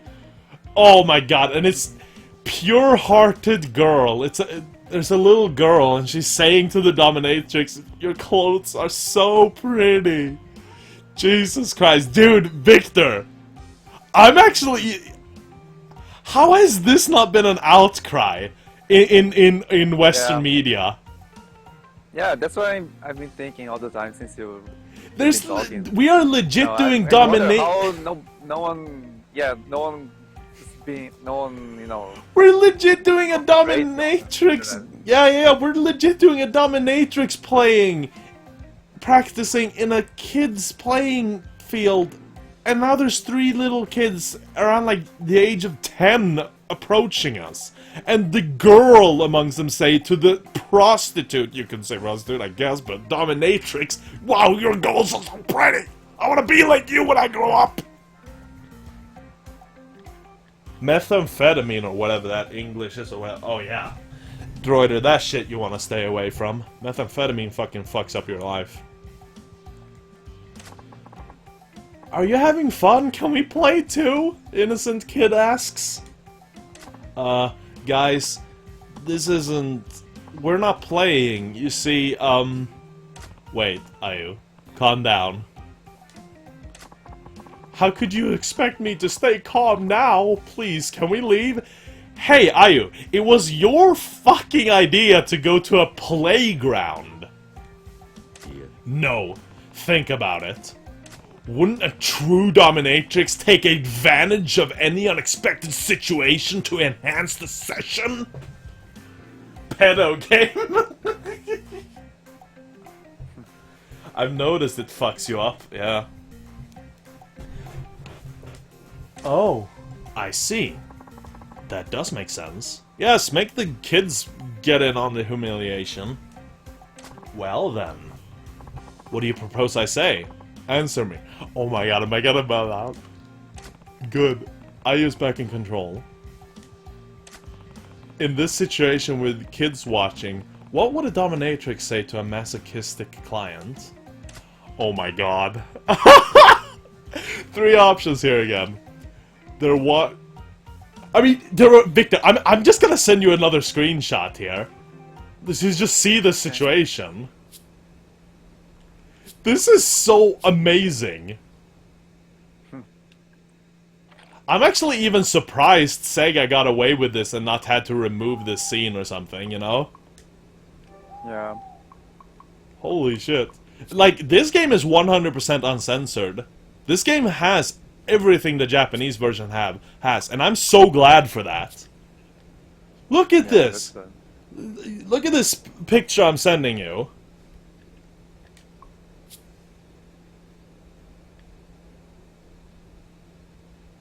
This is so fucking awesome. Nice. They're watching you get humiliated. Keep your eyes on me, and me alone. I don't see anything. Is something there? Huh. Which one do you think I should pick? They're watching you get First one, I humiliated. guess. What? The one I have it on right now. They're watching you get humiliated. Keep your eyes on me, and me alone. I don't see anything. Is something there? No, the first option, totally. They're watching you get humiliated. It'll enhance the effect. Because children are seeing what a pathetic little ass you are. What a pathetic human being you are. You should goad him with, they're watching you get humiliated. Oh, I see. Being seen could be a big thrill for masochists. Yes, it could.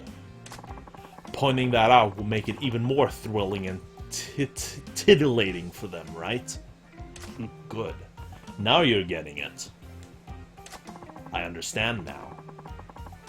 Can we pick up where we left off? And the children are still here. Come on, what are you talking about? Mistress? Come on, admit it. You like this, don't you?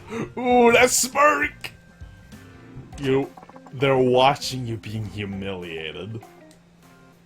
Oh. This is actually pretty humiliating. I don't get this game you're playing. Grown-ups are weird. Let's go. Run off, kids! I'm so sorry. It was just training, but I caused you embarrassment in the process. Why would he care? It's fucking children, man. They're retarded. I think I lost some dignity among other things. But it's worth it if it helps you change, Ayu.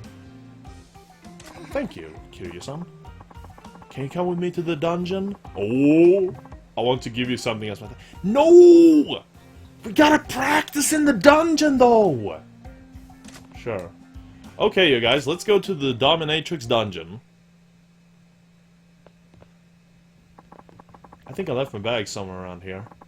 I should have something that would make a good token of my appreciation.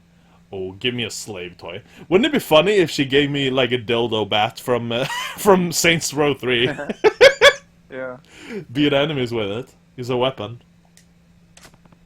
You bring your personal belongings into the playroom? Hi, Chan. You've got a client. He requested you personally. I'll send him through, so get ready, okay? Oh, yes. Oi. If you got clients coming, I shouldn't be here. No, you're right, but... No, I can hide in the closet and give you tips! This could actually be a great opportunity! Nani? What do you mean? I'm going to put what I learned from you into practice, Kiryu-san. So, could you hide somewhere and watch how I do it? Yes! I'm loving this! They're actually giving you the options that you are hoping for. Yeah. Nice.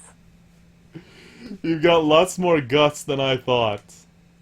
I never imagined I'd get roped into watching over an S&M session, but alright, I'll do it. Give it your best. This feels pretty unlike Kiryu, but I love it. I will. Oh, that's some nice upper body there, man. Ayu-chan, I'm back. whip action. That's not a very good hiding spot, Kiryu. That's the guy who told Ayu she was a bad dominatrix. Ayu-chan, I want to see how much you've grown as a dominatrix since our last time. Now, mistress, may we begin? I may have to watch out so I don't get an erection during this. I mean, it's fine, but these gray pants, oof, will be a little noticeable. Woo! It's okay, I think my stream is 18 plus recommended. Go on, Ayu. Show him what you learned. Who gave you permission to speak? How dare you utter human words, you pig! Such insolence! Oh, and he's making squeaking oinkings. Isn't this hot, Droider? What do you think, Adam? It's pretty good, right? Please forgive me, oink. Mistress, you're fantastically gorgeous today. Squeal, please, oink. Abuse me some more, oink, oink. I don't understand your oinking, you pig in human clothing. Why would I deign to listen to the bleating of animals? So unreasonable, oink. More, more! Aya's taken it to a whole new level. The client seems happy too. She did it! So, what shall I subject you to today? Please, mistress, I beg you to whip me. Then, while I lie humiliatingly exposed, step on me with your pin heels. Ew, that's gross. Nobody else would do something that embarrassing for you, you know. But I will. Oh. This demeanor. It's not exactly a dominatrix. But something other than S&M thrills and jolts through my heart. Like little Cupid's arrows. Oh! Oh! Oh! Oh! I can't resist! Quit talking and assume the position. You tease. Oh! Oh! Hard to tell if my advice helped, but the client seems satisfied. Anyway. I'm getting really uncomfortable back here. I need to move a little. Huh? Did you hear that?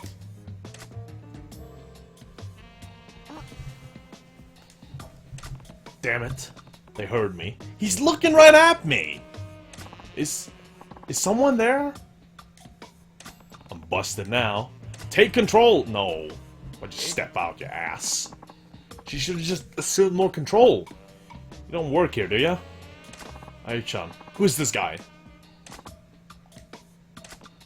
Ayu. How'll you get out of this one? He's your audience. My audience? I decided to have someone watch you be humiliated. Well, don't you find it kinky? Oh. Oh. You like it, don't ya? You pig? Your flabby body's on display for everyone, or at least this man, to see. Please degrade me! A total stranger's watching me in a mortal shame! Oh! She applied what I told her. Good going, Ayu. She got a real knack for this.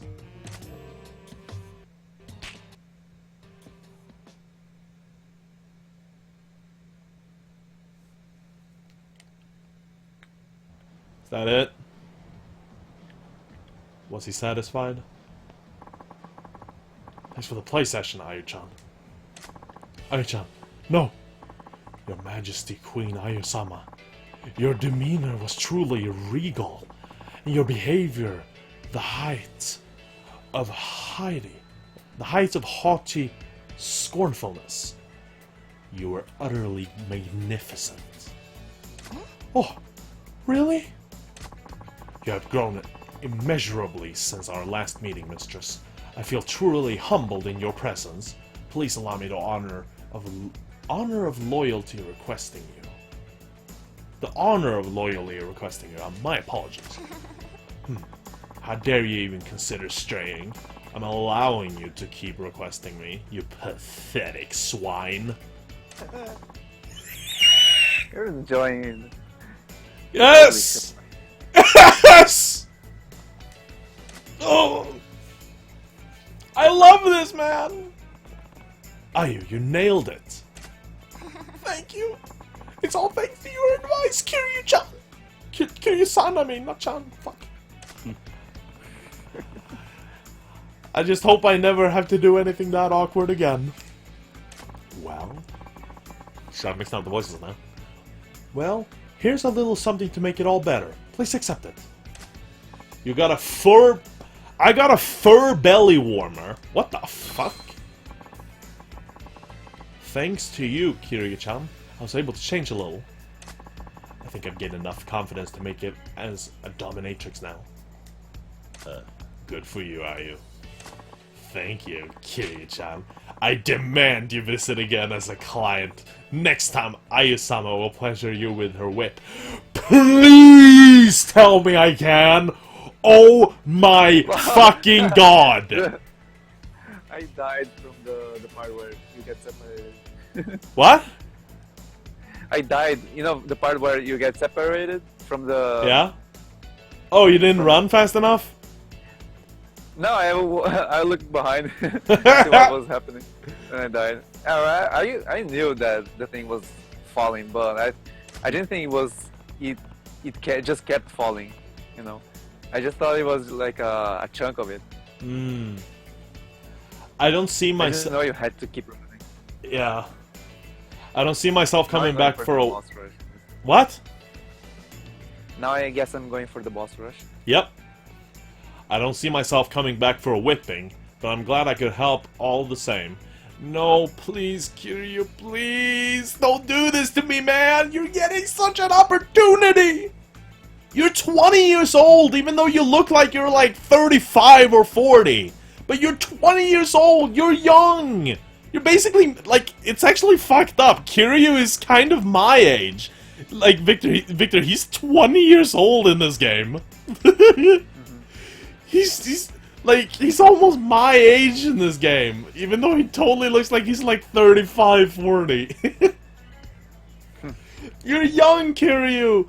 Use your youth! Use that thing Victor doesn't have anymore since he turned 30! Yeah.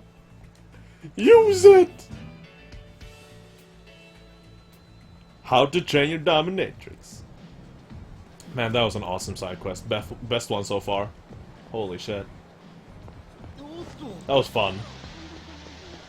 I mean, honestly, man, that was fucking fun. That is a fun side quest. That is fun. Why have I not started playing Yakuza games in the past, Victor? Why haven't I started playing them earlier? I know why, because I haven't had a PS3. That's probably why. Don't you think? Yeah. Because it's always been on the PS3. Well, I mean, it started out on the PS2, but, you know. And also because it's a, it's a franchise, so for you to start playing the game in the first place, you would have to play the previous ones to enjoy the maximum of it. Yeah, and the original ones. I mean, the game started out on the PS2. Yakuza 1 and 2 are PS2 only, I believe.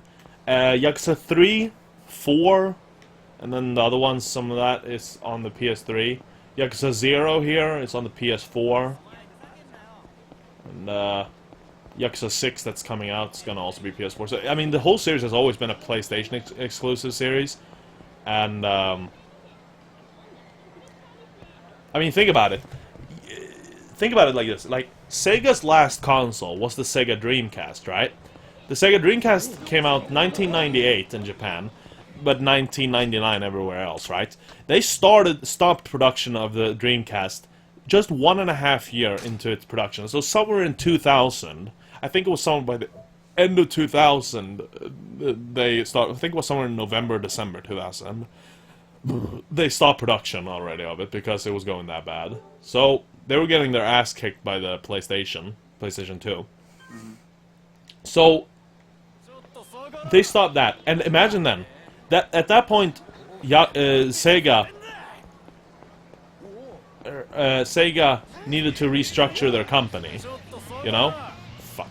They needed to restructure their company. So that took some time to become a third-party developer instead of a hardware developer. So, really, Victor, you should go and watch the No video. Did you watch that one where they talked about the Sega Dreamcast? No, I have it on my watch later. You should totally go watch it. It's fucking... It's really informative. So they mentioned that in there. So they restructured their company.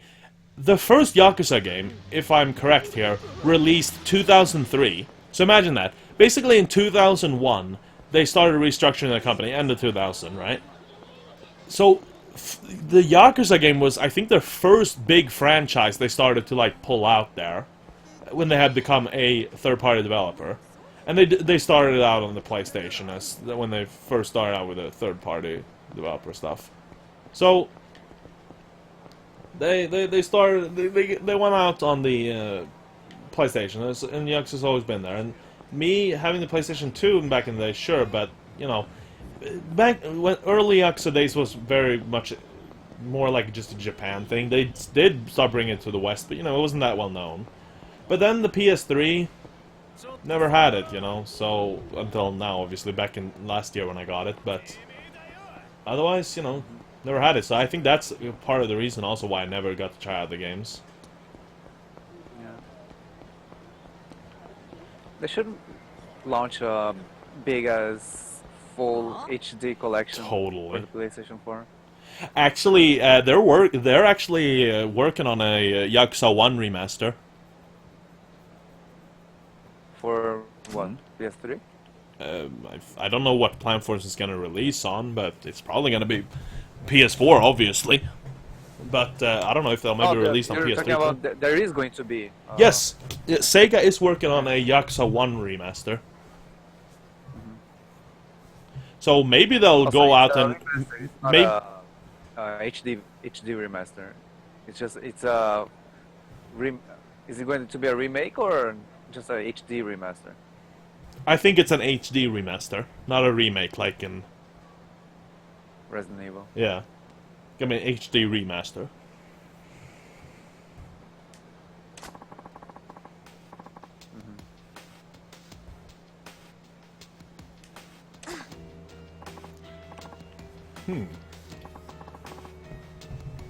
Mischievous music. Why is the chat so quiet? How the hell could you guys manage to be so quiet during this whole dominatrix thing? Holy shit.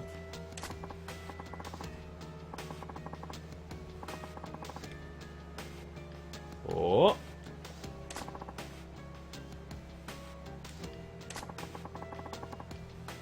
$200,000 in there.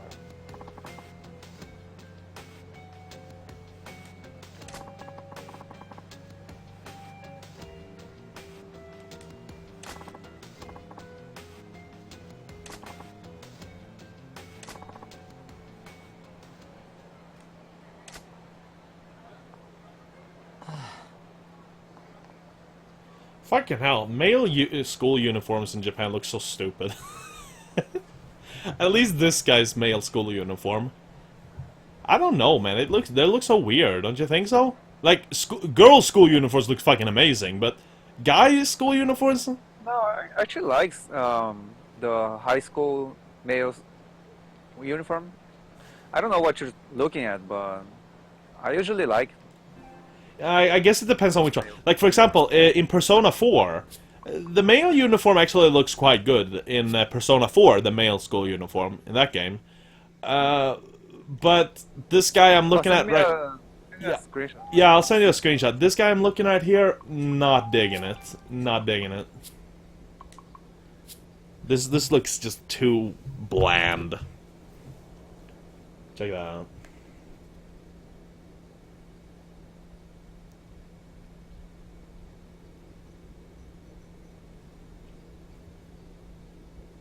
Just a second, I'm fighting on a Revenant here.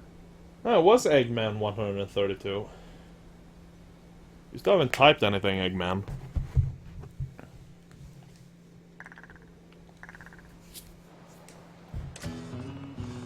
Another fucking side mission. Why am I getting bombarded with so much side missions? For fuck's sake. I completed 3 of them in a row now.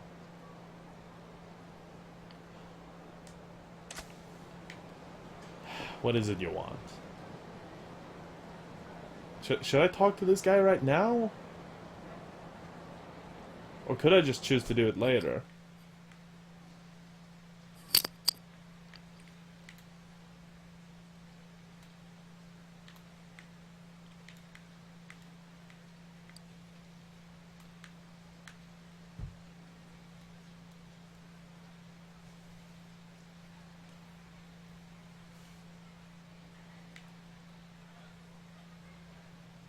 Gandhara Kamurocho. Enjoy erotic videos here. Yeah, that's a uniform that I think it's cool, but the modeling is pretty bad, and the character is fat ass. So Yeah, he's a fat ass. on him. Victor, imagine me in a Japanese school uniform. For males, I that don't think is. it would fit. I don't think they have your size. I'm just Well, kidding. let's say they custom made one. Yeah. Jesus Looks Christ. really ridiculous. I look like, oh my god. Hey, I'll send you a picture on, what do you want it on, Kick or Skype? Where do you want it? Of the Persona 4 school uniform. I can be on the kick. Okay.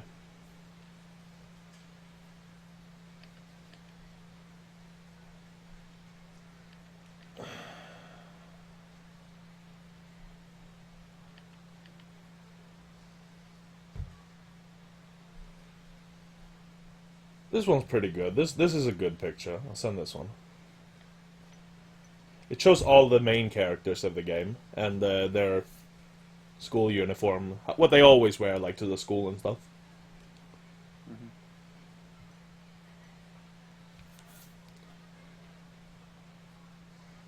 Oh no, I see what you were talking about. It's there's this big mansion here in the center, and there's the other doors, so you have to walk through the doors to the bosses, right? Yeah, yeah. Check that image out. Mm-hmm.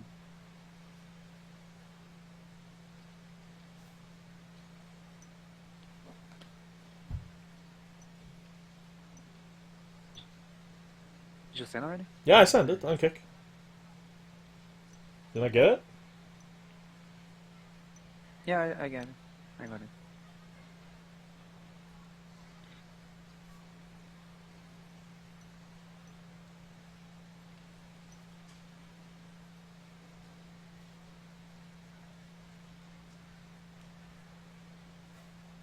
So you see that?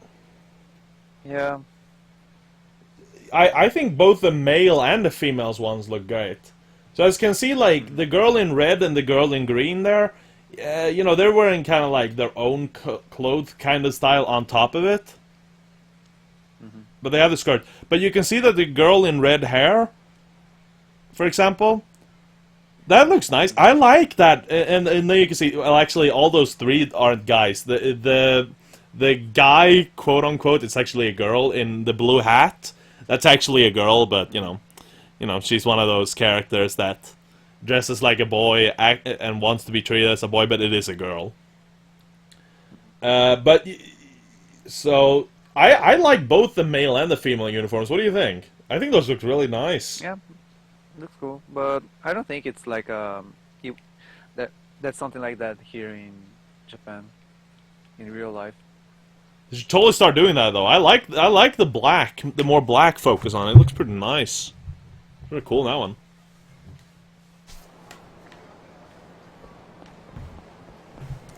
Victor, have you ever colored your hair? No. I've told you that I used to color my hair back in the day, right? I've told you that, right? I think you said that something like that at some point. Back in the day when I used to have longer hair, I used to color it sure I'll pay. I used to color my hair black. I look like a fucking emo kid. A fat emo kid.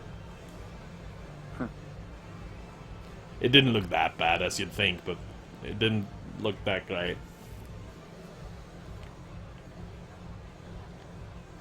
Dude, I just went to a disco. Maharaja. Dude, can I go and dance? I want to do a dancing minigame.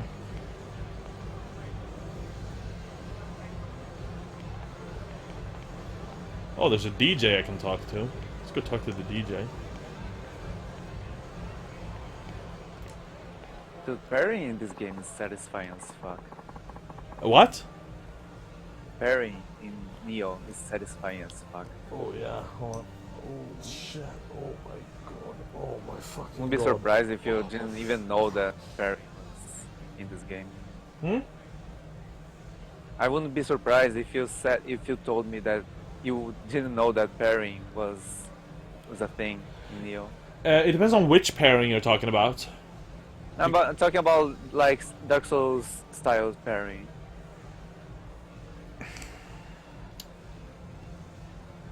Not just blocking the, you know, just pressing the button to block. You're talking about one of those About special the, moves that you can unlock, right? Yeah, you know, where you counter attack an enemy's attack, like in Dark Souls. You have to time, you know, where you have to Which weapon? time the attacks. Which weapon? Pretty much all weapons have. Yeah, but which one were you using now? Except the Sarigama. I've been using parrying on the spear and the double katanas.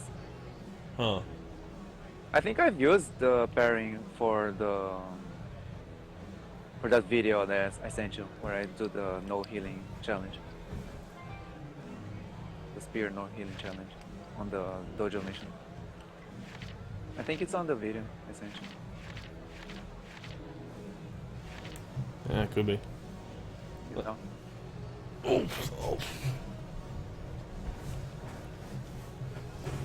Dude. I'm in a disco, and I'm gonna do some fucking disco moves. Is disco even a thing anymore, man? They don't even call them discos anymore, do they? It's just... It's nightclubs now, right? They always call them nightclubs. Yeah. What happened to disco? Why they let go of that name and started calling them nightclubs? It's a little weird.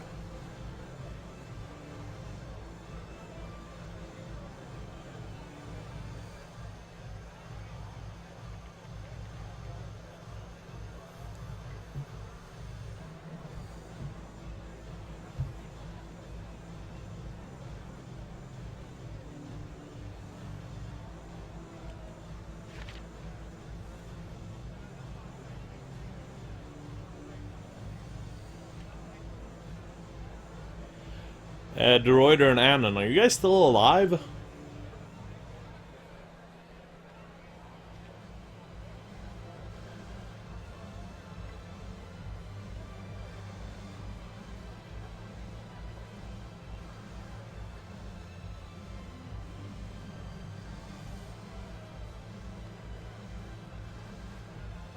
No. Cool. Dancing fever, eh? Voltage.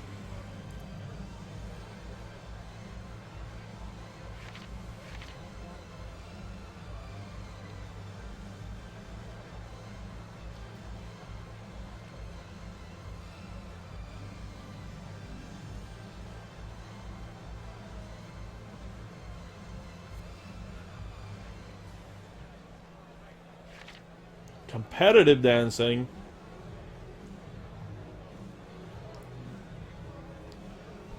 Dude, I'm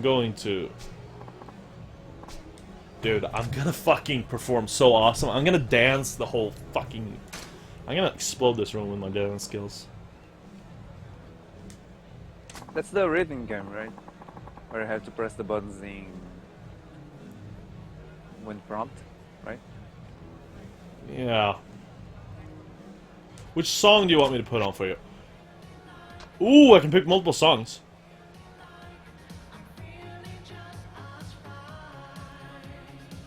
How many songs are available? 1, 2, 3, 4, 5. Yeah, 5. Nice. Did you do the karaoke thing? Oh god. Game? They have Eurobeat songs. As the name implies, it was a big thing in Europe back in the day. So have you done the The what? karaoke thing? Karaoke mini game? One time. You did it one time through the story in the beginning, but I haven't done it freely yet. Okay. But yeah, it's pretty fun. It's pretty fun. Breaking the rule, breaking the law. He sings that. Like, I just love how it comes out. I remember that from Breaking the law, and then he says, I just love the concept of breaking the rule. Breaking the rule, man. The rule.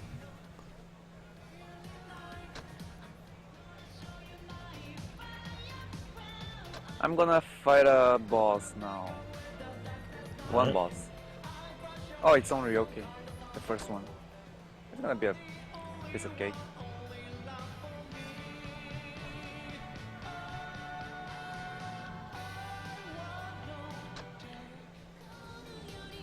Oh god, they have idle music too.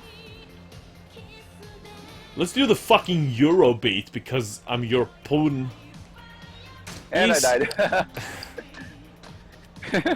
Which one did you fight? The on Ryoki. The first one. I beat that one first try, Oh, we did. actually. I just died because I got greedy. Easy, normal, hard. We'll do first time on easy. Figure stuff out. Okay, here we go. Yo, droider, get ready for the dance skills.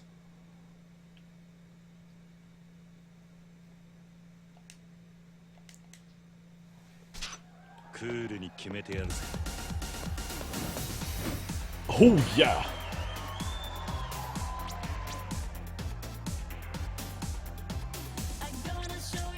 Ah. Oh, okay. No, what?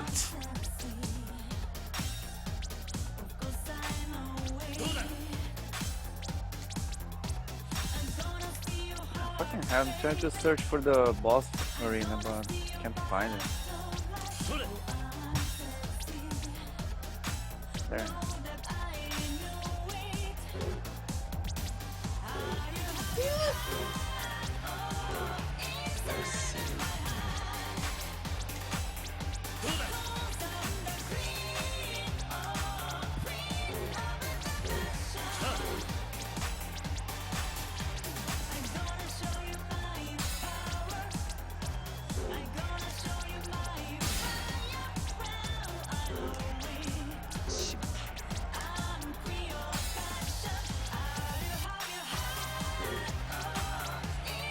Ah, I remember back in the day when I used to be good at rhythm games.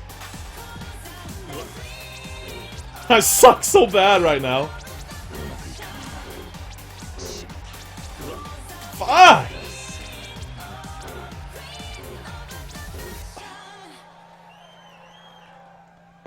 Wow, I got booed out on easy difficulty. I got 1 star. Failed. Oh. Can we do that one more time? Leaving the party already. Come back soon, alright? No, I'm not leaving.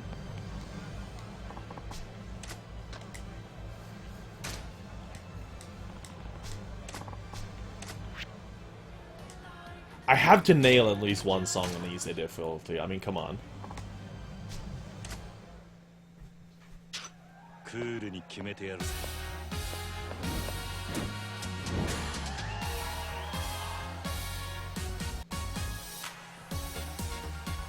Yeah!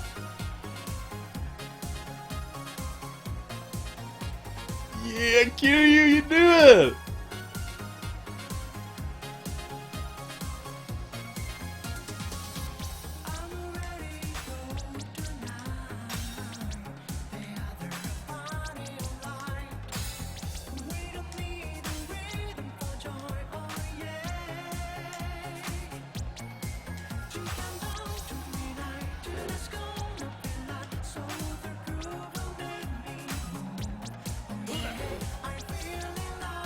Ah!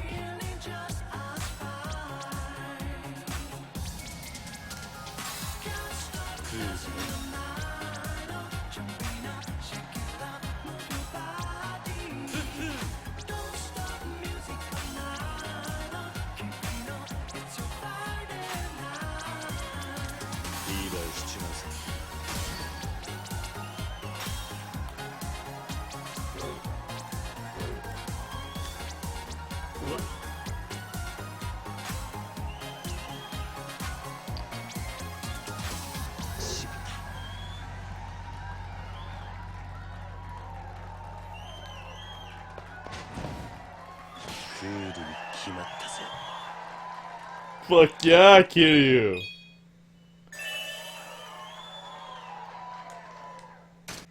I want to do another dance.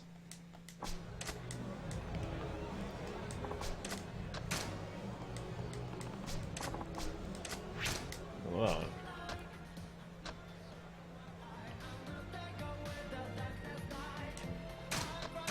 Yeah.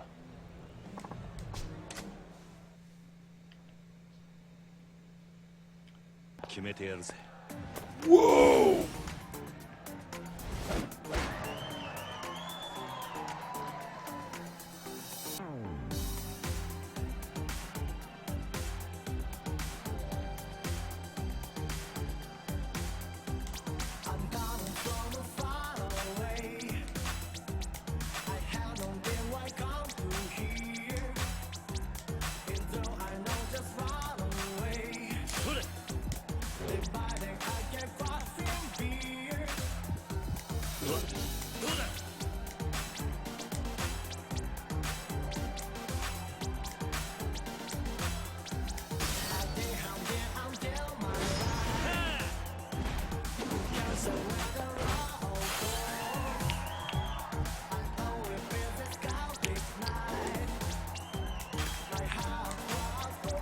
Dude, this song is legit good.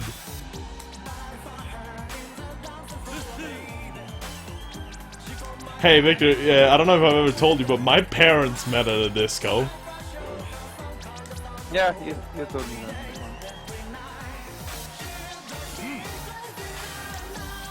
Wouldn't it be funny if it's this music they met too? This type of music? Yeah.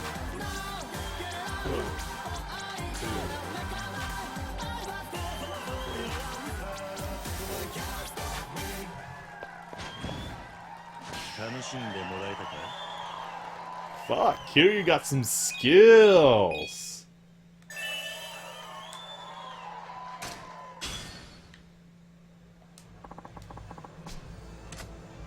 Oh god.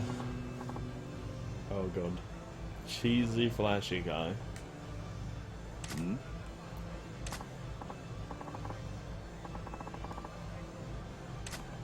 Talking to Moo.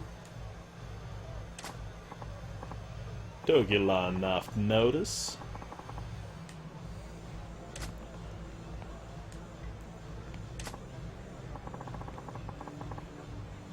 Love Now it. I'm gonna fight Hinoema, Mm. the succubus-ish. Yeah.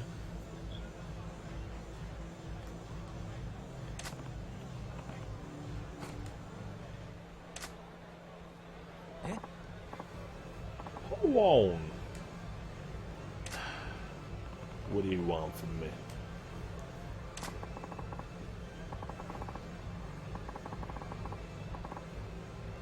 Noise.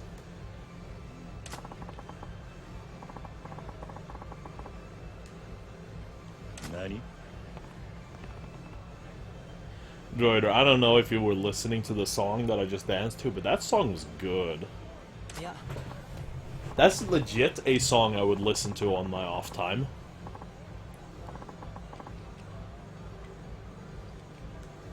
Oh, a battle, eh?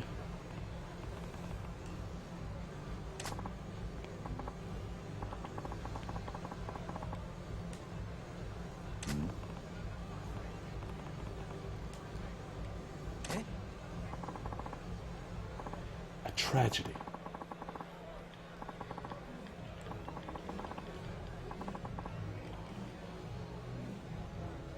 Looks like my internet's getting up for the night. Really?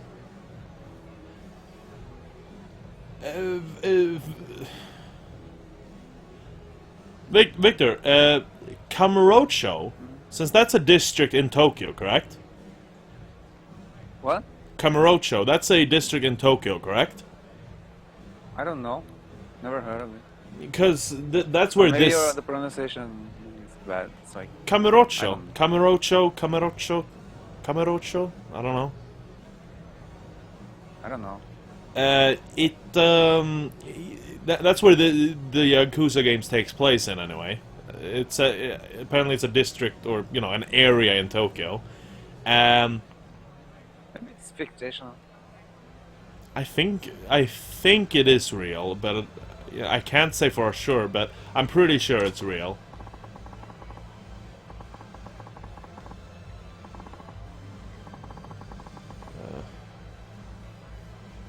And apparently in Kamurocho, it's like, I remember Pat was talking about, like, apparently in Kamurocho, there's areas with, like, there's a lot of, like, gay clubs, apparently. A lot of, like, cross-dressing and stuff going on.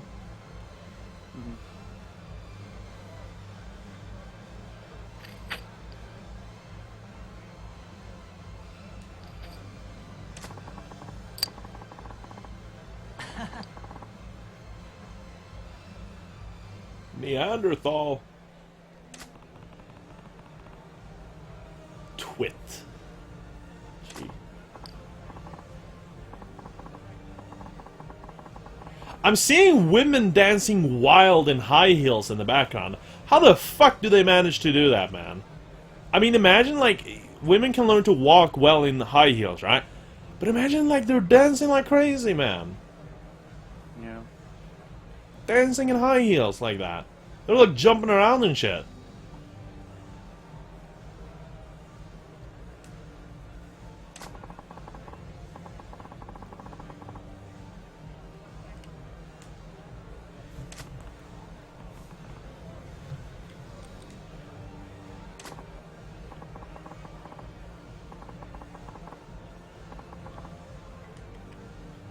Nani?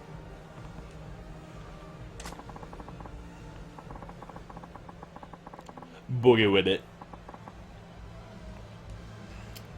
Victor, I mean, like, I know even for you, disco times were a bit past, since disco's highs was really around the 70s and 80s, right? That was when discos were at its highest peak, and you were born in 85, so I would say disco times were probably even a bit past you, right? But I mean, discos were still kind of a thing in the 90s, right? I mean, it was a dying thing, but it was still a thing, right?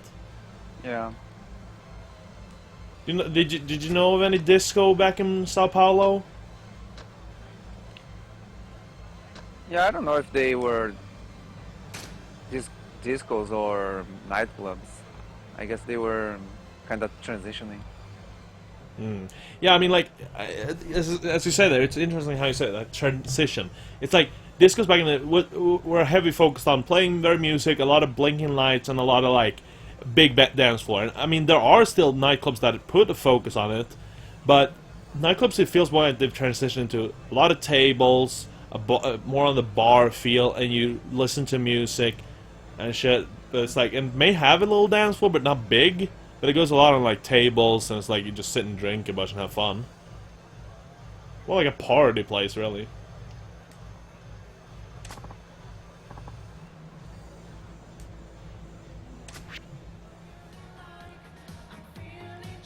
Oh, I'm getting forced this song? They're forcing me to Friday night? I like the other song better. We'll do easy again then. Let's party! Getting some buffers. 見せてやるぜ。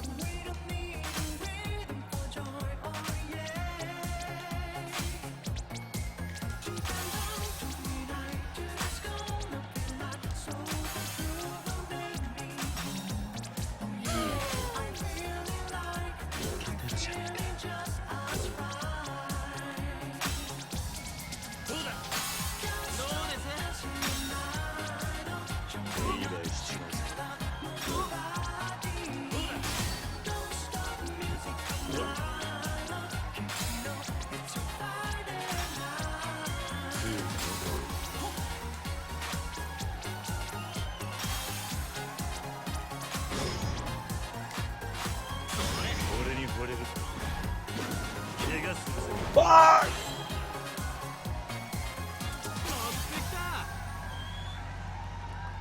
Oh, this guy beat me so hard. 恥かいちまったぜ。 Boo!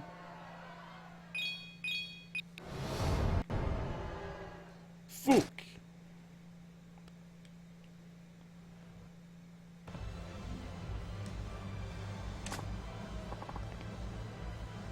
Rigged.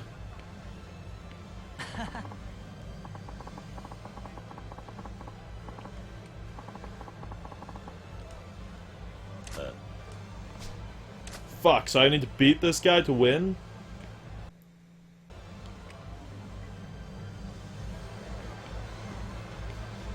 Can I pick the song, please? Why do I have to play Friday Night? That song was bad. Can we play that other song that was good? Oh, they're forcing me to do that one song. Alright, this time I'm beating him now.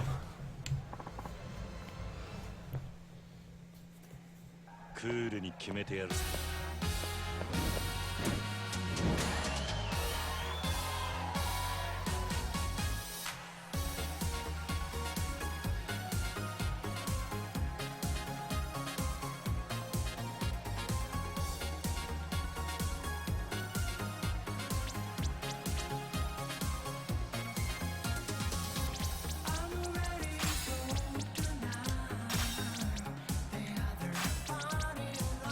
Fuck!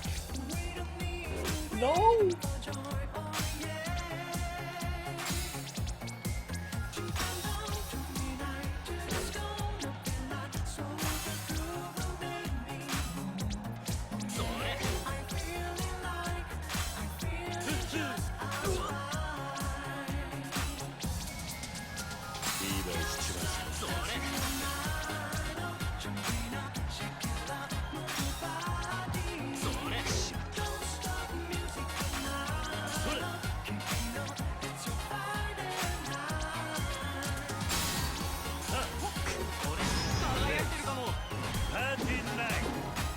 Fuck!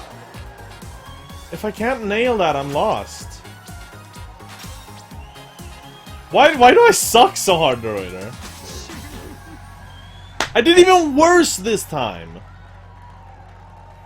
I thought I'm picking easy difficulty and the game's kicking my ass. The fuck? No.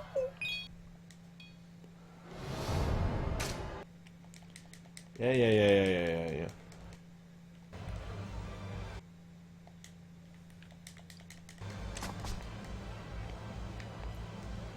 God damn it, man.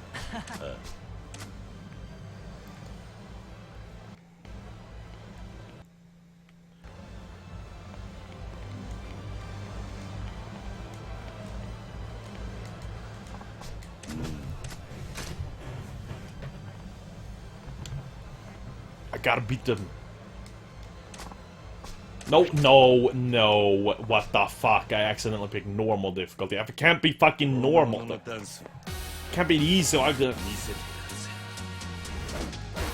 skip this, please. Can we just skip? Yes.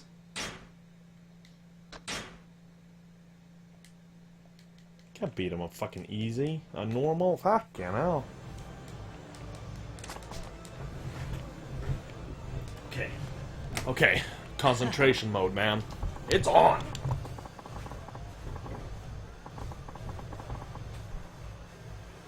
It's time for concentration time.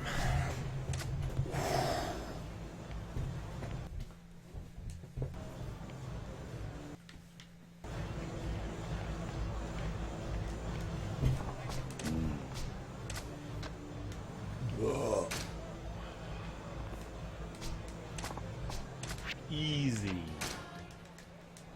Alright. I'm not gonna try to be fancy with the fucking moves. I'm gonna 本物のダンス try to just get them.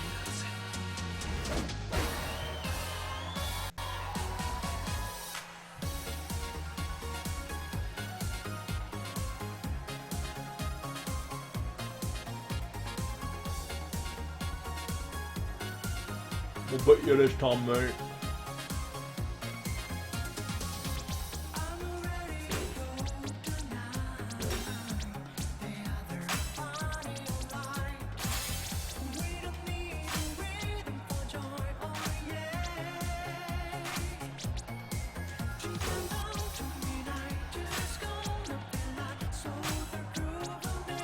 Fuck!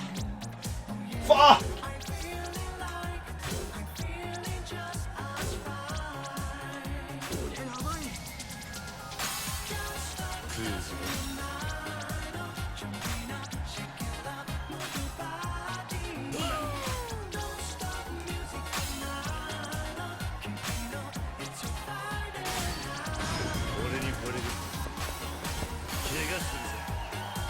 I got you this time, man.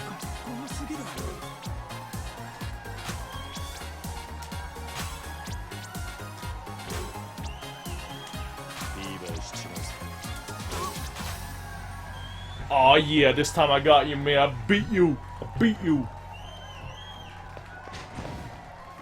楽しんでもらえたか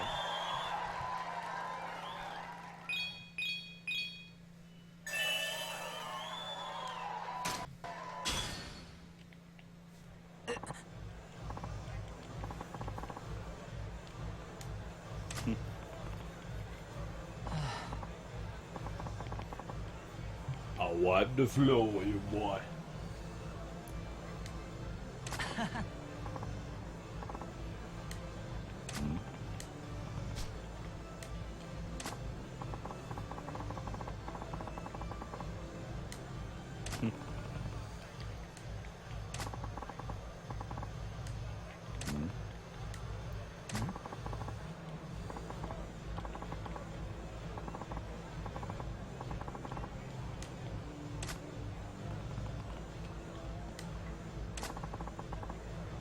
Uh-huh.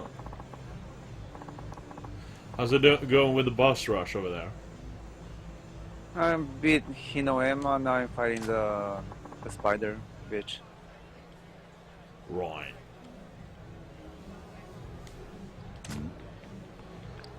Hinoema kicked my ass though. I was having a little bit of trouble beating her. Alright.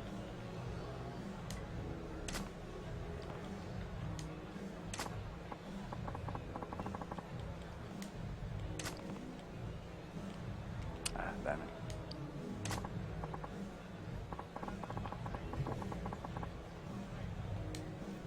The world dance.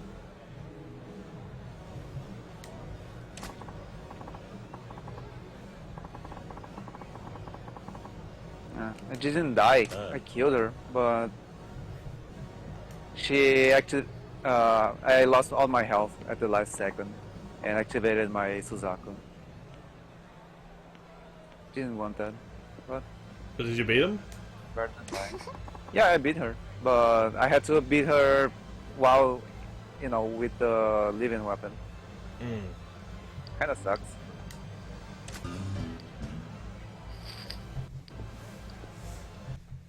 kind of lame, you know. Yeah. Hook up them women. Yeah.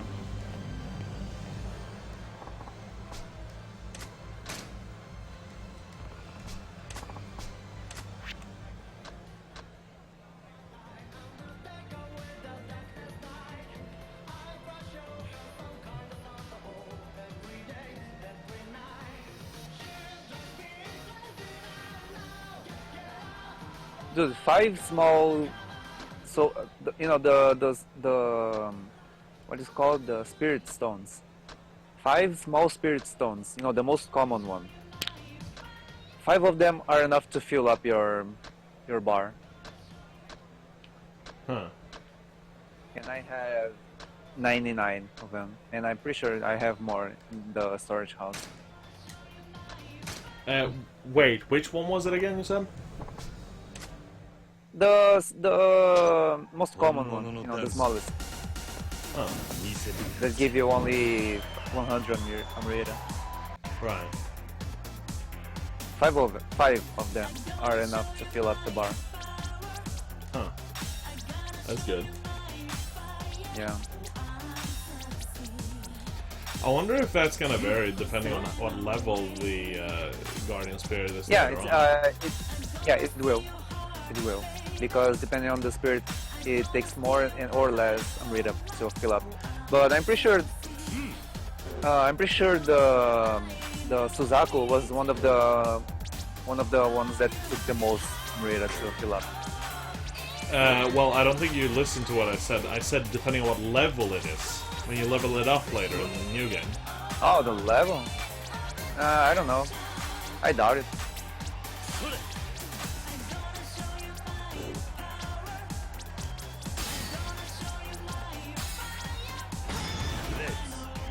Party night.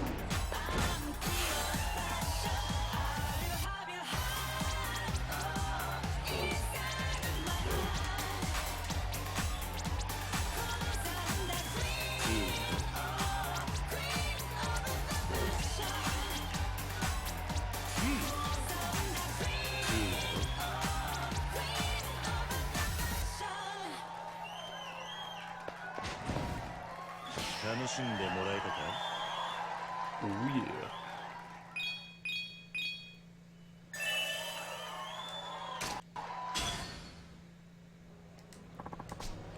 I crushed Nue, Lol. the lightning demon.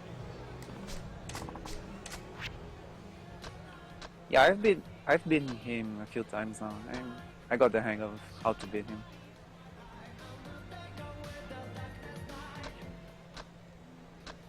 Yeah, that's the third time in the main story you fight Nue.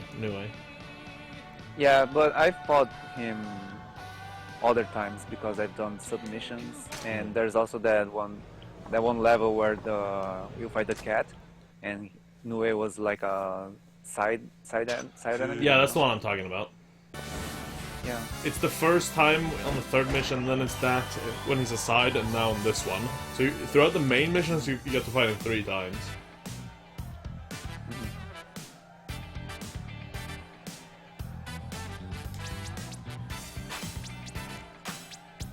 Oh, so now I've been all the bosses. Now I can proceed to the next stage. Yep.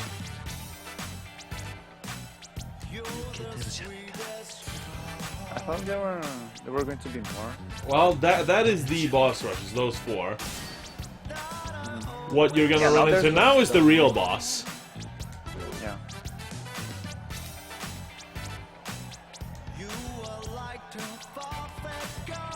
This song's pretty nice.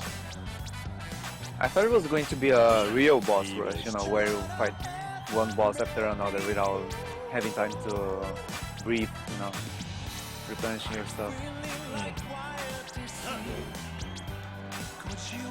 That would be And if you fail, you have to start over. that would be hard.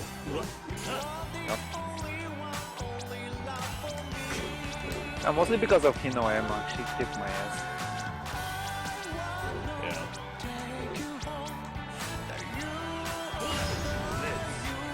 Party night.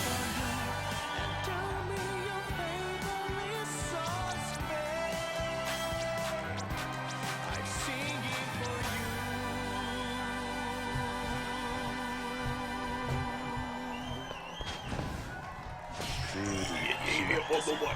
Give me one.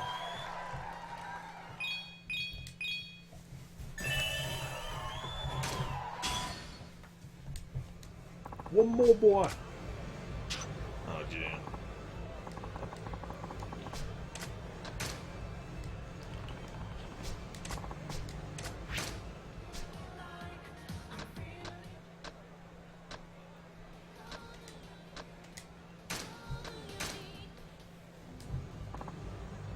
I think the boss is gonna be right away. Are you watching cutscene now? 本物 Now I'm selling some stuff to the shrine, so maybe I'll be able to level up once. Yeah.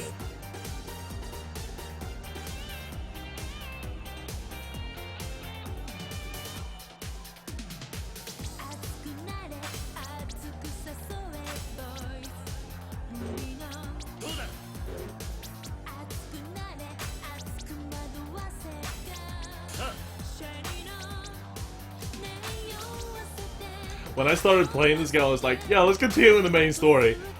I proceeded to complete 3 side missions, and now I've just been discoing.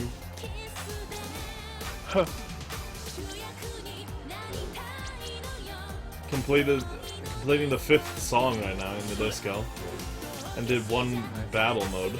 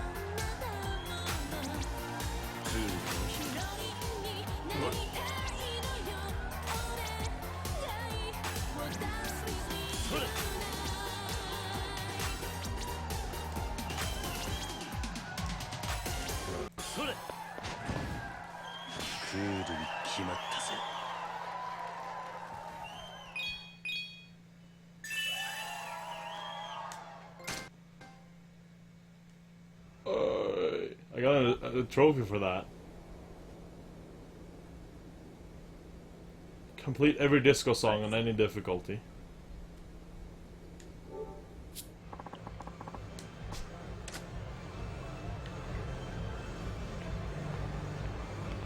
Awesome, man. It was something like, I think you could unlock more people to dance against if you beat it on higher difficulties, but maybe another time. Wow, I had just enough to level up. Nice. I won't even bother in getting all the kodamas. I just want to finish this thing.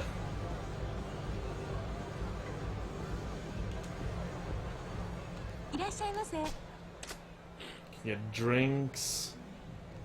Let's not.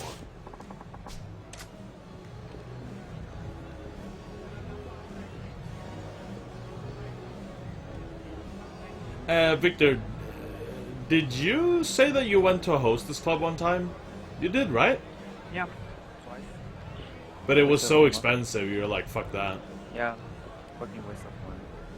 How much did you We'll pay? use the money better if I wipe my ass with the money. It was like...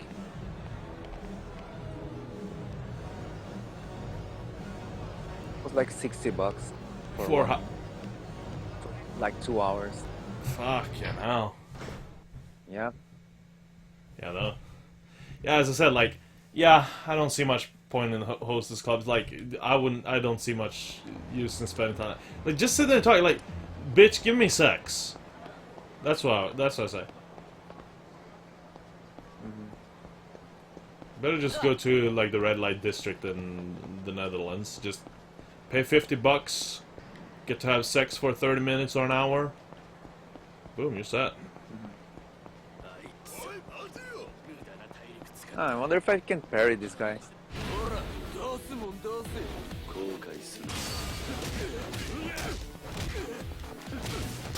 I probably can.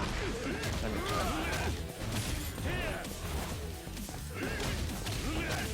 Yep, I can. What? I can parry him. And you are fighting right now? Huh? You are fighting right now? Yeah, I'm fighting Oda Nobunaga. Oh no.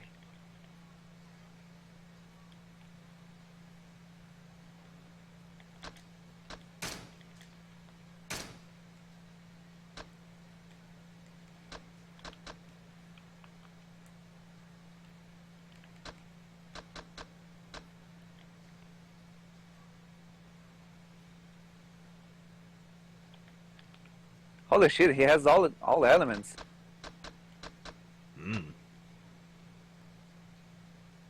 That's cool. Yeah.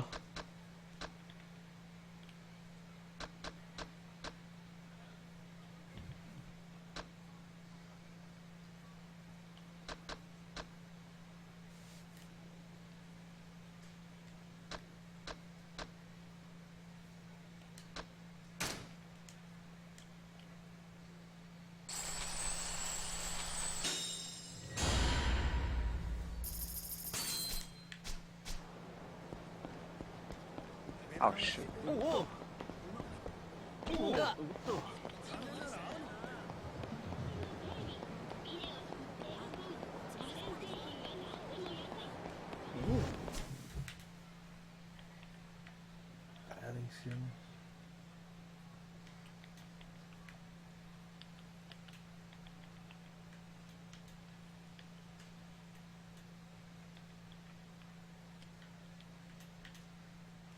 Victor, you know that gambling is illegal in Japan, right? What? Did you know that gambling is illegal in Japan? Yeah. No. But it has been talks about making it legal. Mm-hmm. I haven't heard how it's been going though, but yeah. 血毛までむしってやるよ後悔するね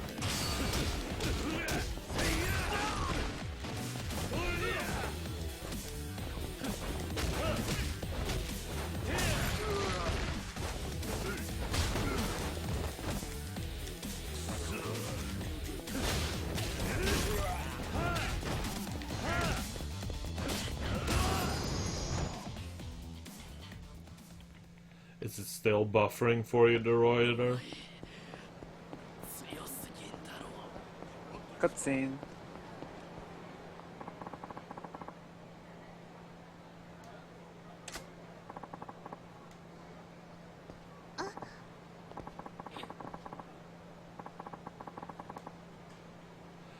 Pocket circuit racing. A little.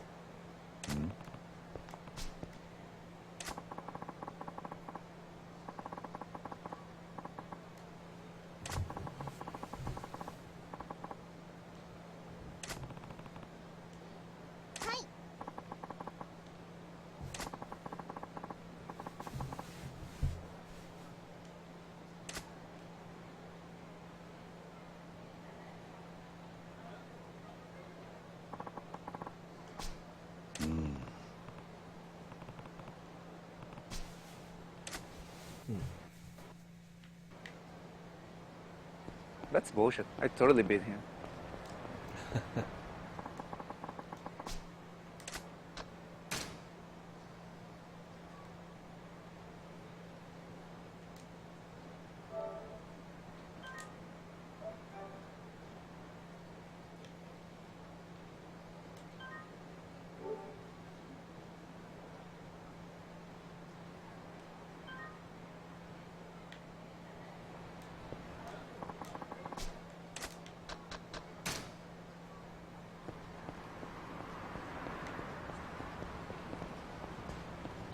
I still don't know what I need to do for my main mission. It's actually kind of sad at this point.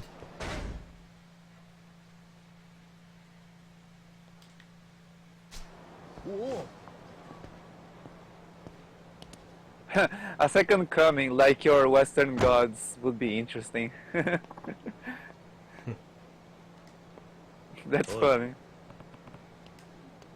ああ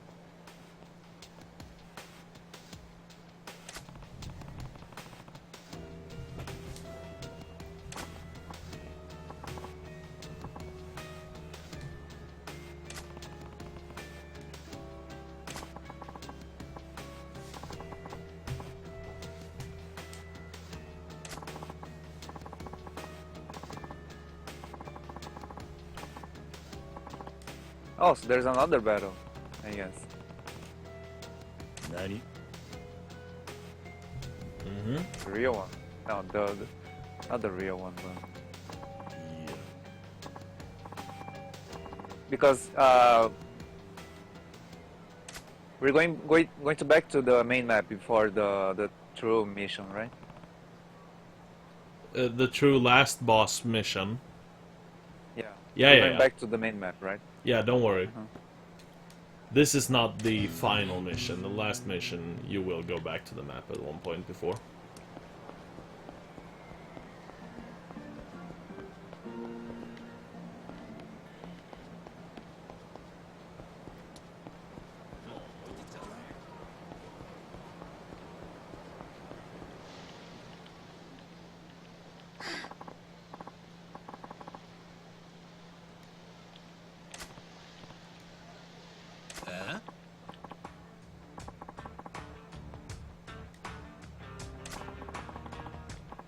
Cubs.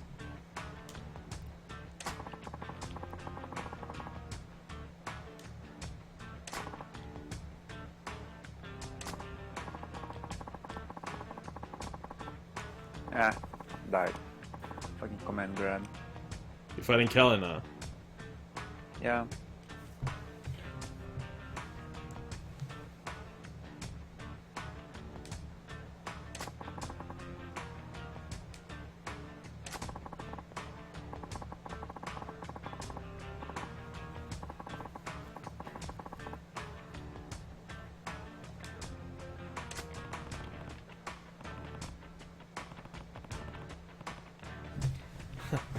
A female collections agent. Oh? Bacchus? Like, seriously, the white guy in this game, that white trainer guy, I showed you on the video I sent you of the best friends ones. The white guy in this game, his name is Bacchus. The fuck kind of name is that? Never heard of anyone named Bacchus.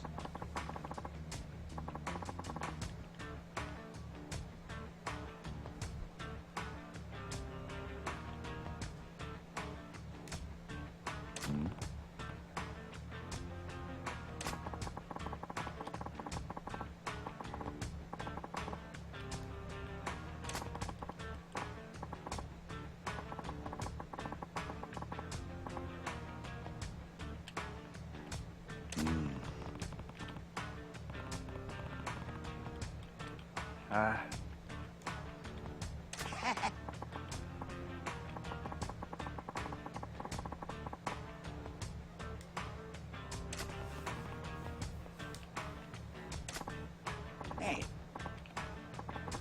You're doing decent damage to him, right? Yeah, it's just annoying how he teleports and does a command grab on you. Mm. Have to always have the almost full health.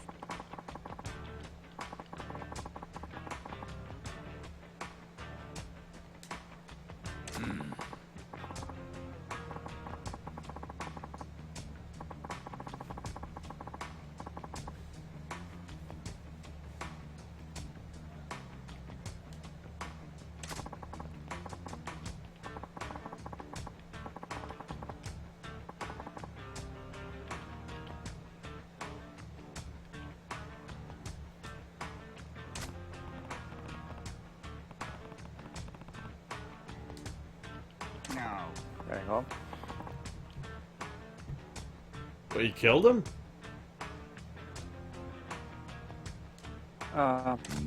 I've lowered one of his health bars. I don't know if there's going to be another.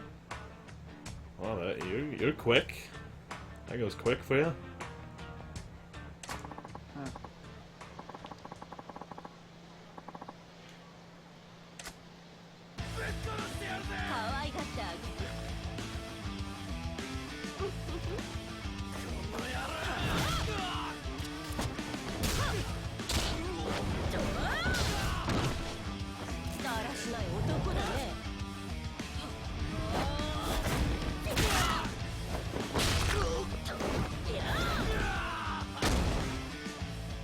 Oh, That's nice. rad.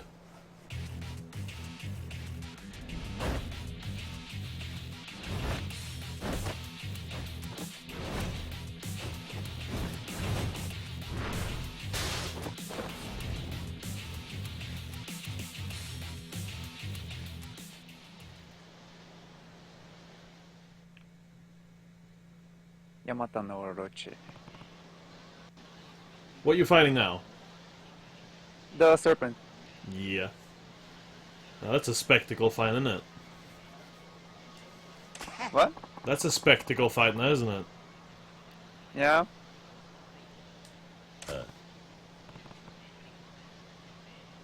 They didn't even give you a break between fighting Kali to that. Yeah, I kind of like this. So, if you die, I don't know, but I think you might have to fight Kali again. So if you don't want to fight him again, beat it first try. So I guess you'll beat on the first try. Well, I had a co-op partner. I couldn't. I was getting my ass handed Lol. to me. I couldn't. Oh yeah. Too low level, man. Couldn't do it.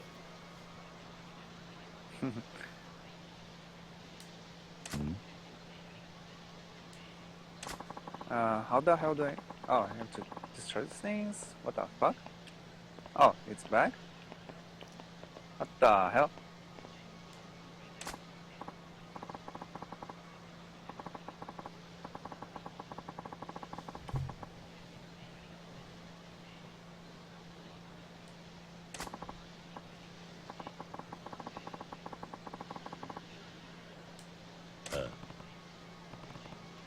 Oh, now the Suzaku Guardian Spirit is being useful. Yep. The Guardian Amulet.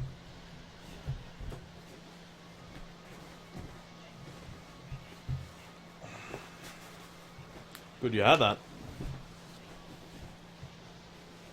Did it activate by itself because they killed you? No, I'm talking about the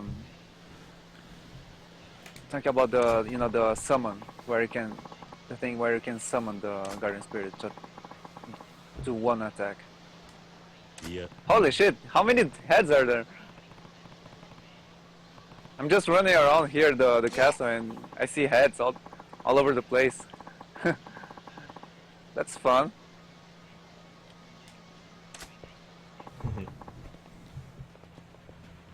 Jesus Christ, some textures in this game is just terrible.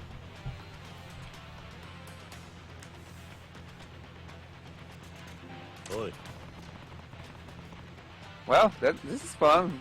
You keep trying to attack one head and the other's one keeps shooting shit at you. Hmm. And the camera doesn't help at all as well. Yep.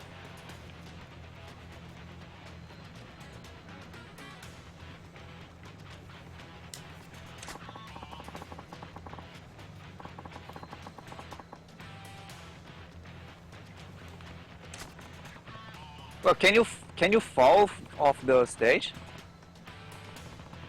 I really don't wanna try. I don't know actually, but don't try. Yeah, absolutely.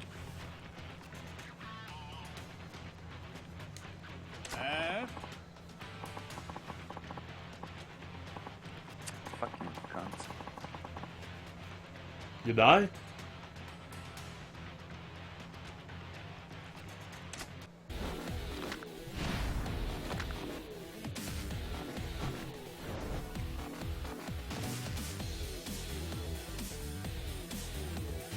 One of these guys is wearing like a Yakuza old 80s-esque biker suit. I've seen those in documentaries.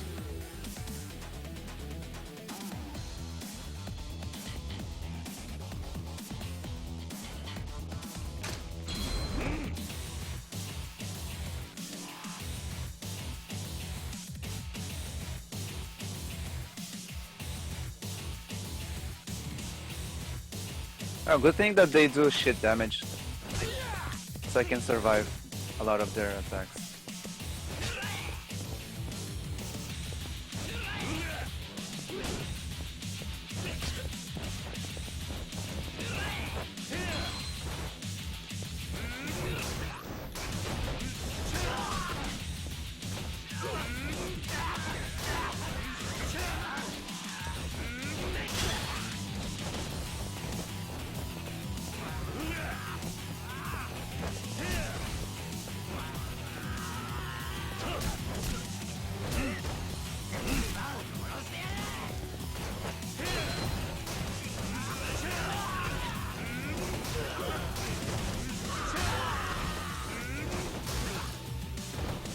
I think I'm gonna use the...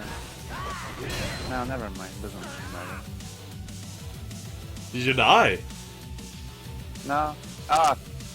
Now no, almost died. But fortunately I had the talisman.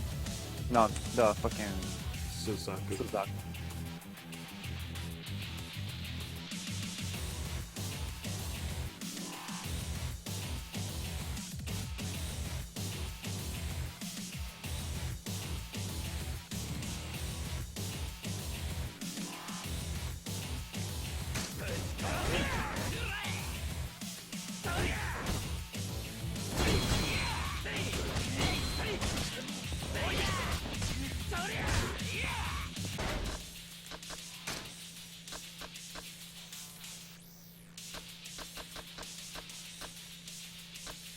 This is annoying.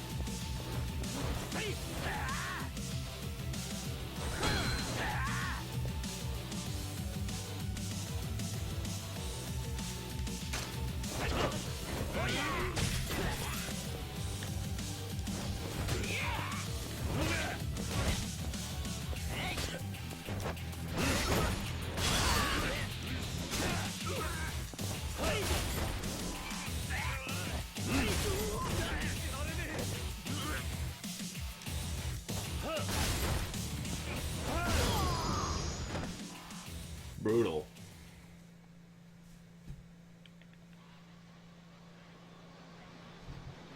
Two more heads to go.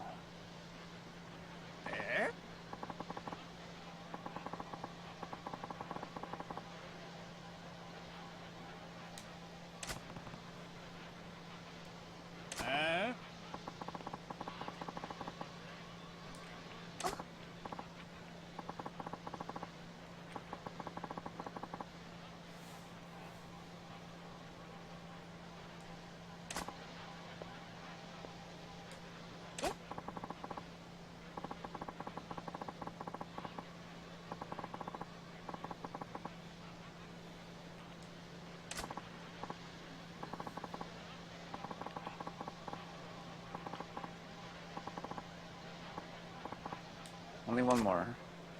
Ah, now it mutated. That's fun. Huh? The last...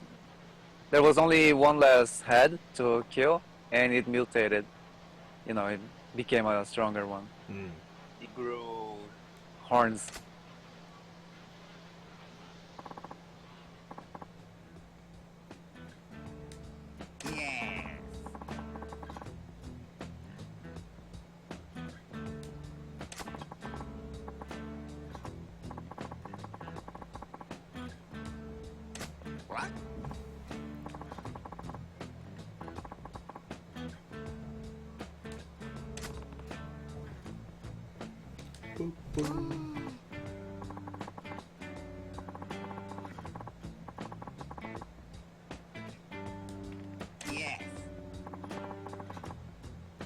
So no, you can't fall from the roof, fortunately. That's good.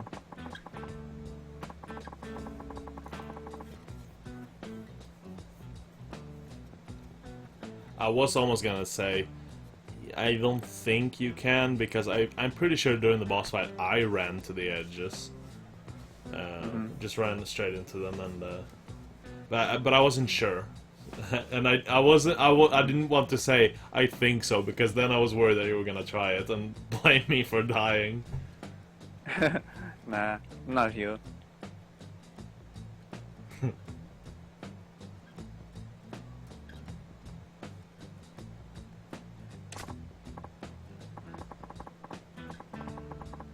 There you go.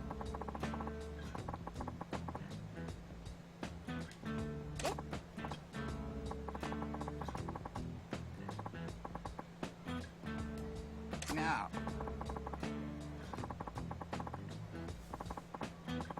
He died, Good. I think. Unless there's another Another fight.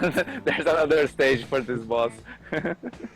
Jesus Christ. I mean, it's heavy enough. 4 boss rushes, then you fight Nobunaga, then Kelly, and now these. Jesus fucking Christ. That's 4, 5, 6, 7. That's 7 boss fights in a row, man. Yep. Fucking finally. Oh, yay! The divine weapons. Yeah. Good shit, right? See. Yeah.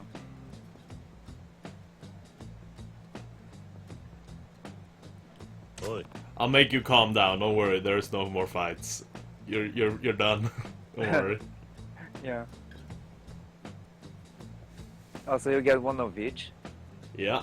Which is good. I think that's really good. So they adapt to whatever that you may have wanted to play. Yeah.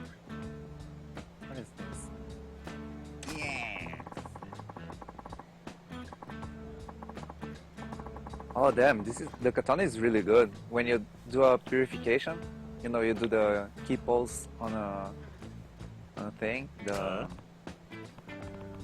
Those yokai realms. It removes any debuffs you have. Mm. That's really good. Get ready for a lot of story, cutscenes and stuff. It's not a lot, No, but I'm it's quite a looking bit. at the weapons right now. Yeah, but I'm just saying, once you complete this mission, I'm gonna go there now. there's one cutscene that's pretty fucking hardcore. At the end. You'll see it. It'll be a string of cutscenes happening.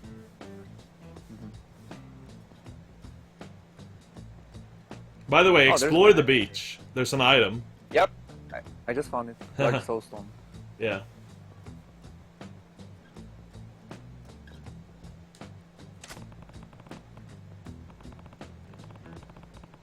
Is that the only thing? Yeah, as far as I found at least. Yeah, it seems so.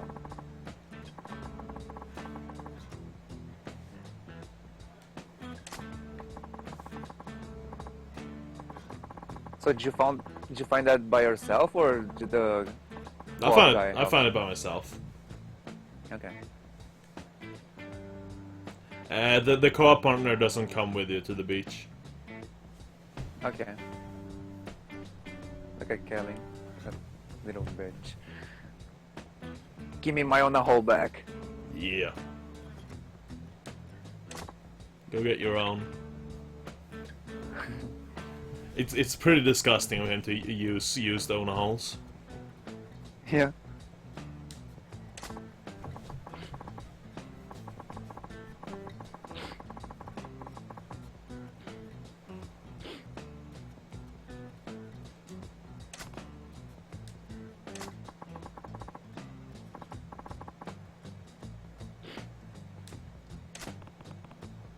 Answer me this now. Are we going to be able to use Sersha as a guardian spirit? Yep. Yeah, I thought so. I like Because she shows up. She shows up on the guardian spirit list. So I thought I like Sersha as a design, but she doesn't seem that good of a guardian spirit. But you know, maybe there's something to her. But I really like her design, though. she's a Celtic creature, according to the description. So European. She's of European mythology, which is interesting since most guardian spirits are of Asian mythology. Yeah, but they are from Europe, so makes sense. Yeah. So it makes sense that Sersha would be of a European mythology. Yeah. I don't even know if it's a mythology, but you said Celtic, so you'd think it's mythology.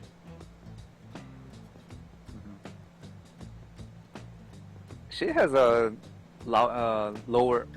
Her voice is lower than expected. Yeah, damage percentage? What? What do you mean lower than expected? No, lower is like in tone. The pitch is lower than I expected. Oh. I expected her to have a high pitched voice like a Japanese girl. Well, but wait, Sersha is speaking in English. No, she's speaking some rubbish. Oh yeah. I forgot. I thought, yeah, she speaks rubbish. I actually like Sersha's voice. I think sounds really cool. Yeah. I said that I think it. I believe I said that it sounded like a mix of like French and something. I believe I thought. Yeah, I wonder if it's Celtic. I don't know. Sersha.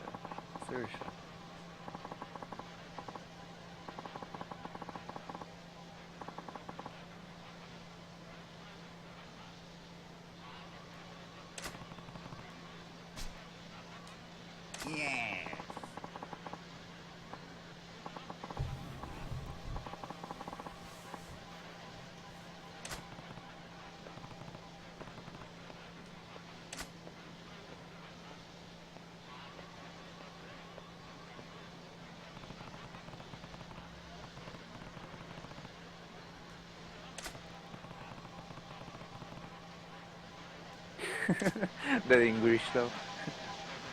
Ninja will exist as long as. Oh, Hanzo. Yeah, so funny.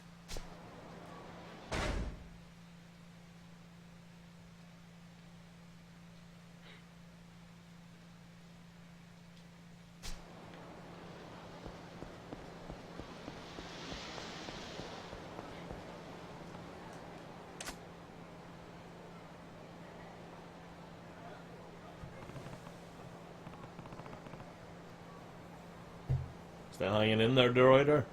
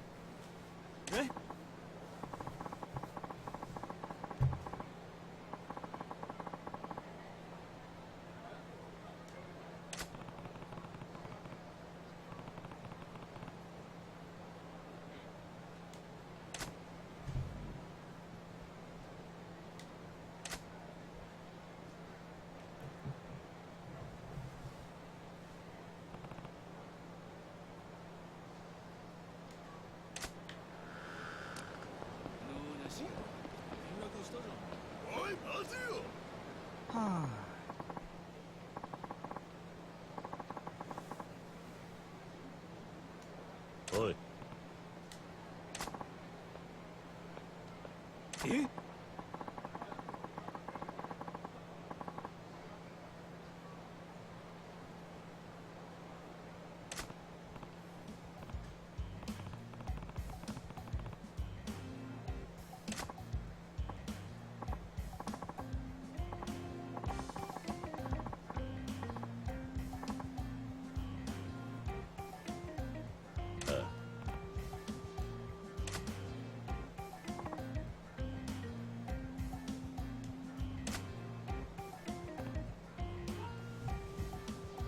お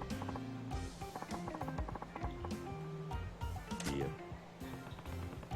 It's funny how the actual Japanese don't say the word yokai very much. Yeah. What do they say? Like monsters? They say words. It's ayakashi. I'm gonna search what's the meaning of it.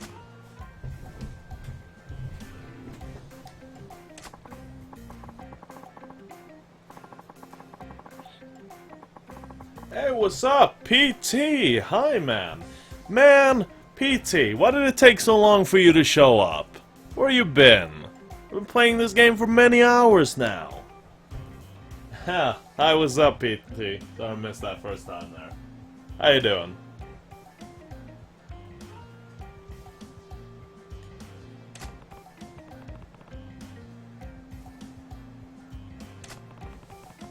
Man, I've done some awesome submissions. It's too bad you missed them, PT. They were awesome, man.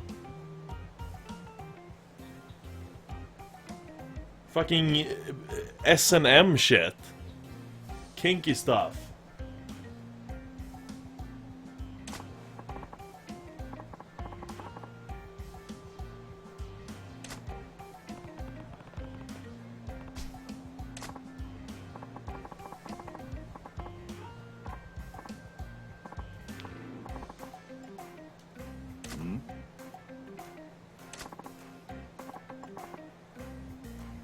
Just came from school. But it's so late. What the hell? Why'd you come from school so late?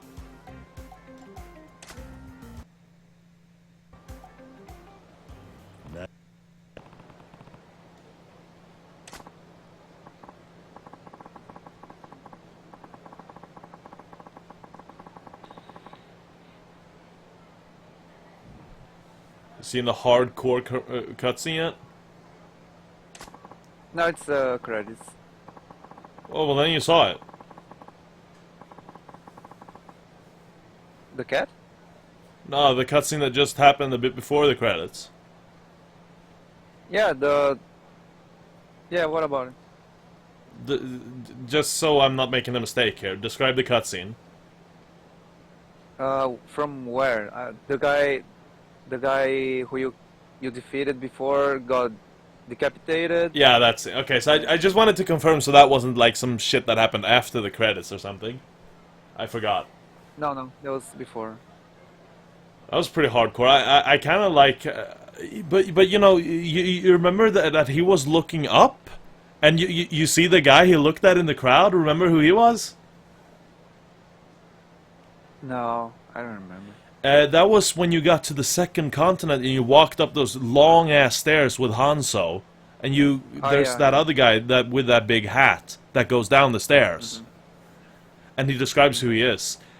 Notice how he didn't play a single role in the story? Maybe it's a DLC. Yeah, that's what I'm thinking. I think he's gonna be featured in DLC. Because isn't it interesting how they introduce him in that cutscene, who he is, and Hanzo describes who he is, and you get to see him right there before the credits. I think that is that they're baiting towards that he is gonna be somewhere in the DLC.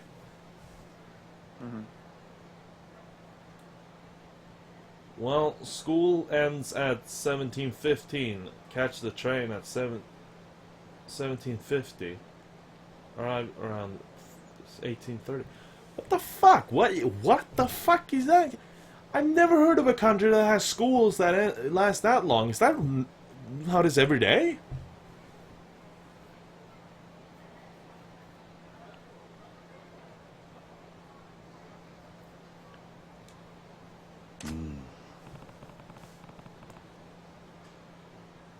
So in the, did you see the guy getting the head cut out, or did the camera just went through his his perspective and saw the camera like That would be tumbling something, down? wouldn't it? That would be actually, now that you're mentioning that, that would be a very clever way of like doing it in the Japanese version only. No, they also you get to see it through the guy's eyes being decapitated. Okay. But that would be an interesting way to handle it for the Japanese version, right? Because that way they wouldn't Yeah. show the decapitation, but still do it in a very stylistic, cool way. I'm actually glad. I mean, like, hey, it would be cool to see the actual bloody decapitation too. But I think it's a nice style choice to get to see it through his eyes. That was probably the reason they did it to not show it, but they wanted to do it in a cool way Yeah, still. it would be more. It's more like symbolic, right? Yeah, but I think that's a cool camera shot to see it through his eyes. I've never seen that like in a Yeah. game or anything before. The closest thing I can think to it is in Skyrim when you're about to get decapitated, but you don't, of course. You know? What I've seen is I told you this before in Outlast 1, when the big ass guy he pulls you from the neck 何 and he rips your body off of your Ah, yeah, head. I know that You scene. know, yeah, you can see Yeah. that's the closest to, that I've seen. Yeah, that's quite similar. Yeah. Yeah. So the Japanese say ayakashi. Ayakashi is written with the same kanjis as yokai, but it's just probably an old way of saying it, because you can say the same word. You can say the same kanji with two different meanings. Two different readings, spells. The same word can have two or three ways of saying. Huh. No, it's kind of complicated. Only Friday. School ends at 13:40. Oh, and tomorrow ends at 16:50. Huh. By the way, in case you're wondering, or if you wondered before, I am listening to the music was in English for me, even though I'm playing the Japanese version of Neo. Oh, the credits music? Yeah, the Well, I credits. didn't get to hear that, remember? You skipped? No, I didn't get to hear it because I didn't have sound on. Oh, yeah. It was American. No, I don't know if it's American, but it was music sung in English. Okay. You can replay the thing. You just have to Yeah, I could do that. watch. Watch on the Amrita Memories. Yeah.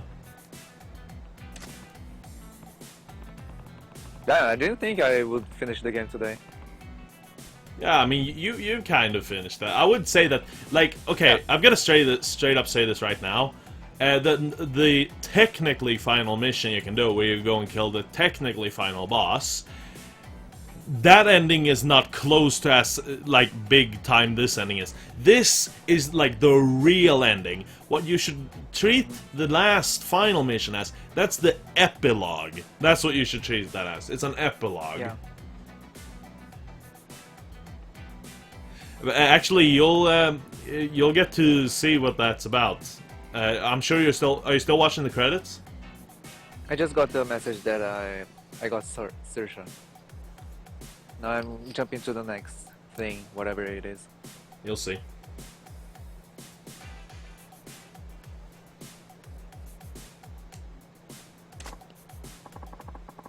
Yeah, now he says, "At last, I have defeated Kelly and taken back Saoirse. However, there is still something I must do." You'll see on the map what it is you must do. Yeah, there is two kings, Neo unlocked. Read the mission description. England. 1600. 1063. That's 3 No, years later. 1000. Okay, yeah. War against Spain and Ireland, consumed dragon and the cost wing.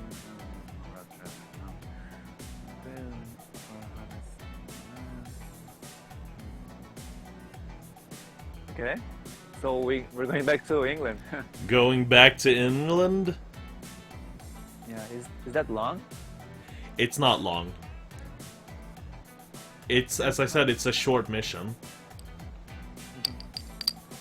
With the real final boss.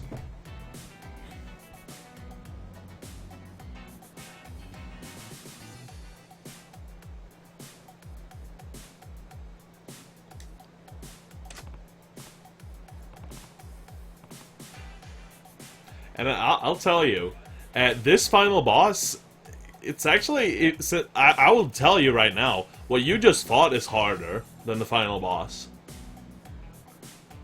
This was the real challenge you just went through. So the... Wait, say it again? I was reading a text here. What you just went through there, that was kind of like the real challenge, because the final boss is not as hard as what you just went through, and I'll guarantee you that.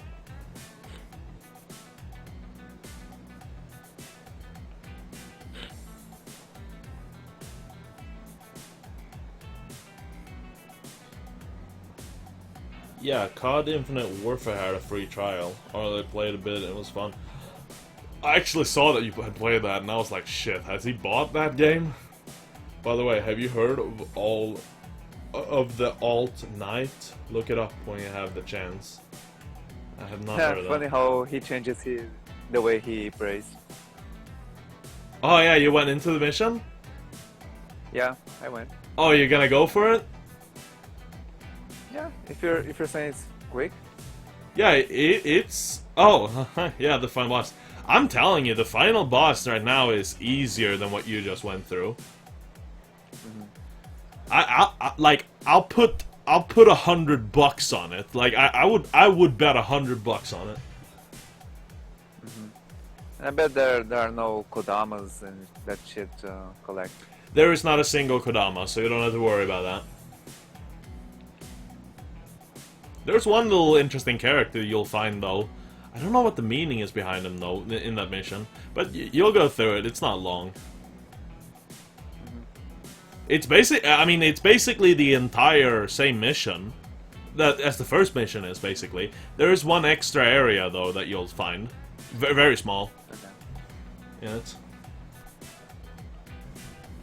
And you remember the whole England stage wasn't long? Yeah.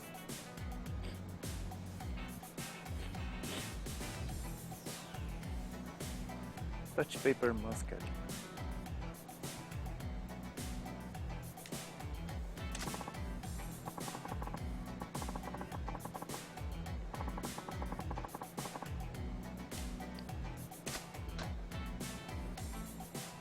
Oh damn, the bow retrieves projectiles that cause no damage and returns them to your stock.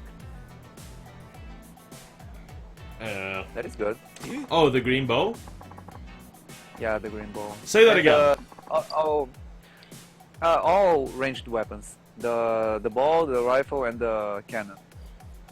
Retrieve stray projectiles.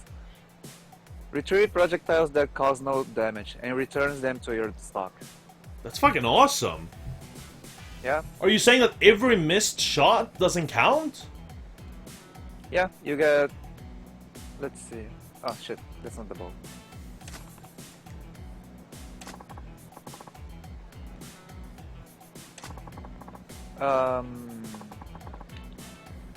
Yeah. Damn. I'm shooting the wall here and I'm getting all my shots back.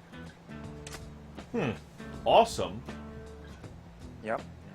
I bought Doom, though, for 15 euros.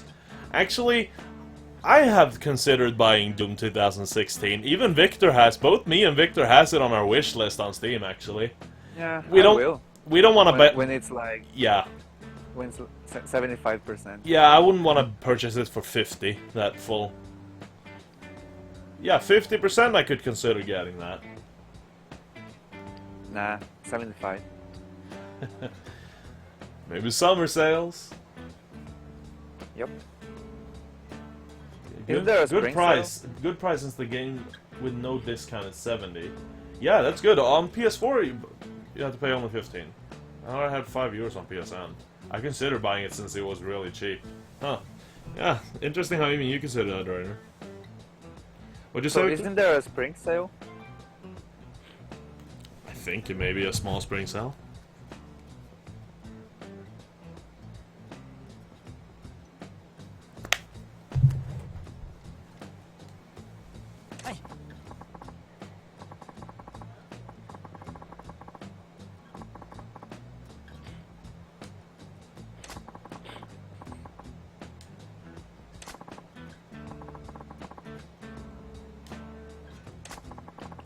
Even the elixirs, they changed the shape. Oh, yeah.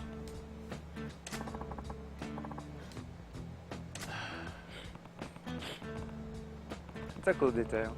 Yeah. You know what I want? For the DLC to be taking place in somewhere in Europe as well, in England.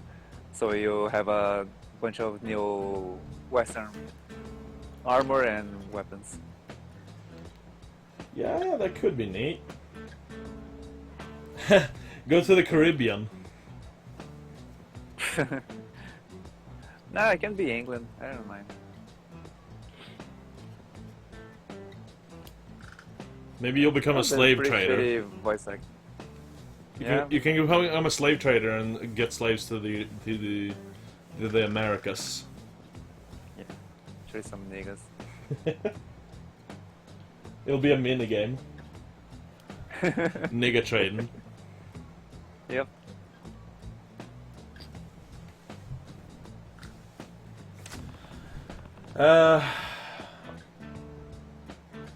I'm gonna play Infinite Warfare while it's still for free. So see ya, or back. Alright, PT. Have a good one.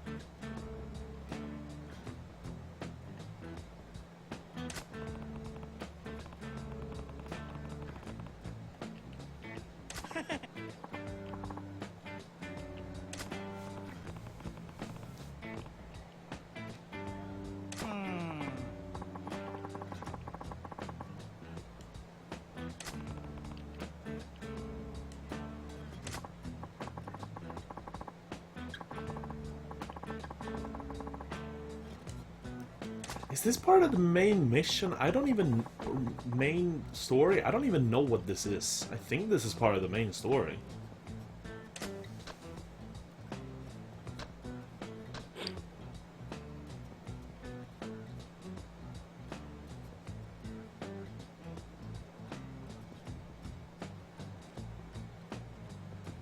It would be fun if the enemies saw you wearing Japanese armor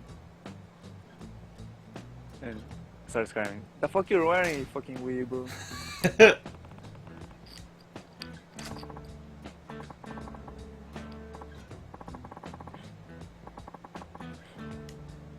Yeah.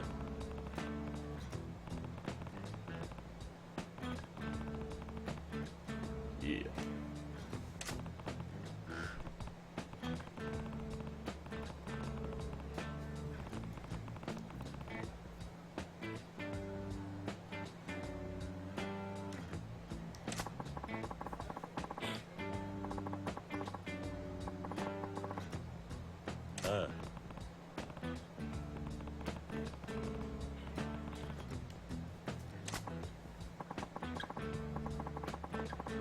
Rock and roll.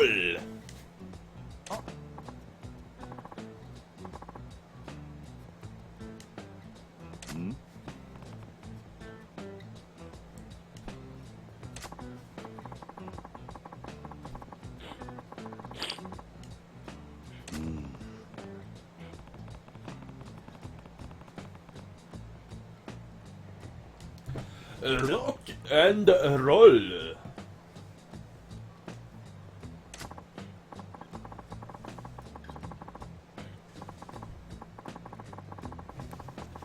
Chibi-chan. Chibi-chan.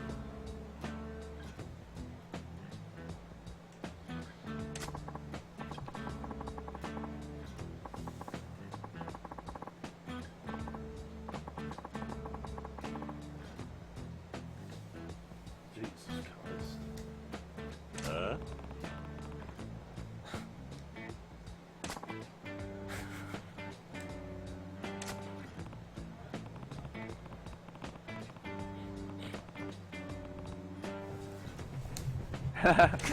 I got a. Huh? I got the biggest soul crystal just for listening to this guy babbling. Ah, yeah. You met the guy in his cell. Yeah. I've never looked up anything on him. I should probably look up his story or something, because I wonder if there's a way to let him out or something. Nah. I thought to myself, Just maybe... to give it that. But he talks about stuff, though. I mean, like, it sounds like you should be able to do something with him. No. I don't know.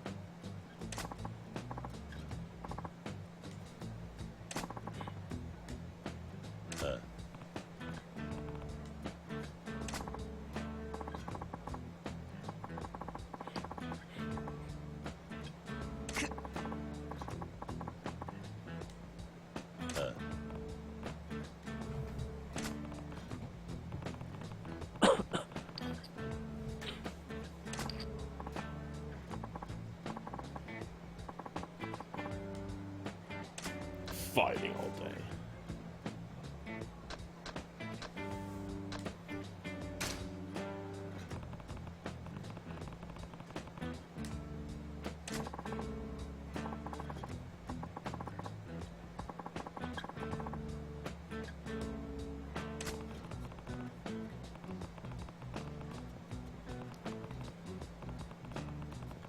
They're talking about a bunch about Yankees here. Not like Yankee as in American, but...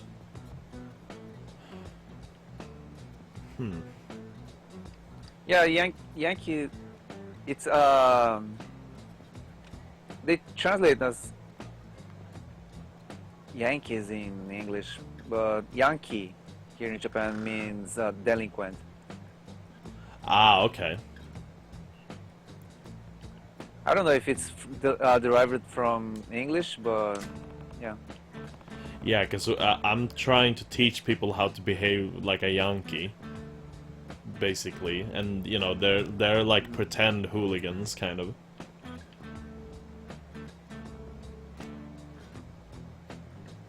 So I'm trying to teach them how to be like real hooligans.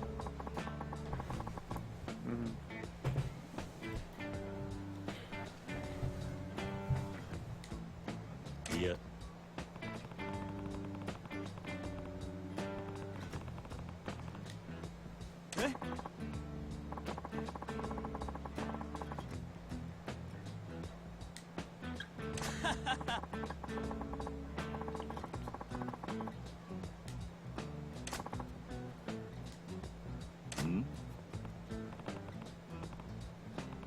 No, I died. Who killed you? This life has ended. Yeah. I was trying to heal, and the guy just jumped in front of me and killed me. Hmm.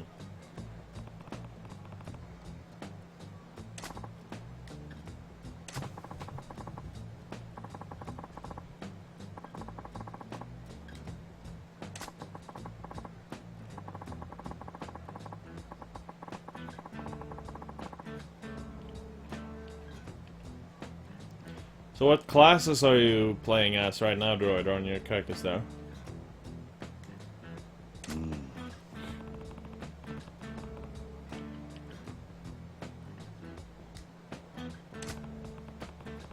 By the way, Droider, Katwin has changed her name to Catwin. Have you noticed that? How? How? The only way, as far as I know, your way to change your name on Twitch is by actually trying to contact the Twitch admins. You know, the Twitch, you know, service, or, you know. But they only really change your last name in either if it's maybe like an offensive name, or if it like treads on copyrighted, or you know, treads on copyrighted, or the other copy, I forgot the word, you know, on other people's material, whatever.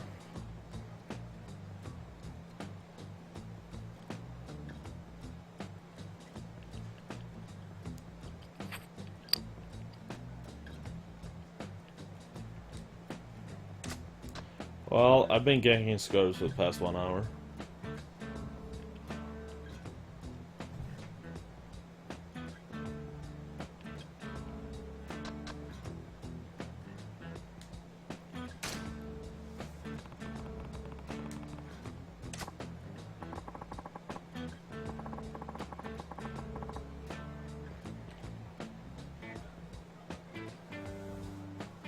I've seen quite many change their name nowadays.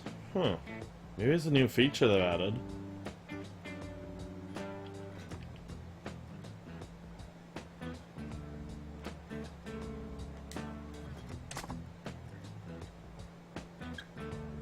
Yeah.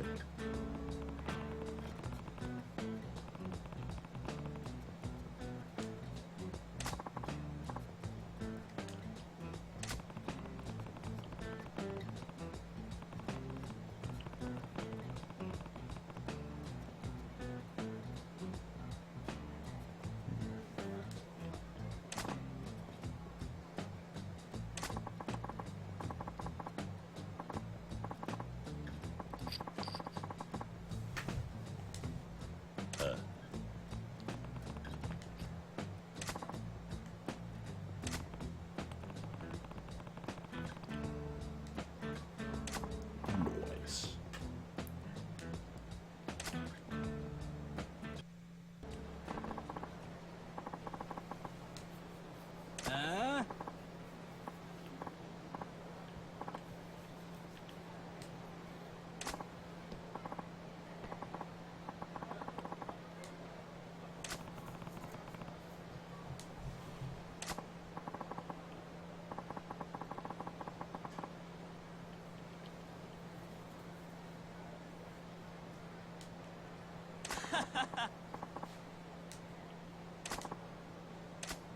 Alright. Can we get some voice acting for this, please?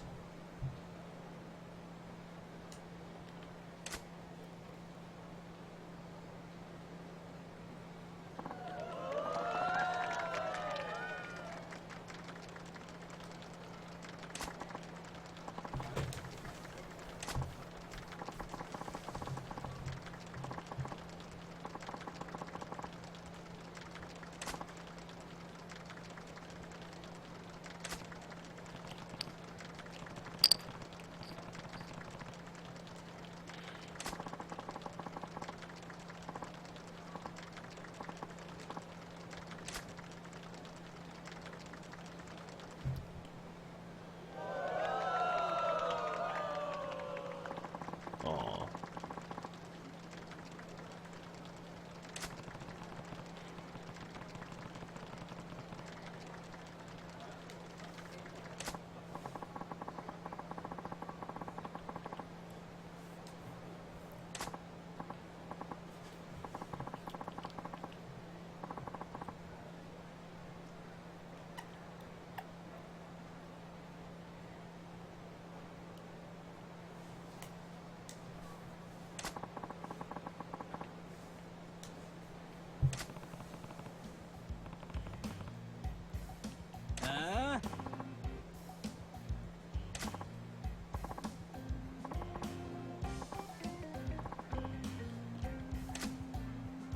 Holy shit!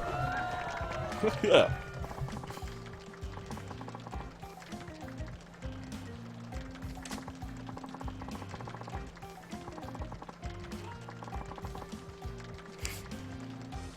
How's it working out there on the mission?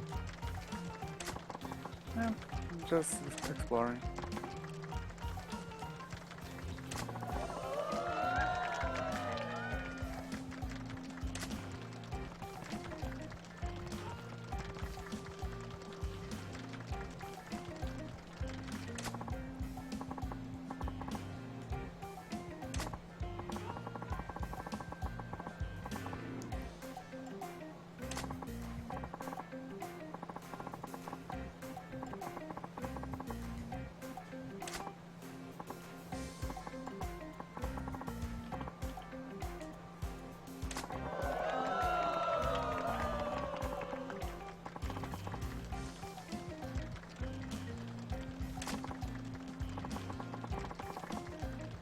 Holy shit, these knights have a shit ton of health.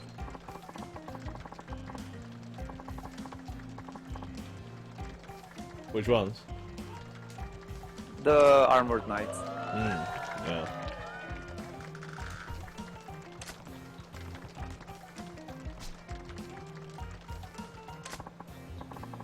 Or maybe that's because I'm using a fairly underleveled weapon. The green ones? No, it's just a weapon that I had here. I wanted to level up because it has a good, you know, a good special ability that I can't transfer to other weapons. So I just wanna level, you know, max out the familiarity.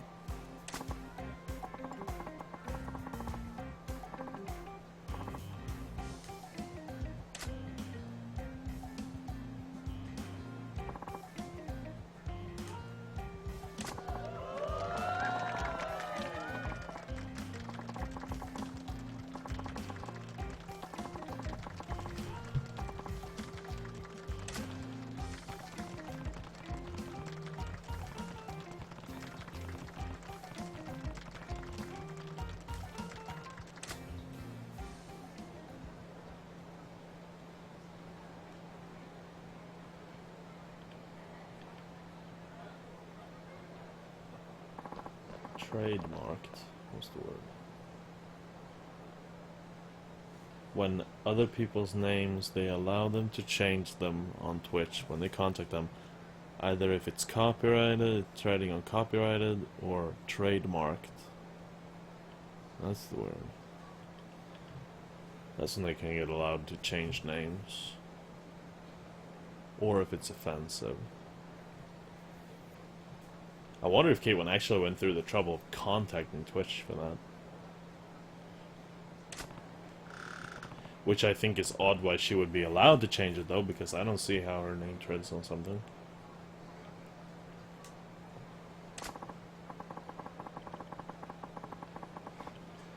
Though,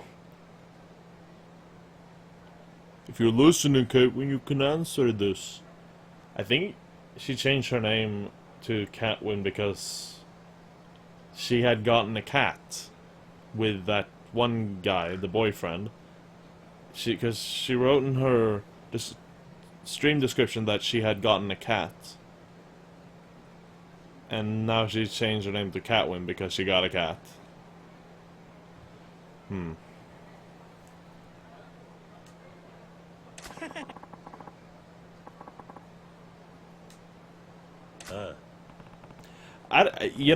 I find it funny how many people see getting a cat as a big deal. Because here's the thing.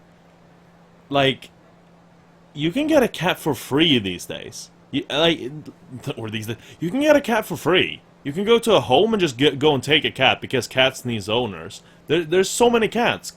Cats you can get for free. Dogs? I mean, I'm sure you can probably get them for free somewhere, but that ain't common.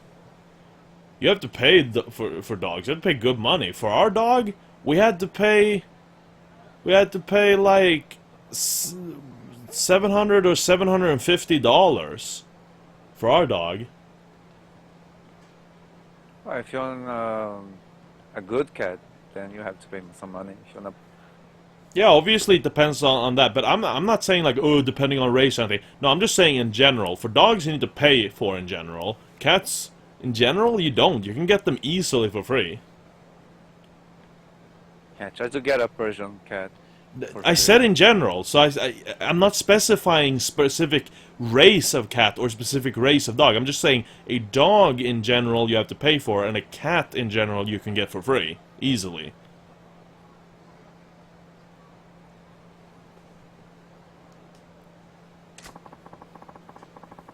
Of course you can get like specific ones. There's very fancy dogs and very fancy cats. There's Norwegian forest cats. Those bitches cost a bunch of money. Like, you can end up spending like thousands of dollars for a Norwegian forest cat.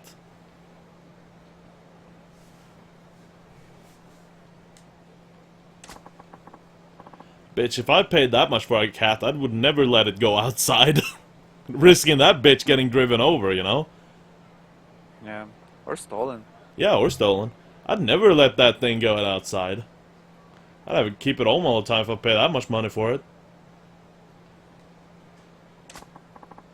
So what was the race of your cat again?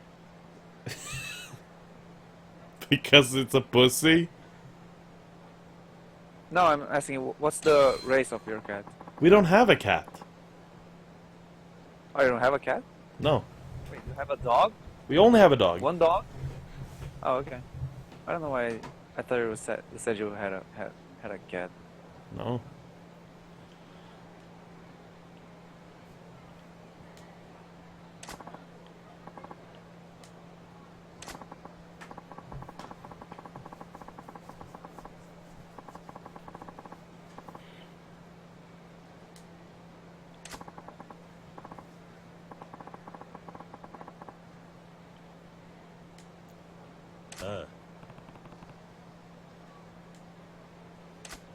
Man, I'm telling you, if there's one business you want to get, if there's one business you want to get into, it's dog breeding. You should get some good ass dog. You know, you don't even have to get a good ass dog race, but cat breeding. I mean, like, again, it depends on the cats you're getting, but like in general, like, man, dogs. You just breed dogs, man, and you can make a living off of that. I mean, I guess it depends on where you are. Some areas, maybe dogs are more desired than others.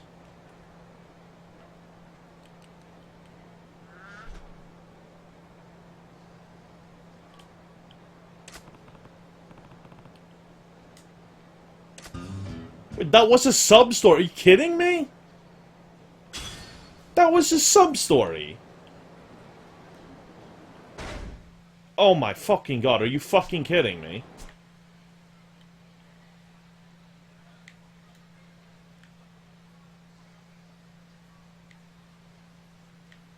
Holy fucking shit.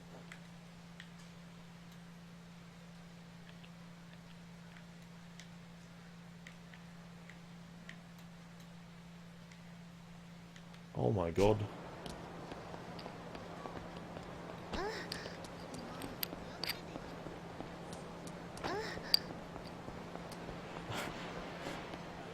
I'm running into women on the street, and they give sex moans when you run into them. Like, run into them, and they're like, oh.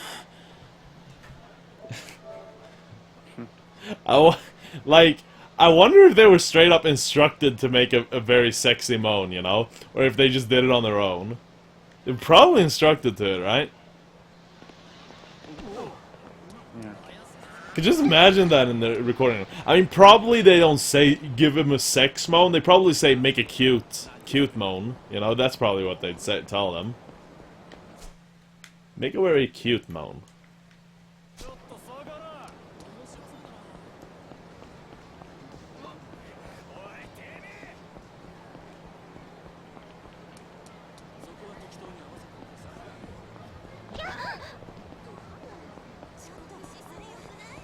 These more modern time Yakuza games, actually this is the only one I know that does it, but they let you run away from optional fights. In the other Yakuza games, it's many times it's not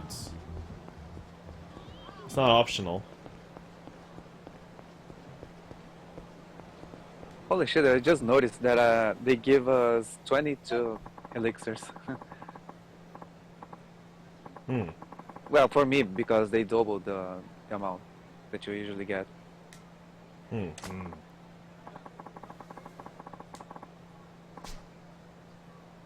Oh! Main mission. I think... Did you put any points to the on the those skills that allows you to carry more elixirs? Yeah. I got it to 11. 11, like, you know, like that thing. The max. Is it still a max? I guess, yeah. It seems so. Yeah.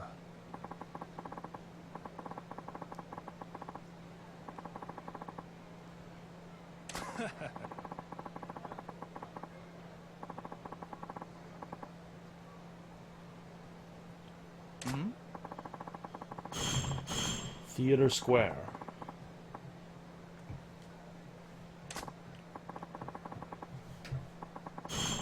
Tachibana.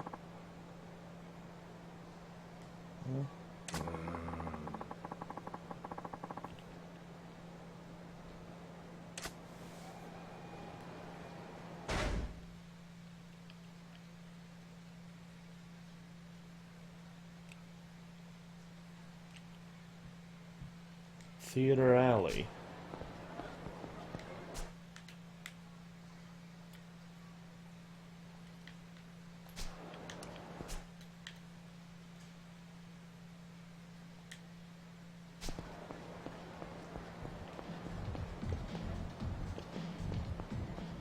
Sexy, sexy.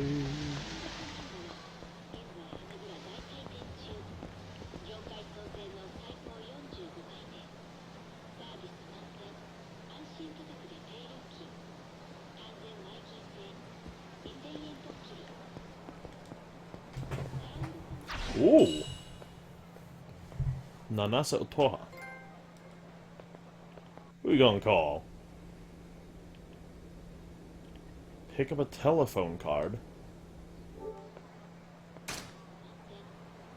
Okay, I got a telephone card.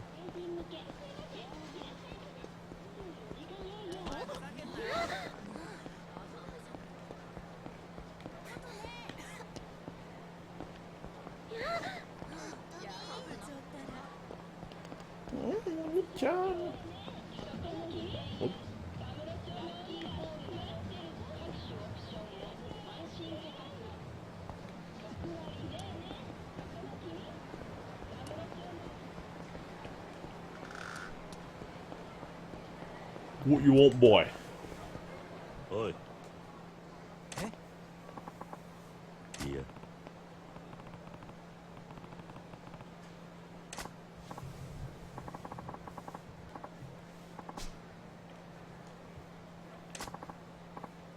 So where are you in the mission now? I died by that big ass demon.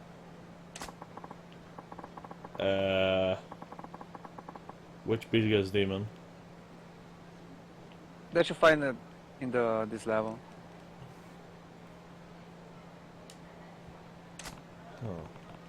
What does it look like? What enemy is it? He looks like a Amrita fiend, but has a big ass axe. Huh.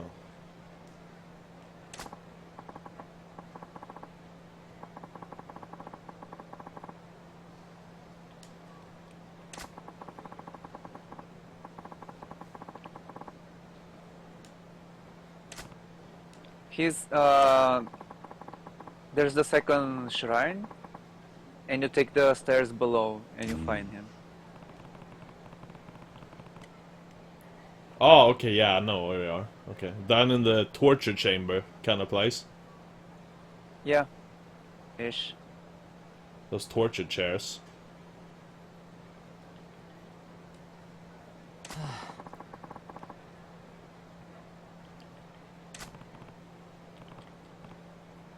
Holy shit! He grabbed me and almost killed me.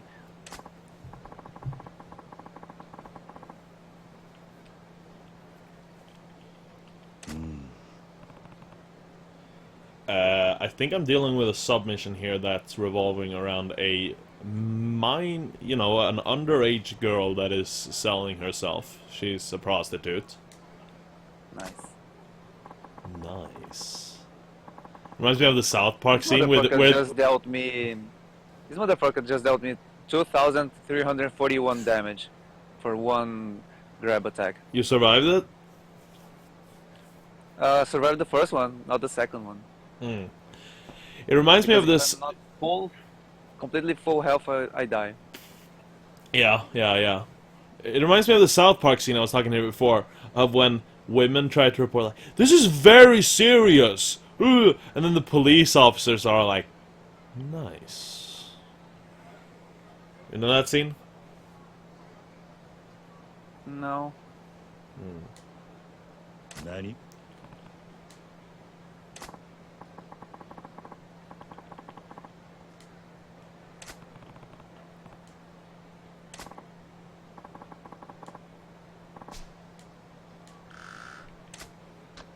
All right.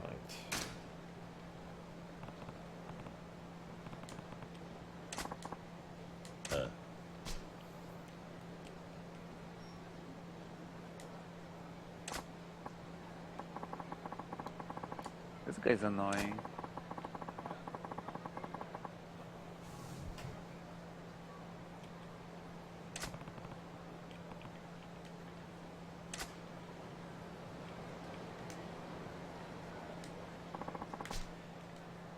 Senria Avenue.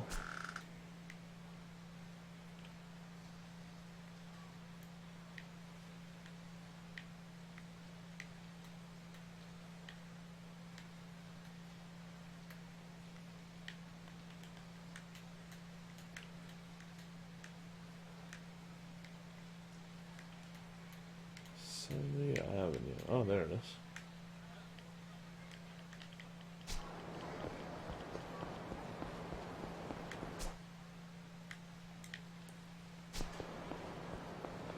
Keep running. Just keep running.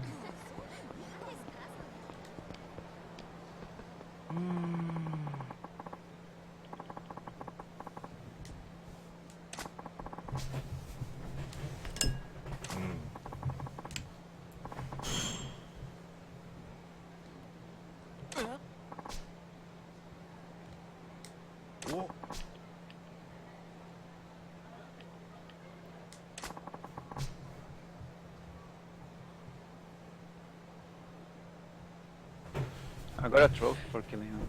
Oh.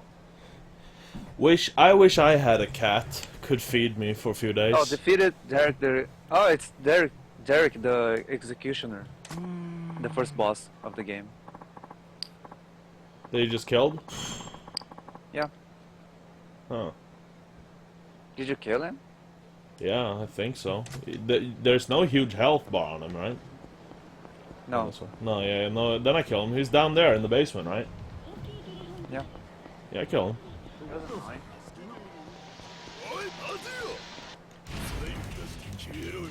何なんだ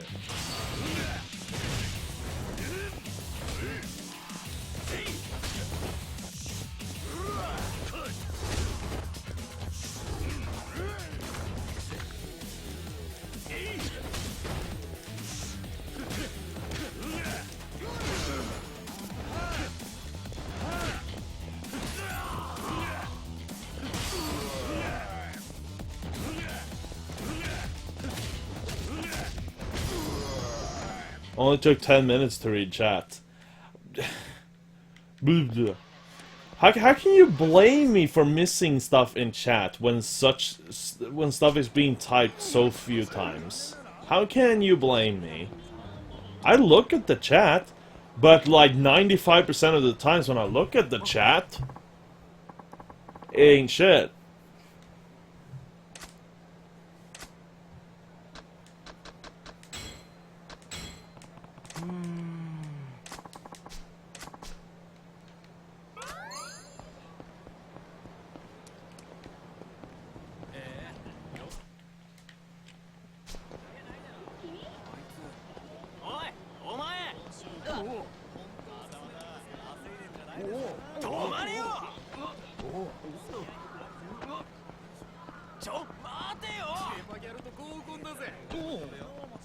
you fucking kidding me? 俺にガンつけた後悔する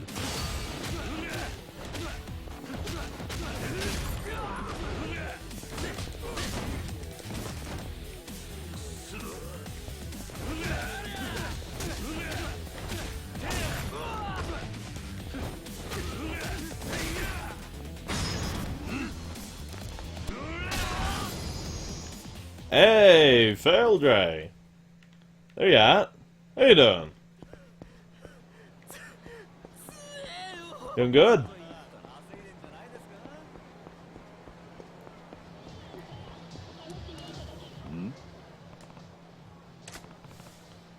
Oh, bitch.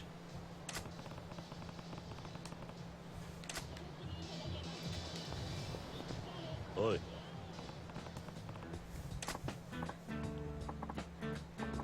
I just got a 何 what is called the Divine Tower of London Guard trousers, the Divine version.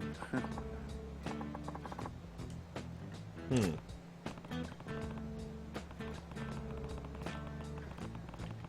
Oh, it's from Revenant, by the way.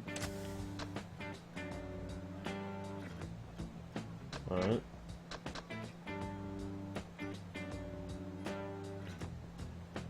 This is all new to me.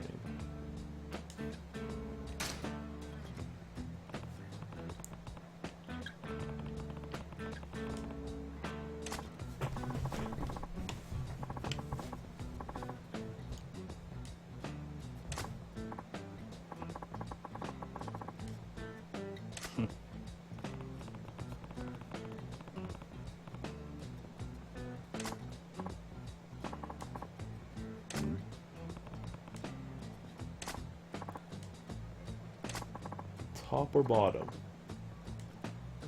何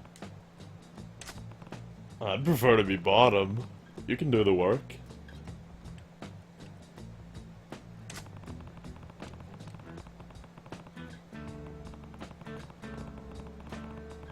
What do you prefer? What would you prefer, Victor, during sex? To be top or bottom? Top, I guess. Oh, you like top more? I don't know. You do know what I mean with top or bottom, It's been- right? Yeah, it's been so long. I don't even remember anymore how it works. Well, if you're bottom as a guy, then you're just laying there and she's riding your dick, right? And if you're top, she's laying there and you're penetrating her, you know, from the top. Yeah, I know what you're talking about. But you say it's been so But long, I don't so know I which don't know. one's better. Oh, It's been so long that I don't know anymore. which one's better? Well, like that. I mean, I've never had sex. So I can't really say. What? When you had sex with that Brazilian girl, what did you guys do? Do you remember? Hello? Yeah. You're already cut off, so I thought you. When That's gonna- when you had sex with that girl back in Brazil, what did you do then? I'm pretty sure I was in the top. You were top. I prefer to have more control. Yeah, being the one that's in the top is the one that has more control typically, because, you know, it's basically the one that does the main stuff, right? Yeah, so that's understandable. But as you know, I like it more when the women takes control. And also, because I'm a lazy fat ass, that means I could just lay there, Yep. and she'd do the job for me. She'd be the one doing the main movements.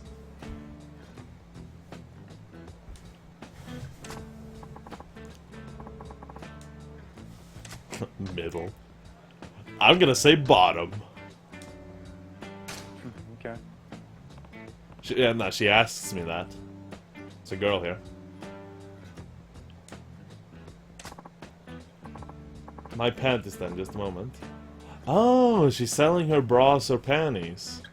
Wow, I'm glad I picked bottom. I'd rather have the girl's panties than the bra. Much better.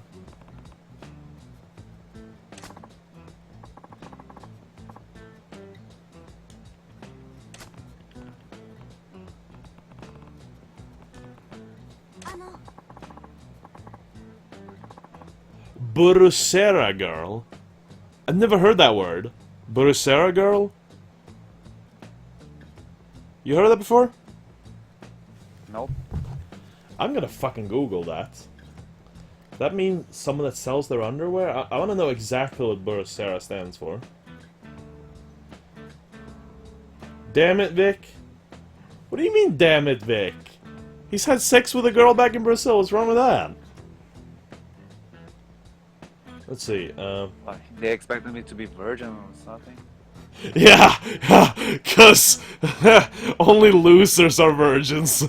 Yep. Fucking losers, right?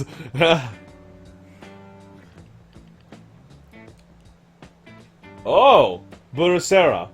Burusera is a Japanese word coined by combining buruma, meaning bloomers, as in the bottoms of gym suits, and serafuku, meaning sailor suit, the traditional Japanese school uniforms for schoolgirls. Burusera shops sell girls' used school uniforms, panties, and other fetish items. I never heard of that word before. Hey, and here's a picture. A Japanese vending machine selling used panties for fetish purposes. Nice. Cool. Man, I mean, like... But there are people on Amazon that actually sell used panties. Oh yeah, I found sites that sell that too. Girls doing it. You can like watch videos No, of the I'm girls talking doing it. Amazon. Dude, fucking Amazon. Amazon. Holy fucking shit. Yeah. That's actually kind of weird. Like you'd not expect that. Yeah. Well, it's not illegal or anything, right? Unless it's underage. Is it illegal even underage? I mean, I guess it is because it's kind of like a underage, like a minor would use her body to do sexual things to things and like sell that as a service. I don't know, something like that. Yeah, something like that. Brasserie. So did Sounds like. whoever typed "damn it, Vic" and answered "why damn it"? Why are they damning me? I don't know. Why are you damning him, Faildray? Burusera, that's not a word I know. Oh, she explains it here. In short, for Buruma and Serafuku, you know, bloomers and sailor suits, Burusera girls sell gym clothes, school uniforms, and lots of other stuff they've worn before. In my case, though, I just sell my underwear. You sell your used underwear? Who would buy that, and why? Why?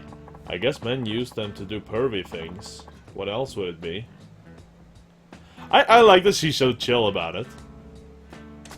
I like women that are chill with super perverted stuff. Don't you like that? I like that. When they're used to it. I like those women that just know there are super pervy men out there, and they get it. They may not get it because they're not super pervy themselves, but they know that, hey, okay, they want that, and I'm willing to provide. Fine, whatever, you know? They're fine with it. Be better. If I ever get a girlfriend again, I would rather her to be more, you know, in the dirty side, because Oh, if totally. she's so shy and shit, it's gonna be I'm gonna have a hard time to get her to have sex. Oh, yeah, totally. I mean, dude, man, you want the kinky girls. Yeah. On Oh. the other side, if the girl's too kinky, there's a really pretty high chance that she's gonna stab you in the back, you know. Yeah, I mean, I guess it depends on what kink in that sense, you know. I mean, you could be very kinky but still a loyal partner. Yeah. No rabbits. The fact that Vic can't even remember how it went down or if he enjoyed it is what alarms me. I actually don't remember if I actually enjoyed it. I mean, you come. Did you come? Yeah, oh yeah. Then you probably enjoyed it. Yeah, I guess. It's pretty simple, really.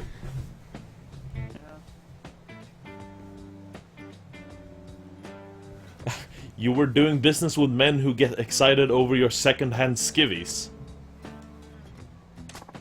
Look, Judge, you're the one here trying to buy it. Nope. Actually, if you're not going to buy my underwear, then go away. I want to buy it. Just allow me to buy it, and I'll buy it. I don't want to stand here talking to a pervert. Okay. Nani?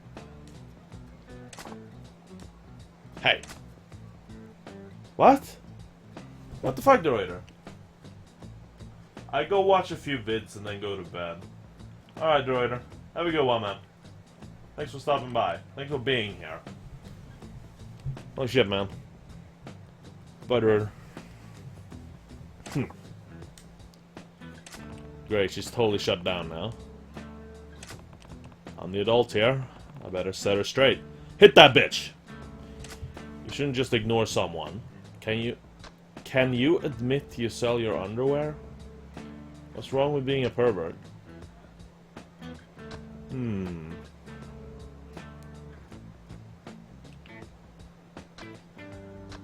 you admit you sell your underwear? What's wrong with being a pervert? Honestly, I gotta be real, man. When Kiryu asks that, I legit think so too. What's wrong with being a pervert? Alright, if you, I mean, like, I think what many people find annoying is like public. If you do public indecency, and in that sense, okay. But what's wrong with being a pervert? I think when people judge other people for being a pervert, I see them as close-minded. I see them as very ignorant people.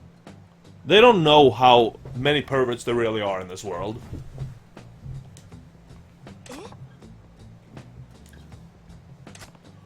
Sure, a guy gets excited over used underwear might be a pervert, so what? Have they ever caused you any trouble? People all have their kinks. Who are you to shame another person for what they enjoy?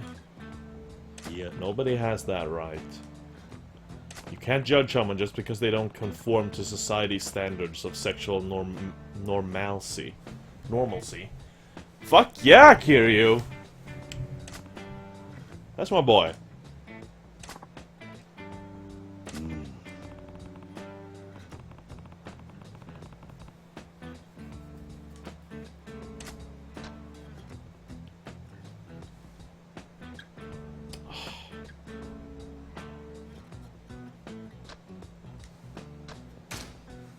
Hey, you shouldn't ignore someone who's talking to you. I'm trying to tell you something. Pretending you don't hear me is rude. Ignoring someone hurts their feelings. Can't you put yourself in their situation? I have nothing to say to a pervert. What? Oh, I need to calm down. I can't let a high school girl get under my skin. Besides, telling someone not to ignore you when they already are is a waste of time. Better set her straight some other way. Can you admit you sell your underwear? Would you admit to other people that you sell underwear? Can you be proud of that? Can you tell your parents, siblings, friends, or your boyfriend that people purchase your panties? Touch on, right? Your boyfriend's worried about you. What do you think of this, Feldre? This is social commentary right here.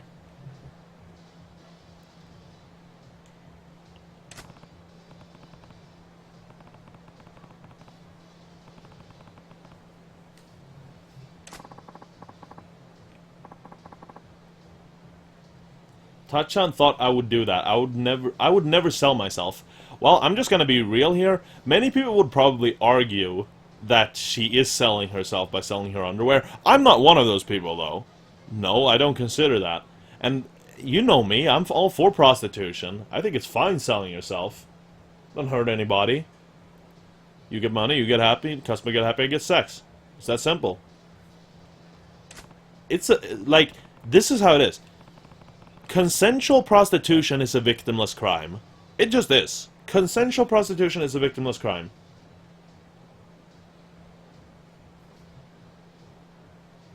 And a victimless crime should not be a crime. Because a crime signifies that there is a victim that has had a crime committed towards them. In a crime, there's always a criminal or a perpetrator and a victim.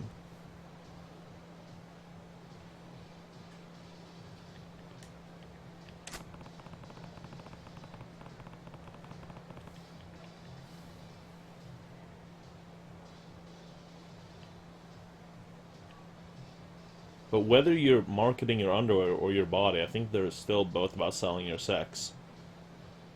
I guess, but there's nothing wrong with that, Kiryu. STDs though.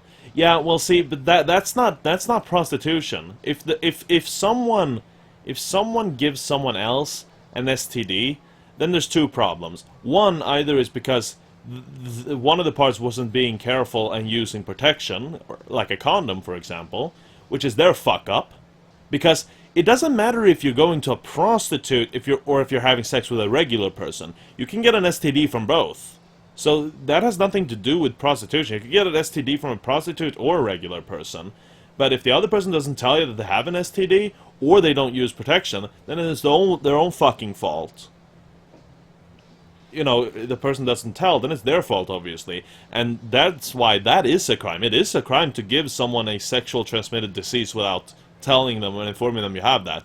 I don't know if all countries have that law, but in Sweden, for example, you have to, by law, tell someone that you have a sexual transmitted disease before you have sex, and it needs to be consensual. Because it's illegal to keep that away from the person, and I'm pretty sure that's a law in the United States, too. Otherwise, you can get sued. They have all the right to sue you, and they're gonna win.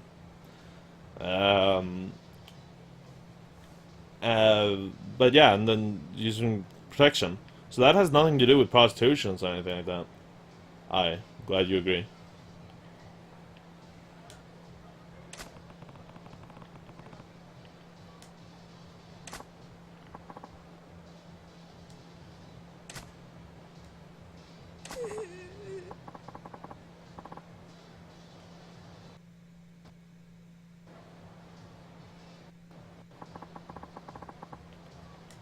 Yeah.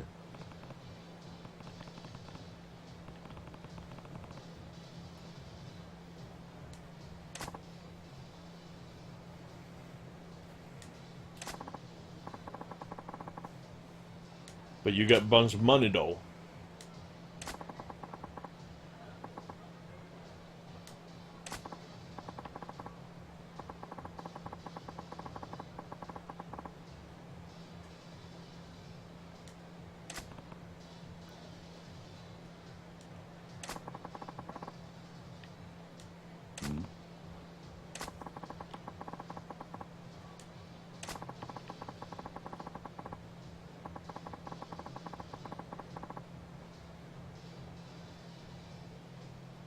Oh, she? Is a girl in charge of this?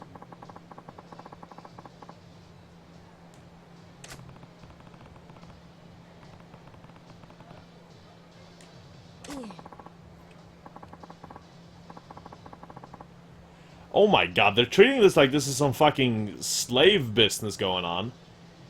This is not like hardcore prostitution. You're talking about selling your fucking underwear. What the fuck?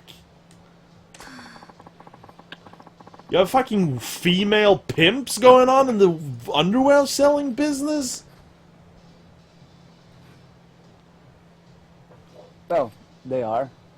There are, because you know the people selling underwear in Amazon. It's not like it's a one person selling one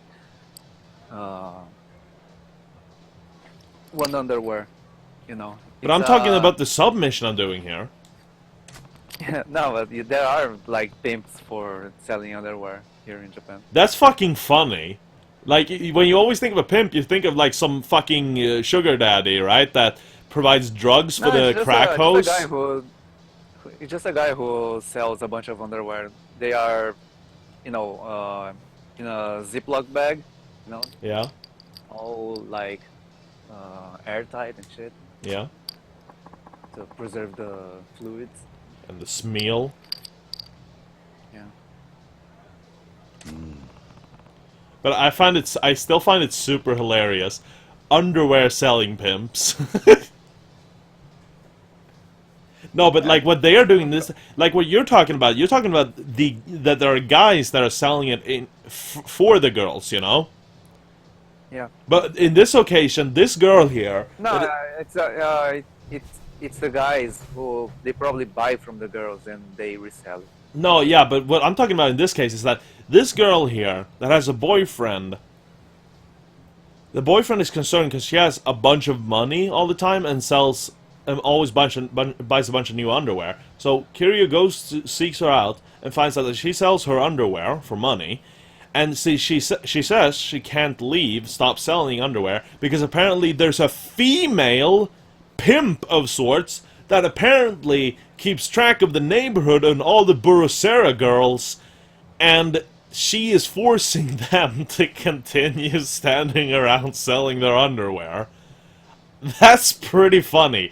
Not just that it's about it's underwear pimping, and it's a female in charge of it. What the fuck? Well, where there's a market, there will be Yeah, but like, people selling. yeah, but they're like being forced. Like, again, in the prostitution business, it's a lot about like, it's like sugar daddies that provide drugs, a bunch of like crack whores and shit. And it's like they're kind of tied to their sugar daddies because they are the drug supply, so they get addicted. So that therefore they're not gonna want to leave because they gonna want to get their fix. So, and also if if they leave, you get beaten and shit like that and all like that for stopping to provide that. But then I found this basically feels like a elementary school level of prostitution. Like, this is PG-13. This is PG-13 prostitution. It's like that episode, Butter's Bottom Bitch. Yeah, exactly. Yeah, that's exactly what it reminds me of. When Butter started doing that bullshit, the kissing prostitution at school. That episode was one of my favorites. It's a great episode. It's awesome. Yeah, that's totally what this reminds me of. It's basically a Butter's Bottom Bitch episode. That's what this reminds me of. It's PG-13 level prostitution. Yeah. Oh, what's that post, Failray? You could resend it if I open it on my phone. What is it related to? Some Twitter stuff?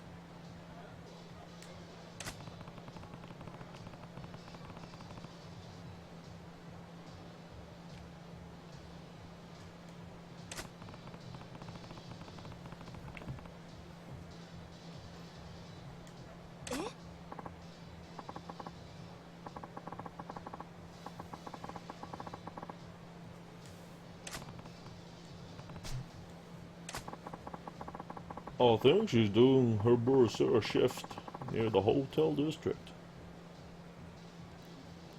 Sakurasaki Academy's uniform.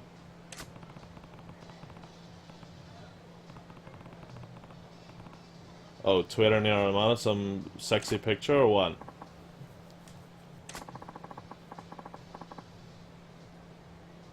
White collar and blue scarf. Cardigan.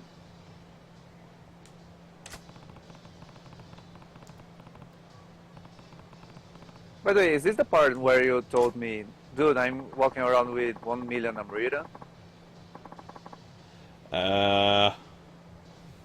Yeah. Because then I asked why, and you just said because I like to live dangerously or something like that. Yeah. Because I didn't want to. Didn't want to tell me. Yeah. You. Spoiler. Yeah. Mm-hmm.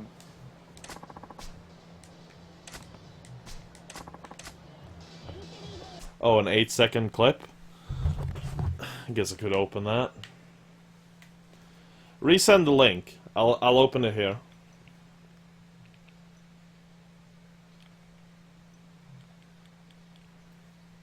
Just resend the link and I'll check it out. Hotel district. Shit, wasn't that somewhere on the west?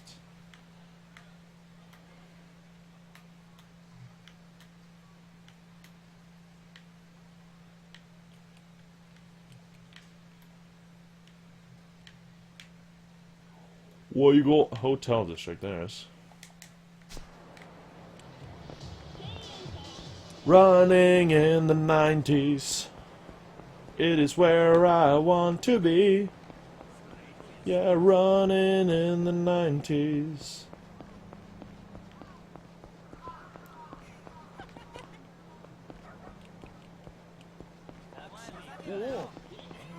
Our armor set in this game. It's called it's the Yatagarasu. Yeah, but resend it again, Feldray. Yeah, Yatagarasu? Yeah, there. Wait, if you wear all the sets, no, a few of the sets, then it unlocks an ability where it locks on automatically to the weak spot of enemies in front of you. So it's basically a aimbot, if you may say so. It locked... No? It locks down to who? When you when you aim, it will lock on automatically to the weak spot of enemies. Oh, with the rifles and bows. Yeah, any weapon of long range. Oh, that's cool. Yeah, combine that to the ability of being able to having a chance to retrieve projectiles when you kill an enemy by shooting them in the weak spot, and the Guardian Spirit Yatagarasu, which gives you, I think, 30% of chance of not spending ammunition when shooting weapons. 30%. That's a pretty good set, I would say, for like aimbot. Yeah, I guess that's kind of cool. Aimbot set. Though kind of makes me concerned about how that would work out in PvP. I bet I bet it doesn't work on. I bet they'll just not make it work on Yeah. PvP.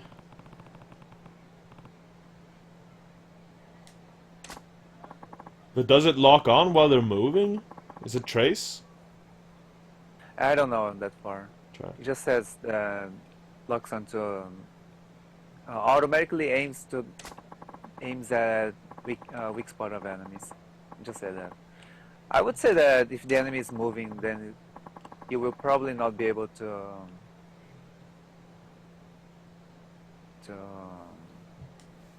keep track of them. You know, it's probably just like one time.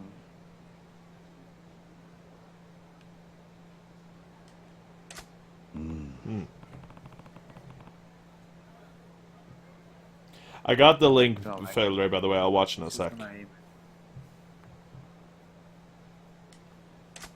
Oh, I get it. So we're killing the guy who sent the what was the name? Not William, the other guy.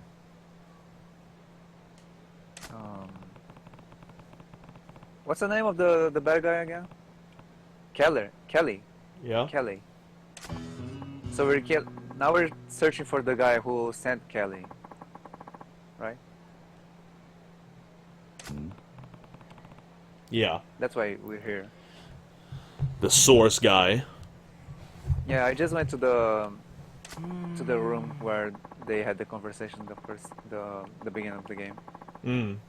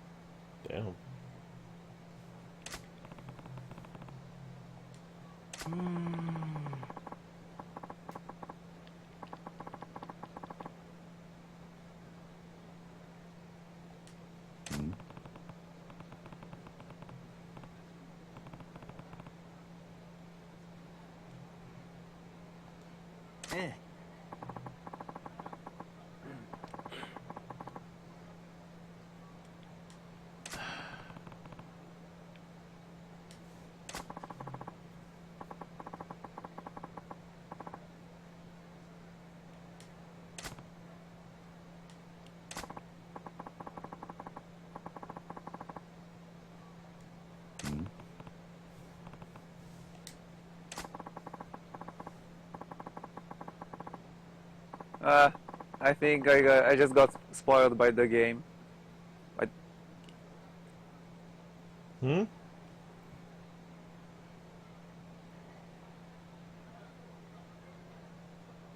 The game just spoiled me. Something. There's going to be a clone of Kelly in front, in, you know, here. How did it spoil you? Because I checked some revenants and it says they were killed by the clone Kelly.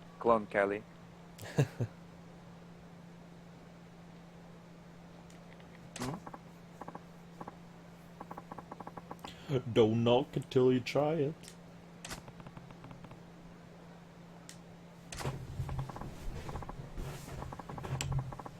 Send that to me? No, no.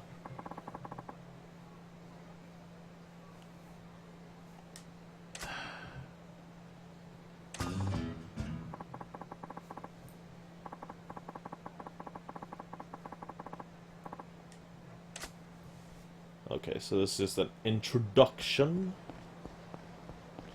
of that. Continue finishing up this submission.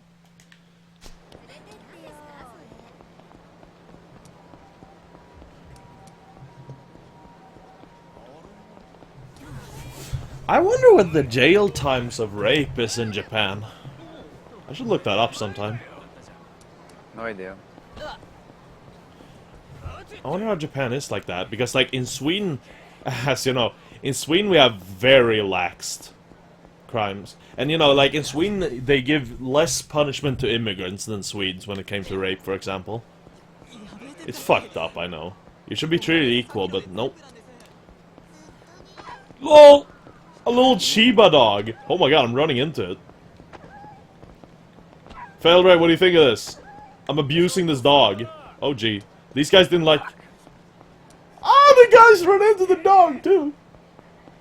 These guys didn't like me abusing that dog.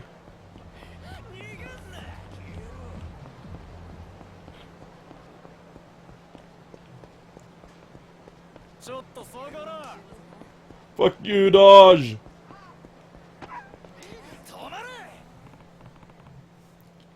No, that's not the one. No, that's not her.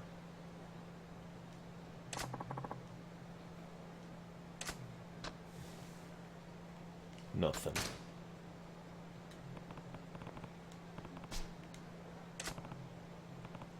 She's standing right there in the back! Whatevs. What was that? What was that thing?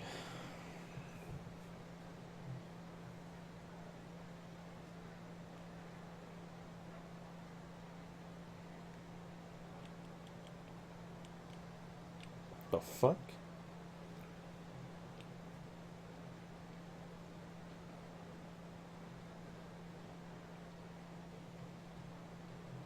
Okay. I don't understand how that, you know, I'd need some context, you know? I'd need some context to understand what that's about. Fair right. Yes. This girl's like the same age. Oi.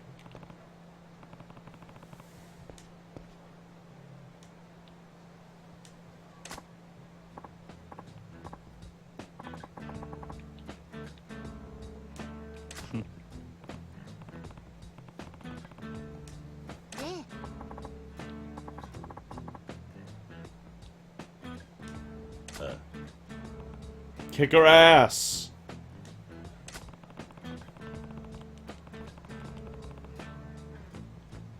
Because here's the thing. Since Japan has death penalty, I mean, I don't know how harsh they are on it, but it's like, obviously, crimes such as murder could obviously lead to that, because that's considered like the worst crime, obviously, in pretty much every culture. But I wonder how it is on rape. How rough they are on that. I don't know, but I saw the other day on that site Sankaku that I send you links sometimes. There was a Japanese guy who groped a woman in 何 in the train. Yeah. He got caught, and he claimed that he was trying to pickpocket her. I think I've heard that. So because the sentence for pickpocketing is less than for groping. It's pretty smart of him to blame it on Yeah, that. and he got away, quote unquote, got away with that.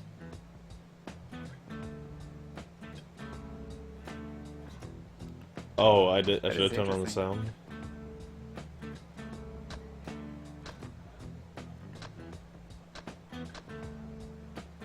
She asked me why I should should stop this.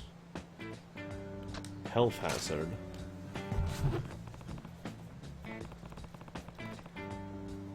Think about it, used underwear sounds sanitary. Dude, I don't give a shit, man. Fucking used underwear is hot as fuck, man. Man, I'd suck on it and I'd smell it, I'd sniff it all day and I'd suck on that. You would suck the shit out of it, wouldn't you? I would Literally. dude, if there were dried crust in there, I would eat it. Like legit.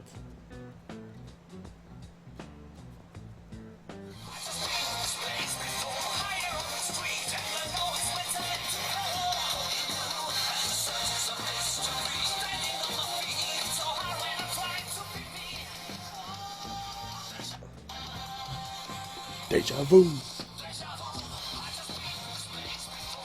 You're right. The music made that a lot better. Because I love that song. Deja vu! I've been in this place before.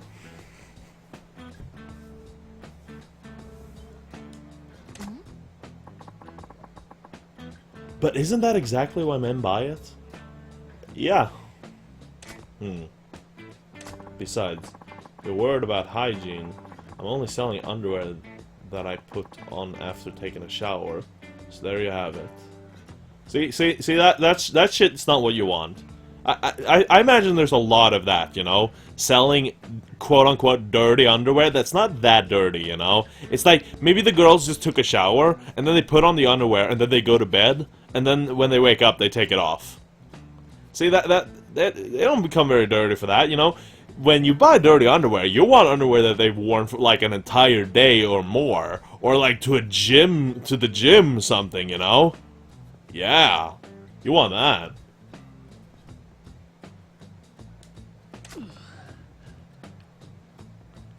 Kiryu, don't get disgusted by that. Kiryu, you said just a little earlier, don't judge people by the kinks.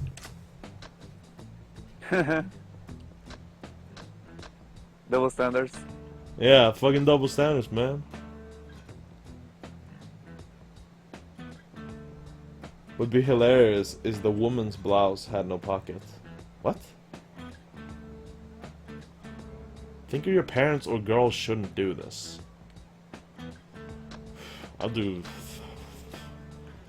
just do girls shouldn't do this, I guess. I don't agree with anything of this, but yeah, whatever. I need to complete the quest. Girls shouldn't be doing this. You need to act like ladies with some deep sense of decorum and...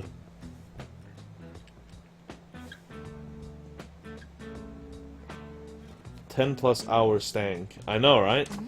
That's what you want. So what you're saying is it's fine for men to sell their underwears, but not women?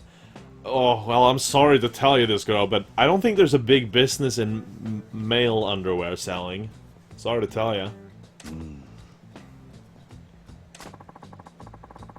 That's pretty blatant gender discrimination! Triggered. It's the 80s, man! Time to stop saying so old-fashioned!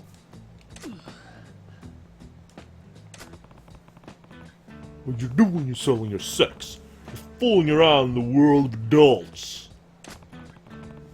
So, when kids play with fire, they're gonna get burned. I haven't gotten burned yet. We'll see what happens when I do. 何 You finished? I'm busy. If you aren't buying, I'd like you to leave. I mean, really, Kiryu, you can't be doing much, really, man. And, like, you ain't gonna be a narc? What, you gonna be a narc? Go tell the cops? Fucking narc? Huh? You gonna narc to your new best friend cop that you got earlier? Huh? You a narc? Don't be a narc. You're ex-Yakuza, man. Can't be narking around like that. She's not budging. Guess I'll let Mina know.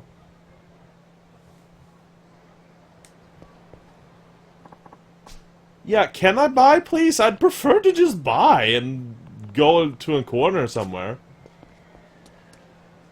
Oh. What?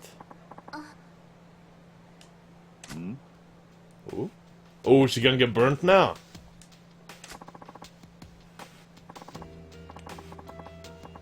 Your Spanish was so sweet.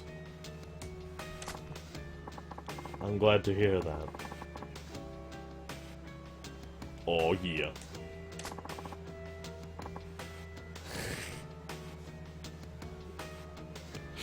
Yeah.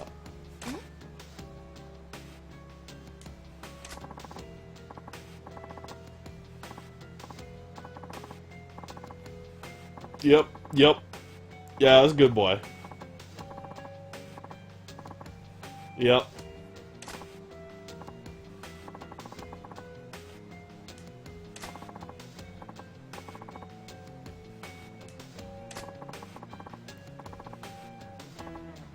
This guy just said, let's spend our life together. Again, I read, let's spread. Let's spread. Like, let's spread our legs. together. Yeah.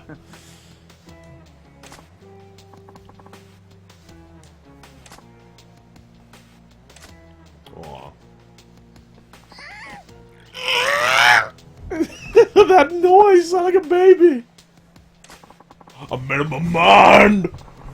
I'm gonna take you home now, girl. You're mine. Hi.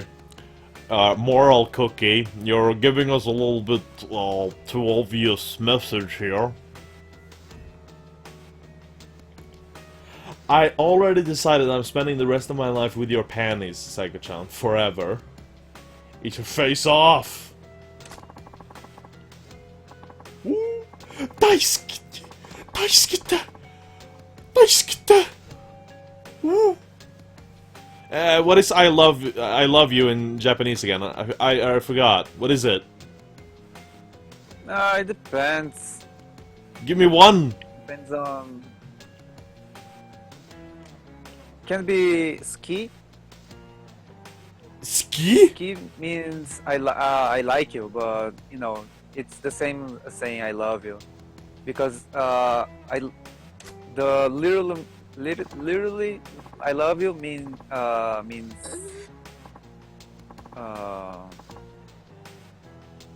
aishiteru, you know. Oh yeah, that's the Aishiteru one. means That's the I love one. you. That's the one I Yeah, wanted. but, Aishiteru. you don't usually say that. You don't usually say that. I heard that in anime though. Aishiteru. Yeah, it's too strong. Yeah, it's too strong of a word. It's too much love. Yeah. It's unhealthy love.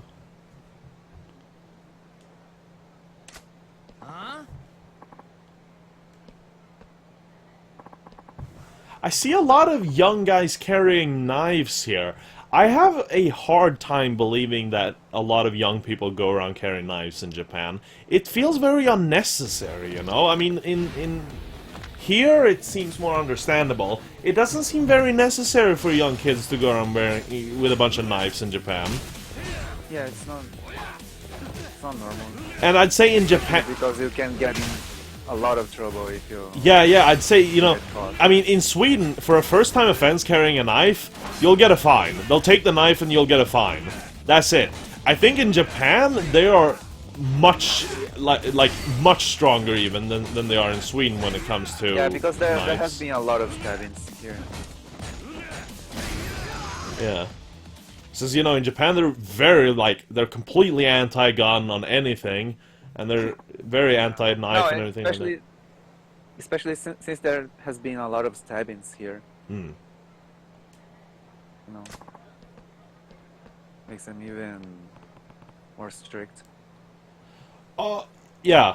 Yeah, that's the word, Ray. That's the exact word I was actually looking for. Daisuki. Daisuki! Daisuki! You know, like that. Daisuki! Yeah? Daisuki? Yeah. Yeah, that can work too. I've heard, but I like it that I like the way I said it more because that's I heard that in like a I don't know I think they were using some Vocaloid sound clip of that. They're saying Daisuki.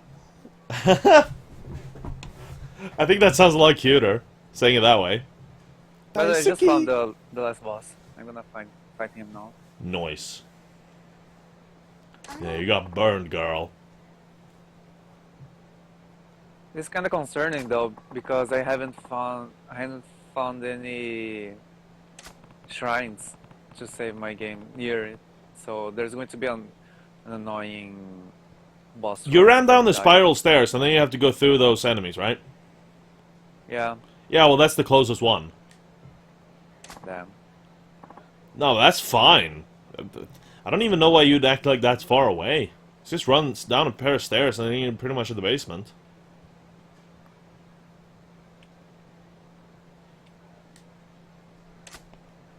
But you won't have to fight the guys in the basement again. They're dead forever.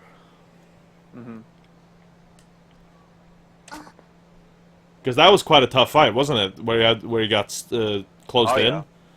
Yeah. For me, at level 107, that was a tough-ass fight, man. But luckily, you only have to kill him once. Yeah.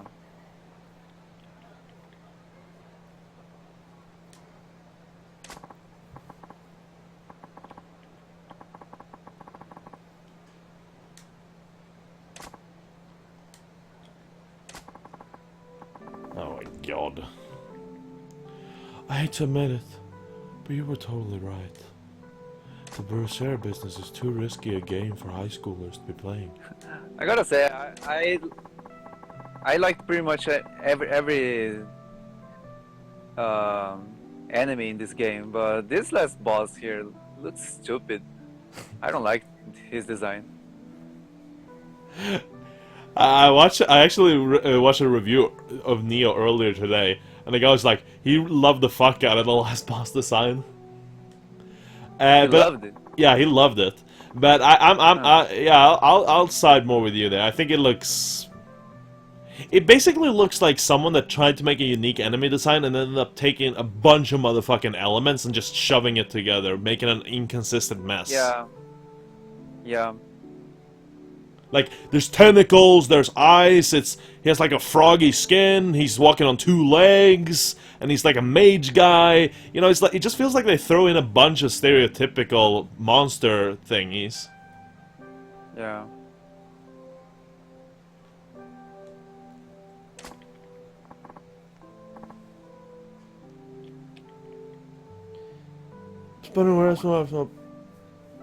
I'm spending the rest of my life with your panties, so you gotta go now. So you gotta go. Yeah. Wasn't there an aisle that got stabbed up by a stalker a month ago in Japan? I don't know. I have no clue. I don't keep up on everyday Japanese news. I prefer to keep track of Europe's fucking damning situation with all the Holy terrorists. shit, that thing, you know, the clan quirk just saved my ass there. That 30% chance saved my ass. I would have Lucky. died for sure there. I never use No, that because well, I'm pro, you know? Yeah. Oh, by the way, I killed him. First Yeah. try. Congrats. Yeah, thanks. Well, I have 3 million and I have Amrita. So I guess I win $100 now. What? Because I remember how I said I'd be willing to bet $100 on that the boss would be easier than what you just went through. Yeah. I think you should only show your underwear to someone you really care about. Oh, okay. So funny how he cuts his eyes and he just stands there crying like a bitch. It's funny. Oh, he cuts his eyes. I actually, for some reason, I didn't know what he quite did. Did he cut his front eyes? Yeah, his eyes. Then now he says, "Now you see no more." Oh, that's pretty nice. I didn't quite pay attention. I guess I don't know. See fully what he did. Yeah, and he stands there crying like a bitch.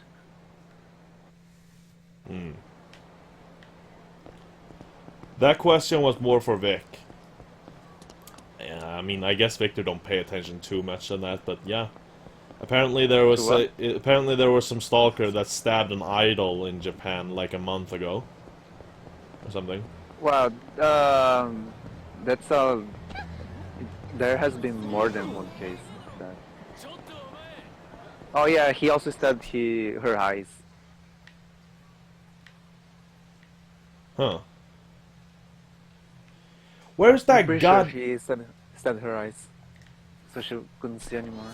Even if she survived. It's fucking brutal, man. Yeah. People just, mental problems. Yeah. But yeah, as I said to Felder, I tend to keep more track of all the shit that's happening in Europe these days, since it's kind of a big deal with all the terrorist shit. Like, Victor, it's gotten really bad in Paris. Like, I mean, like, in France, dude, there's shit happening almost every week these days. Not like bombs or big shit like always that happened in the Nice attack or the guys running around shooting people. But, like, there's tons of, like, terrorists stabbing people and, like, going crazy in France, man. That place is turning fucking dangerous in Paris, man. There's tons of shit happening every week. Oh, by the way, just changing the subject a little. I like the last text here. The compass no longer points anywhere. I'm finally free. I'm not saying it was the theater square. Theater alley across from Match Bowl. Match Bowl? Oh, in there?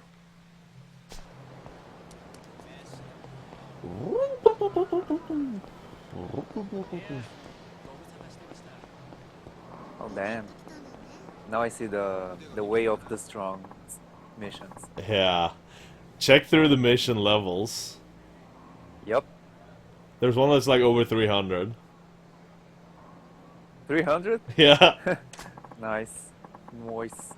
It's funny because, yeah, I don't see any that's over 200. But it's weird because Check the other I don't see regions.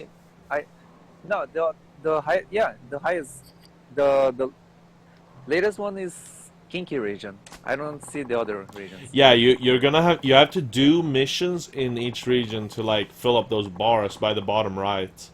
Then you'll unlock more regions. Yeah, I see it. Interesting. So I guess you've completed a few. Nah, but the reason I found out about that was I like looked it up on the forum. Okay. I did one. I just did the England mission. Damn. I was gonna eat something, but I don't think I have time anymore. Eat that cum ball or whatever you have. Eat those cum thingies. Cum ball. That sounds more disgusting than the cum jelly that I. Yeah, but you go eat the cum jelly. Cum ball. Go eat dung balls. Dung cum balls. Oh, speaking of dung balls, I had to do that thing Go give him to him. where I give the dung balls to the guy. Hmm.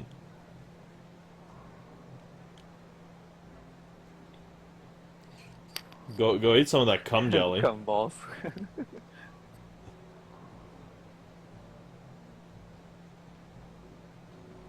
Oh, there are new results for the clan battles. Yeah, yeah, yeah. Or get them rewards.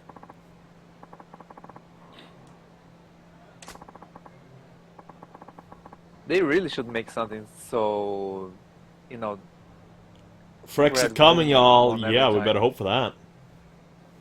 What? Ah, nothing. They really should do something so Red wouldn't win every time.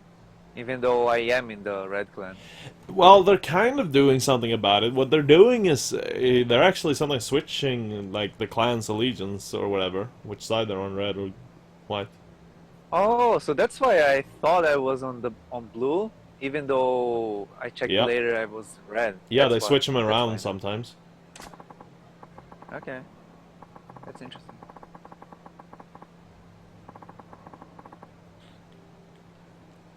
But I remember that the first time I entered the clan I am right now, it was blue. Then it changed to red once, and it has been red ever since. Hmm.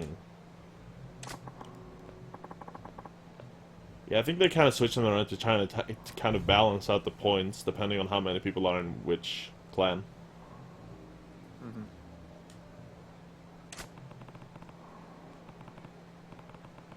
Oh, so now you can get sacred treasures, which says here you are about to obtain a rare or exotic sword at random. On rare occasions, you may even obtain divine equipment.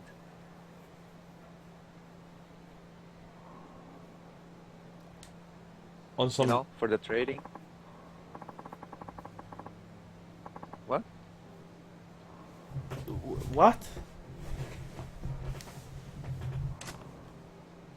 Did you say something? No, but what? What do you mean?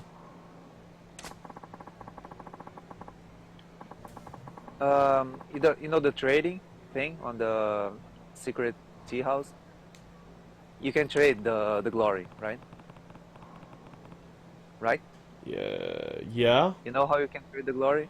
Yeah, Yeah. so you can trade for items, right? yeah. So there you can trade for weapons as well.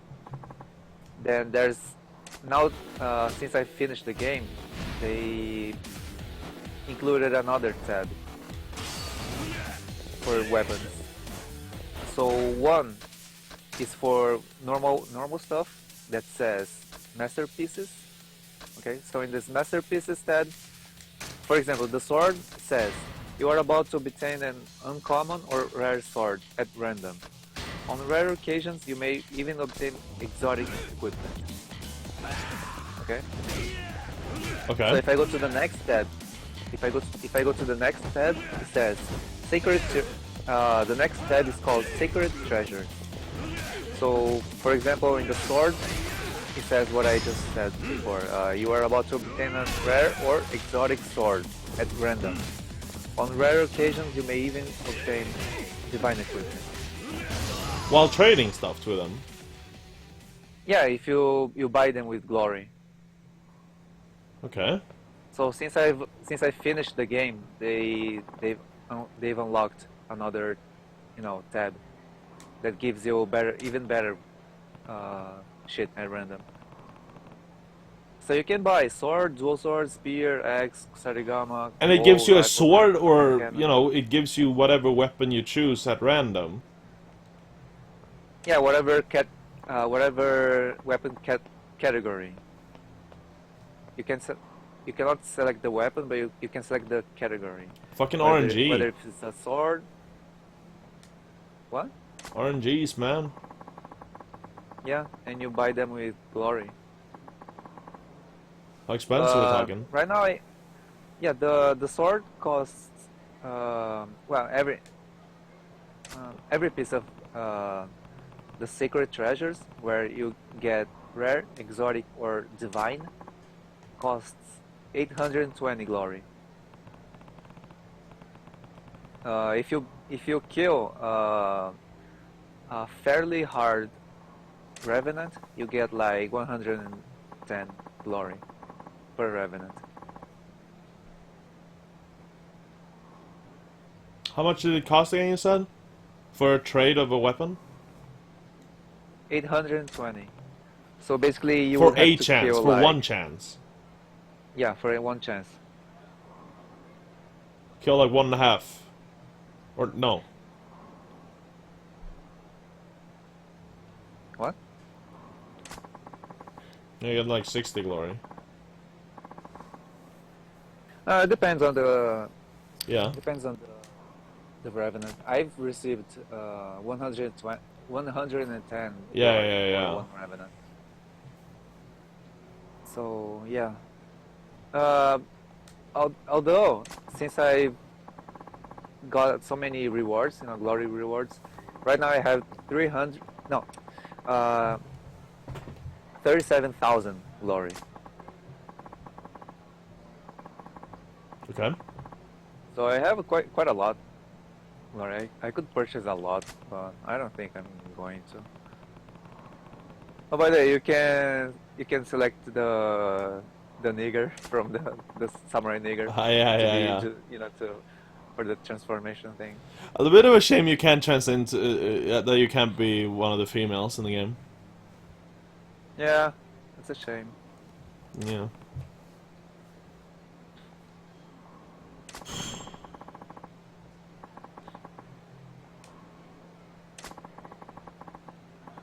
Oh, you can even be Kelly. Mm.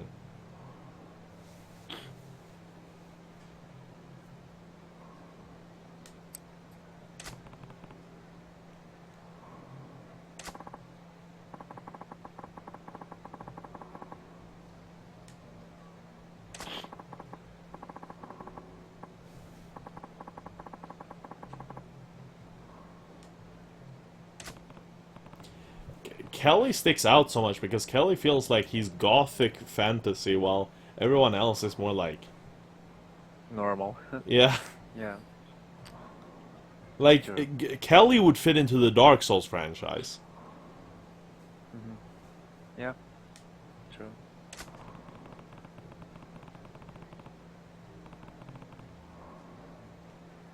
But I like Kelly's personality in a way. He feels By the way, what? Never mind. he feels a little wild.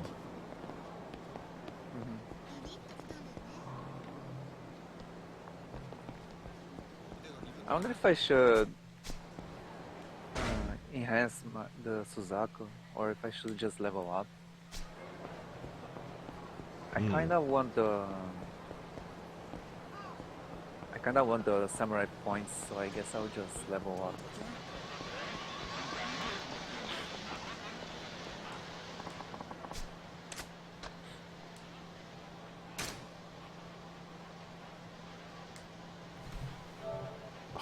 Thinking if I should just kind of wrap it up here now and go eat something, then go to bed because Yeah, I should definitely wrap up. I've done multiple side quests now. I've completed like 4 or 5 side quests now, and I've progressed a bit through this main story's event. Never really gone to a new one though, so.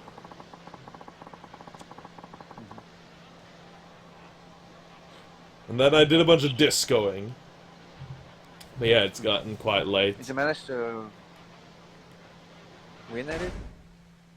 The disco? Completed all the 5 songs.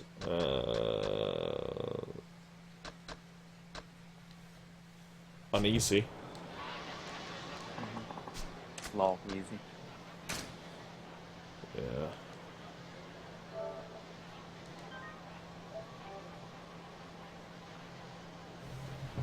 Where the thing at? Where do I do with the good boo?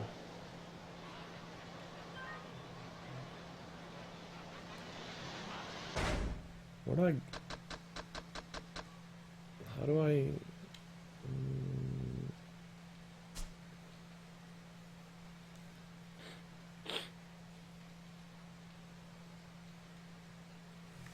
How do I fucking... How do I quit to the main menu? What the fuck?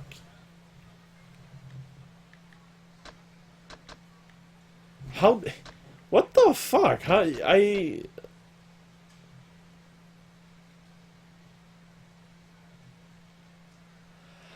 do I quit to the main menu?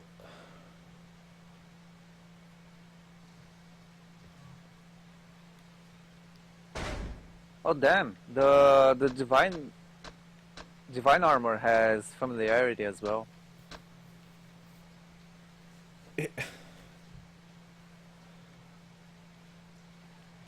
Okay. Yeah, you know how the normal armor doesn't have familiarity? Yeah. Or actually, I don't know. I guess. Yeah, now the divine armor does have familiarity. Oh, there you go. I see.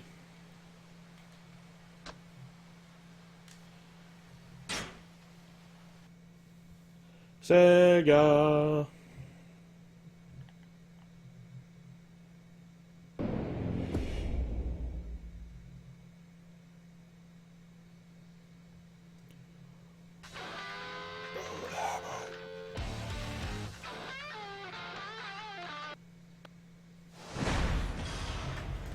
Yeah.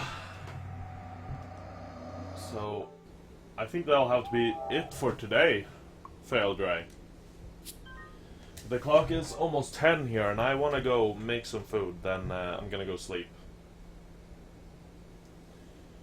What's my plan? So yeah, I'll be seeing you around, Faildray. Have a good one, man. Okay? See ya. See, I'm gonna turn off that stream. I can't hear you now for a second, Victor. I'm gonna go turn off the stream. See ya, Feldray. Have a good one.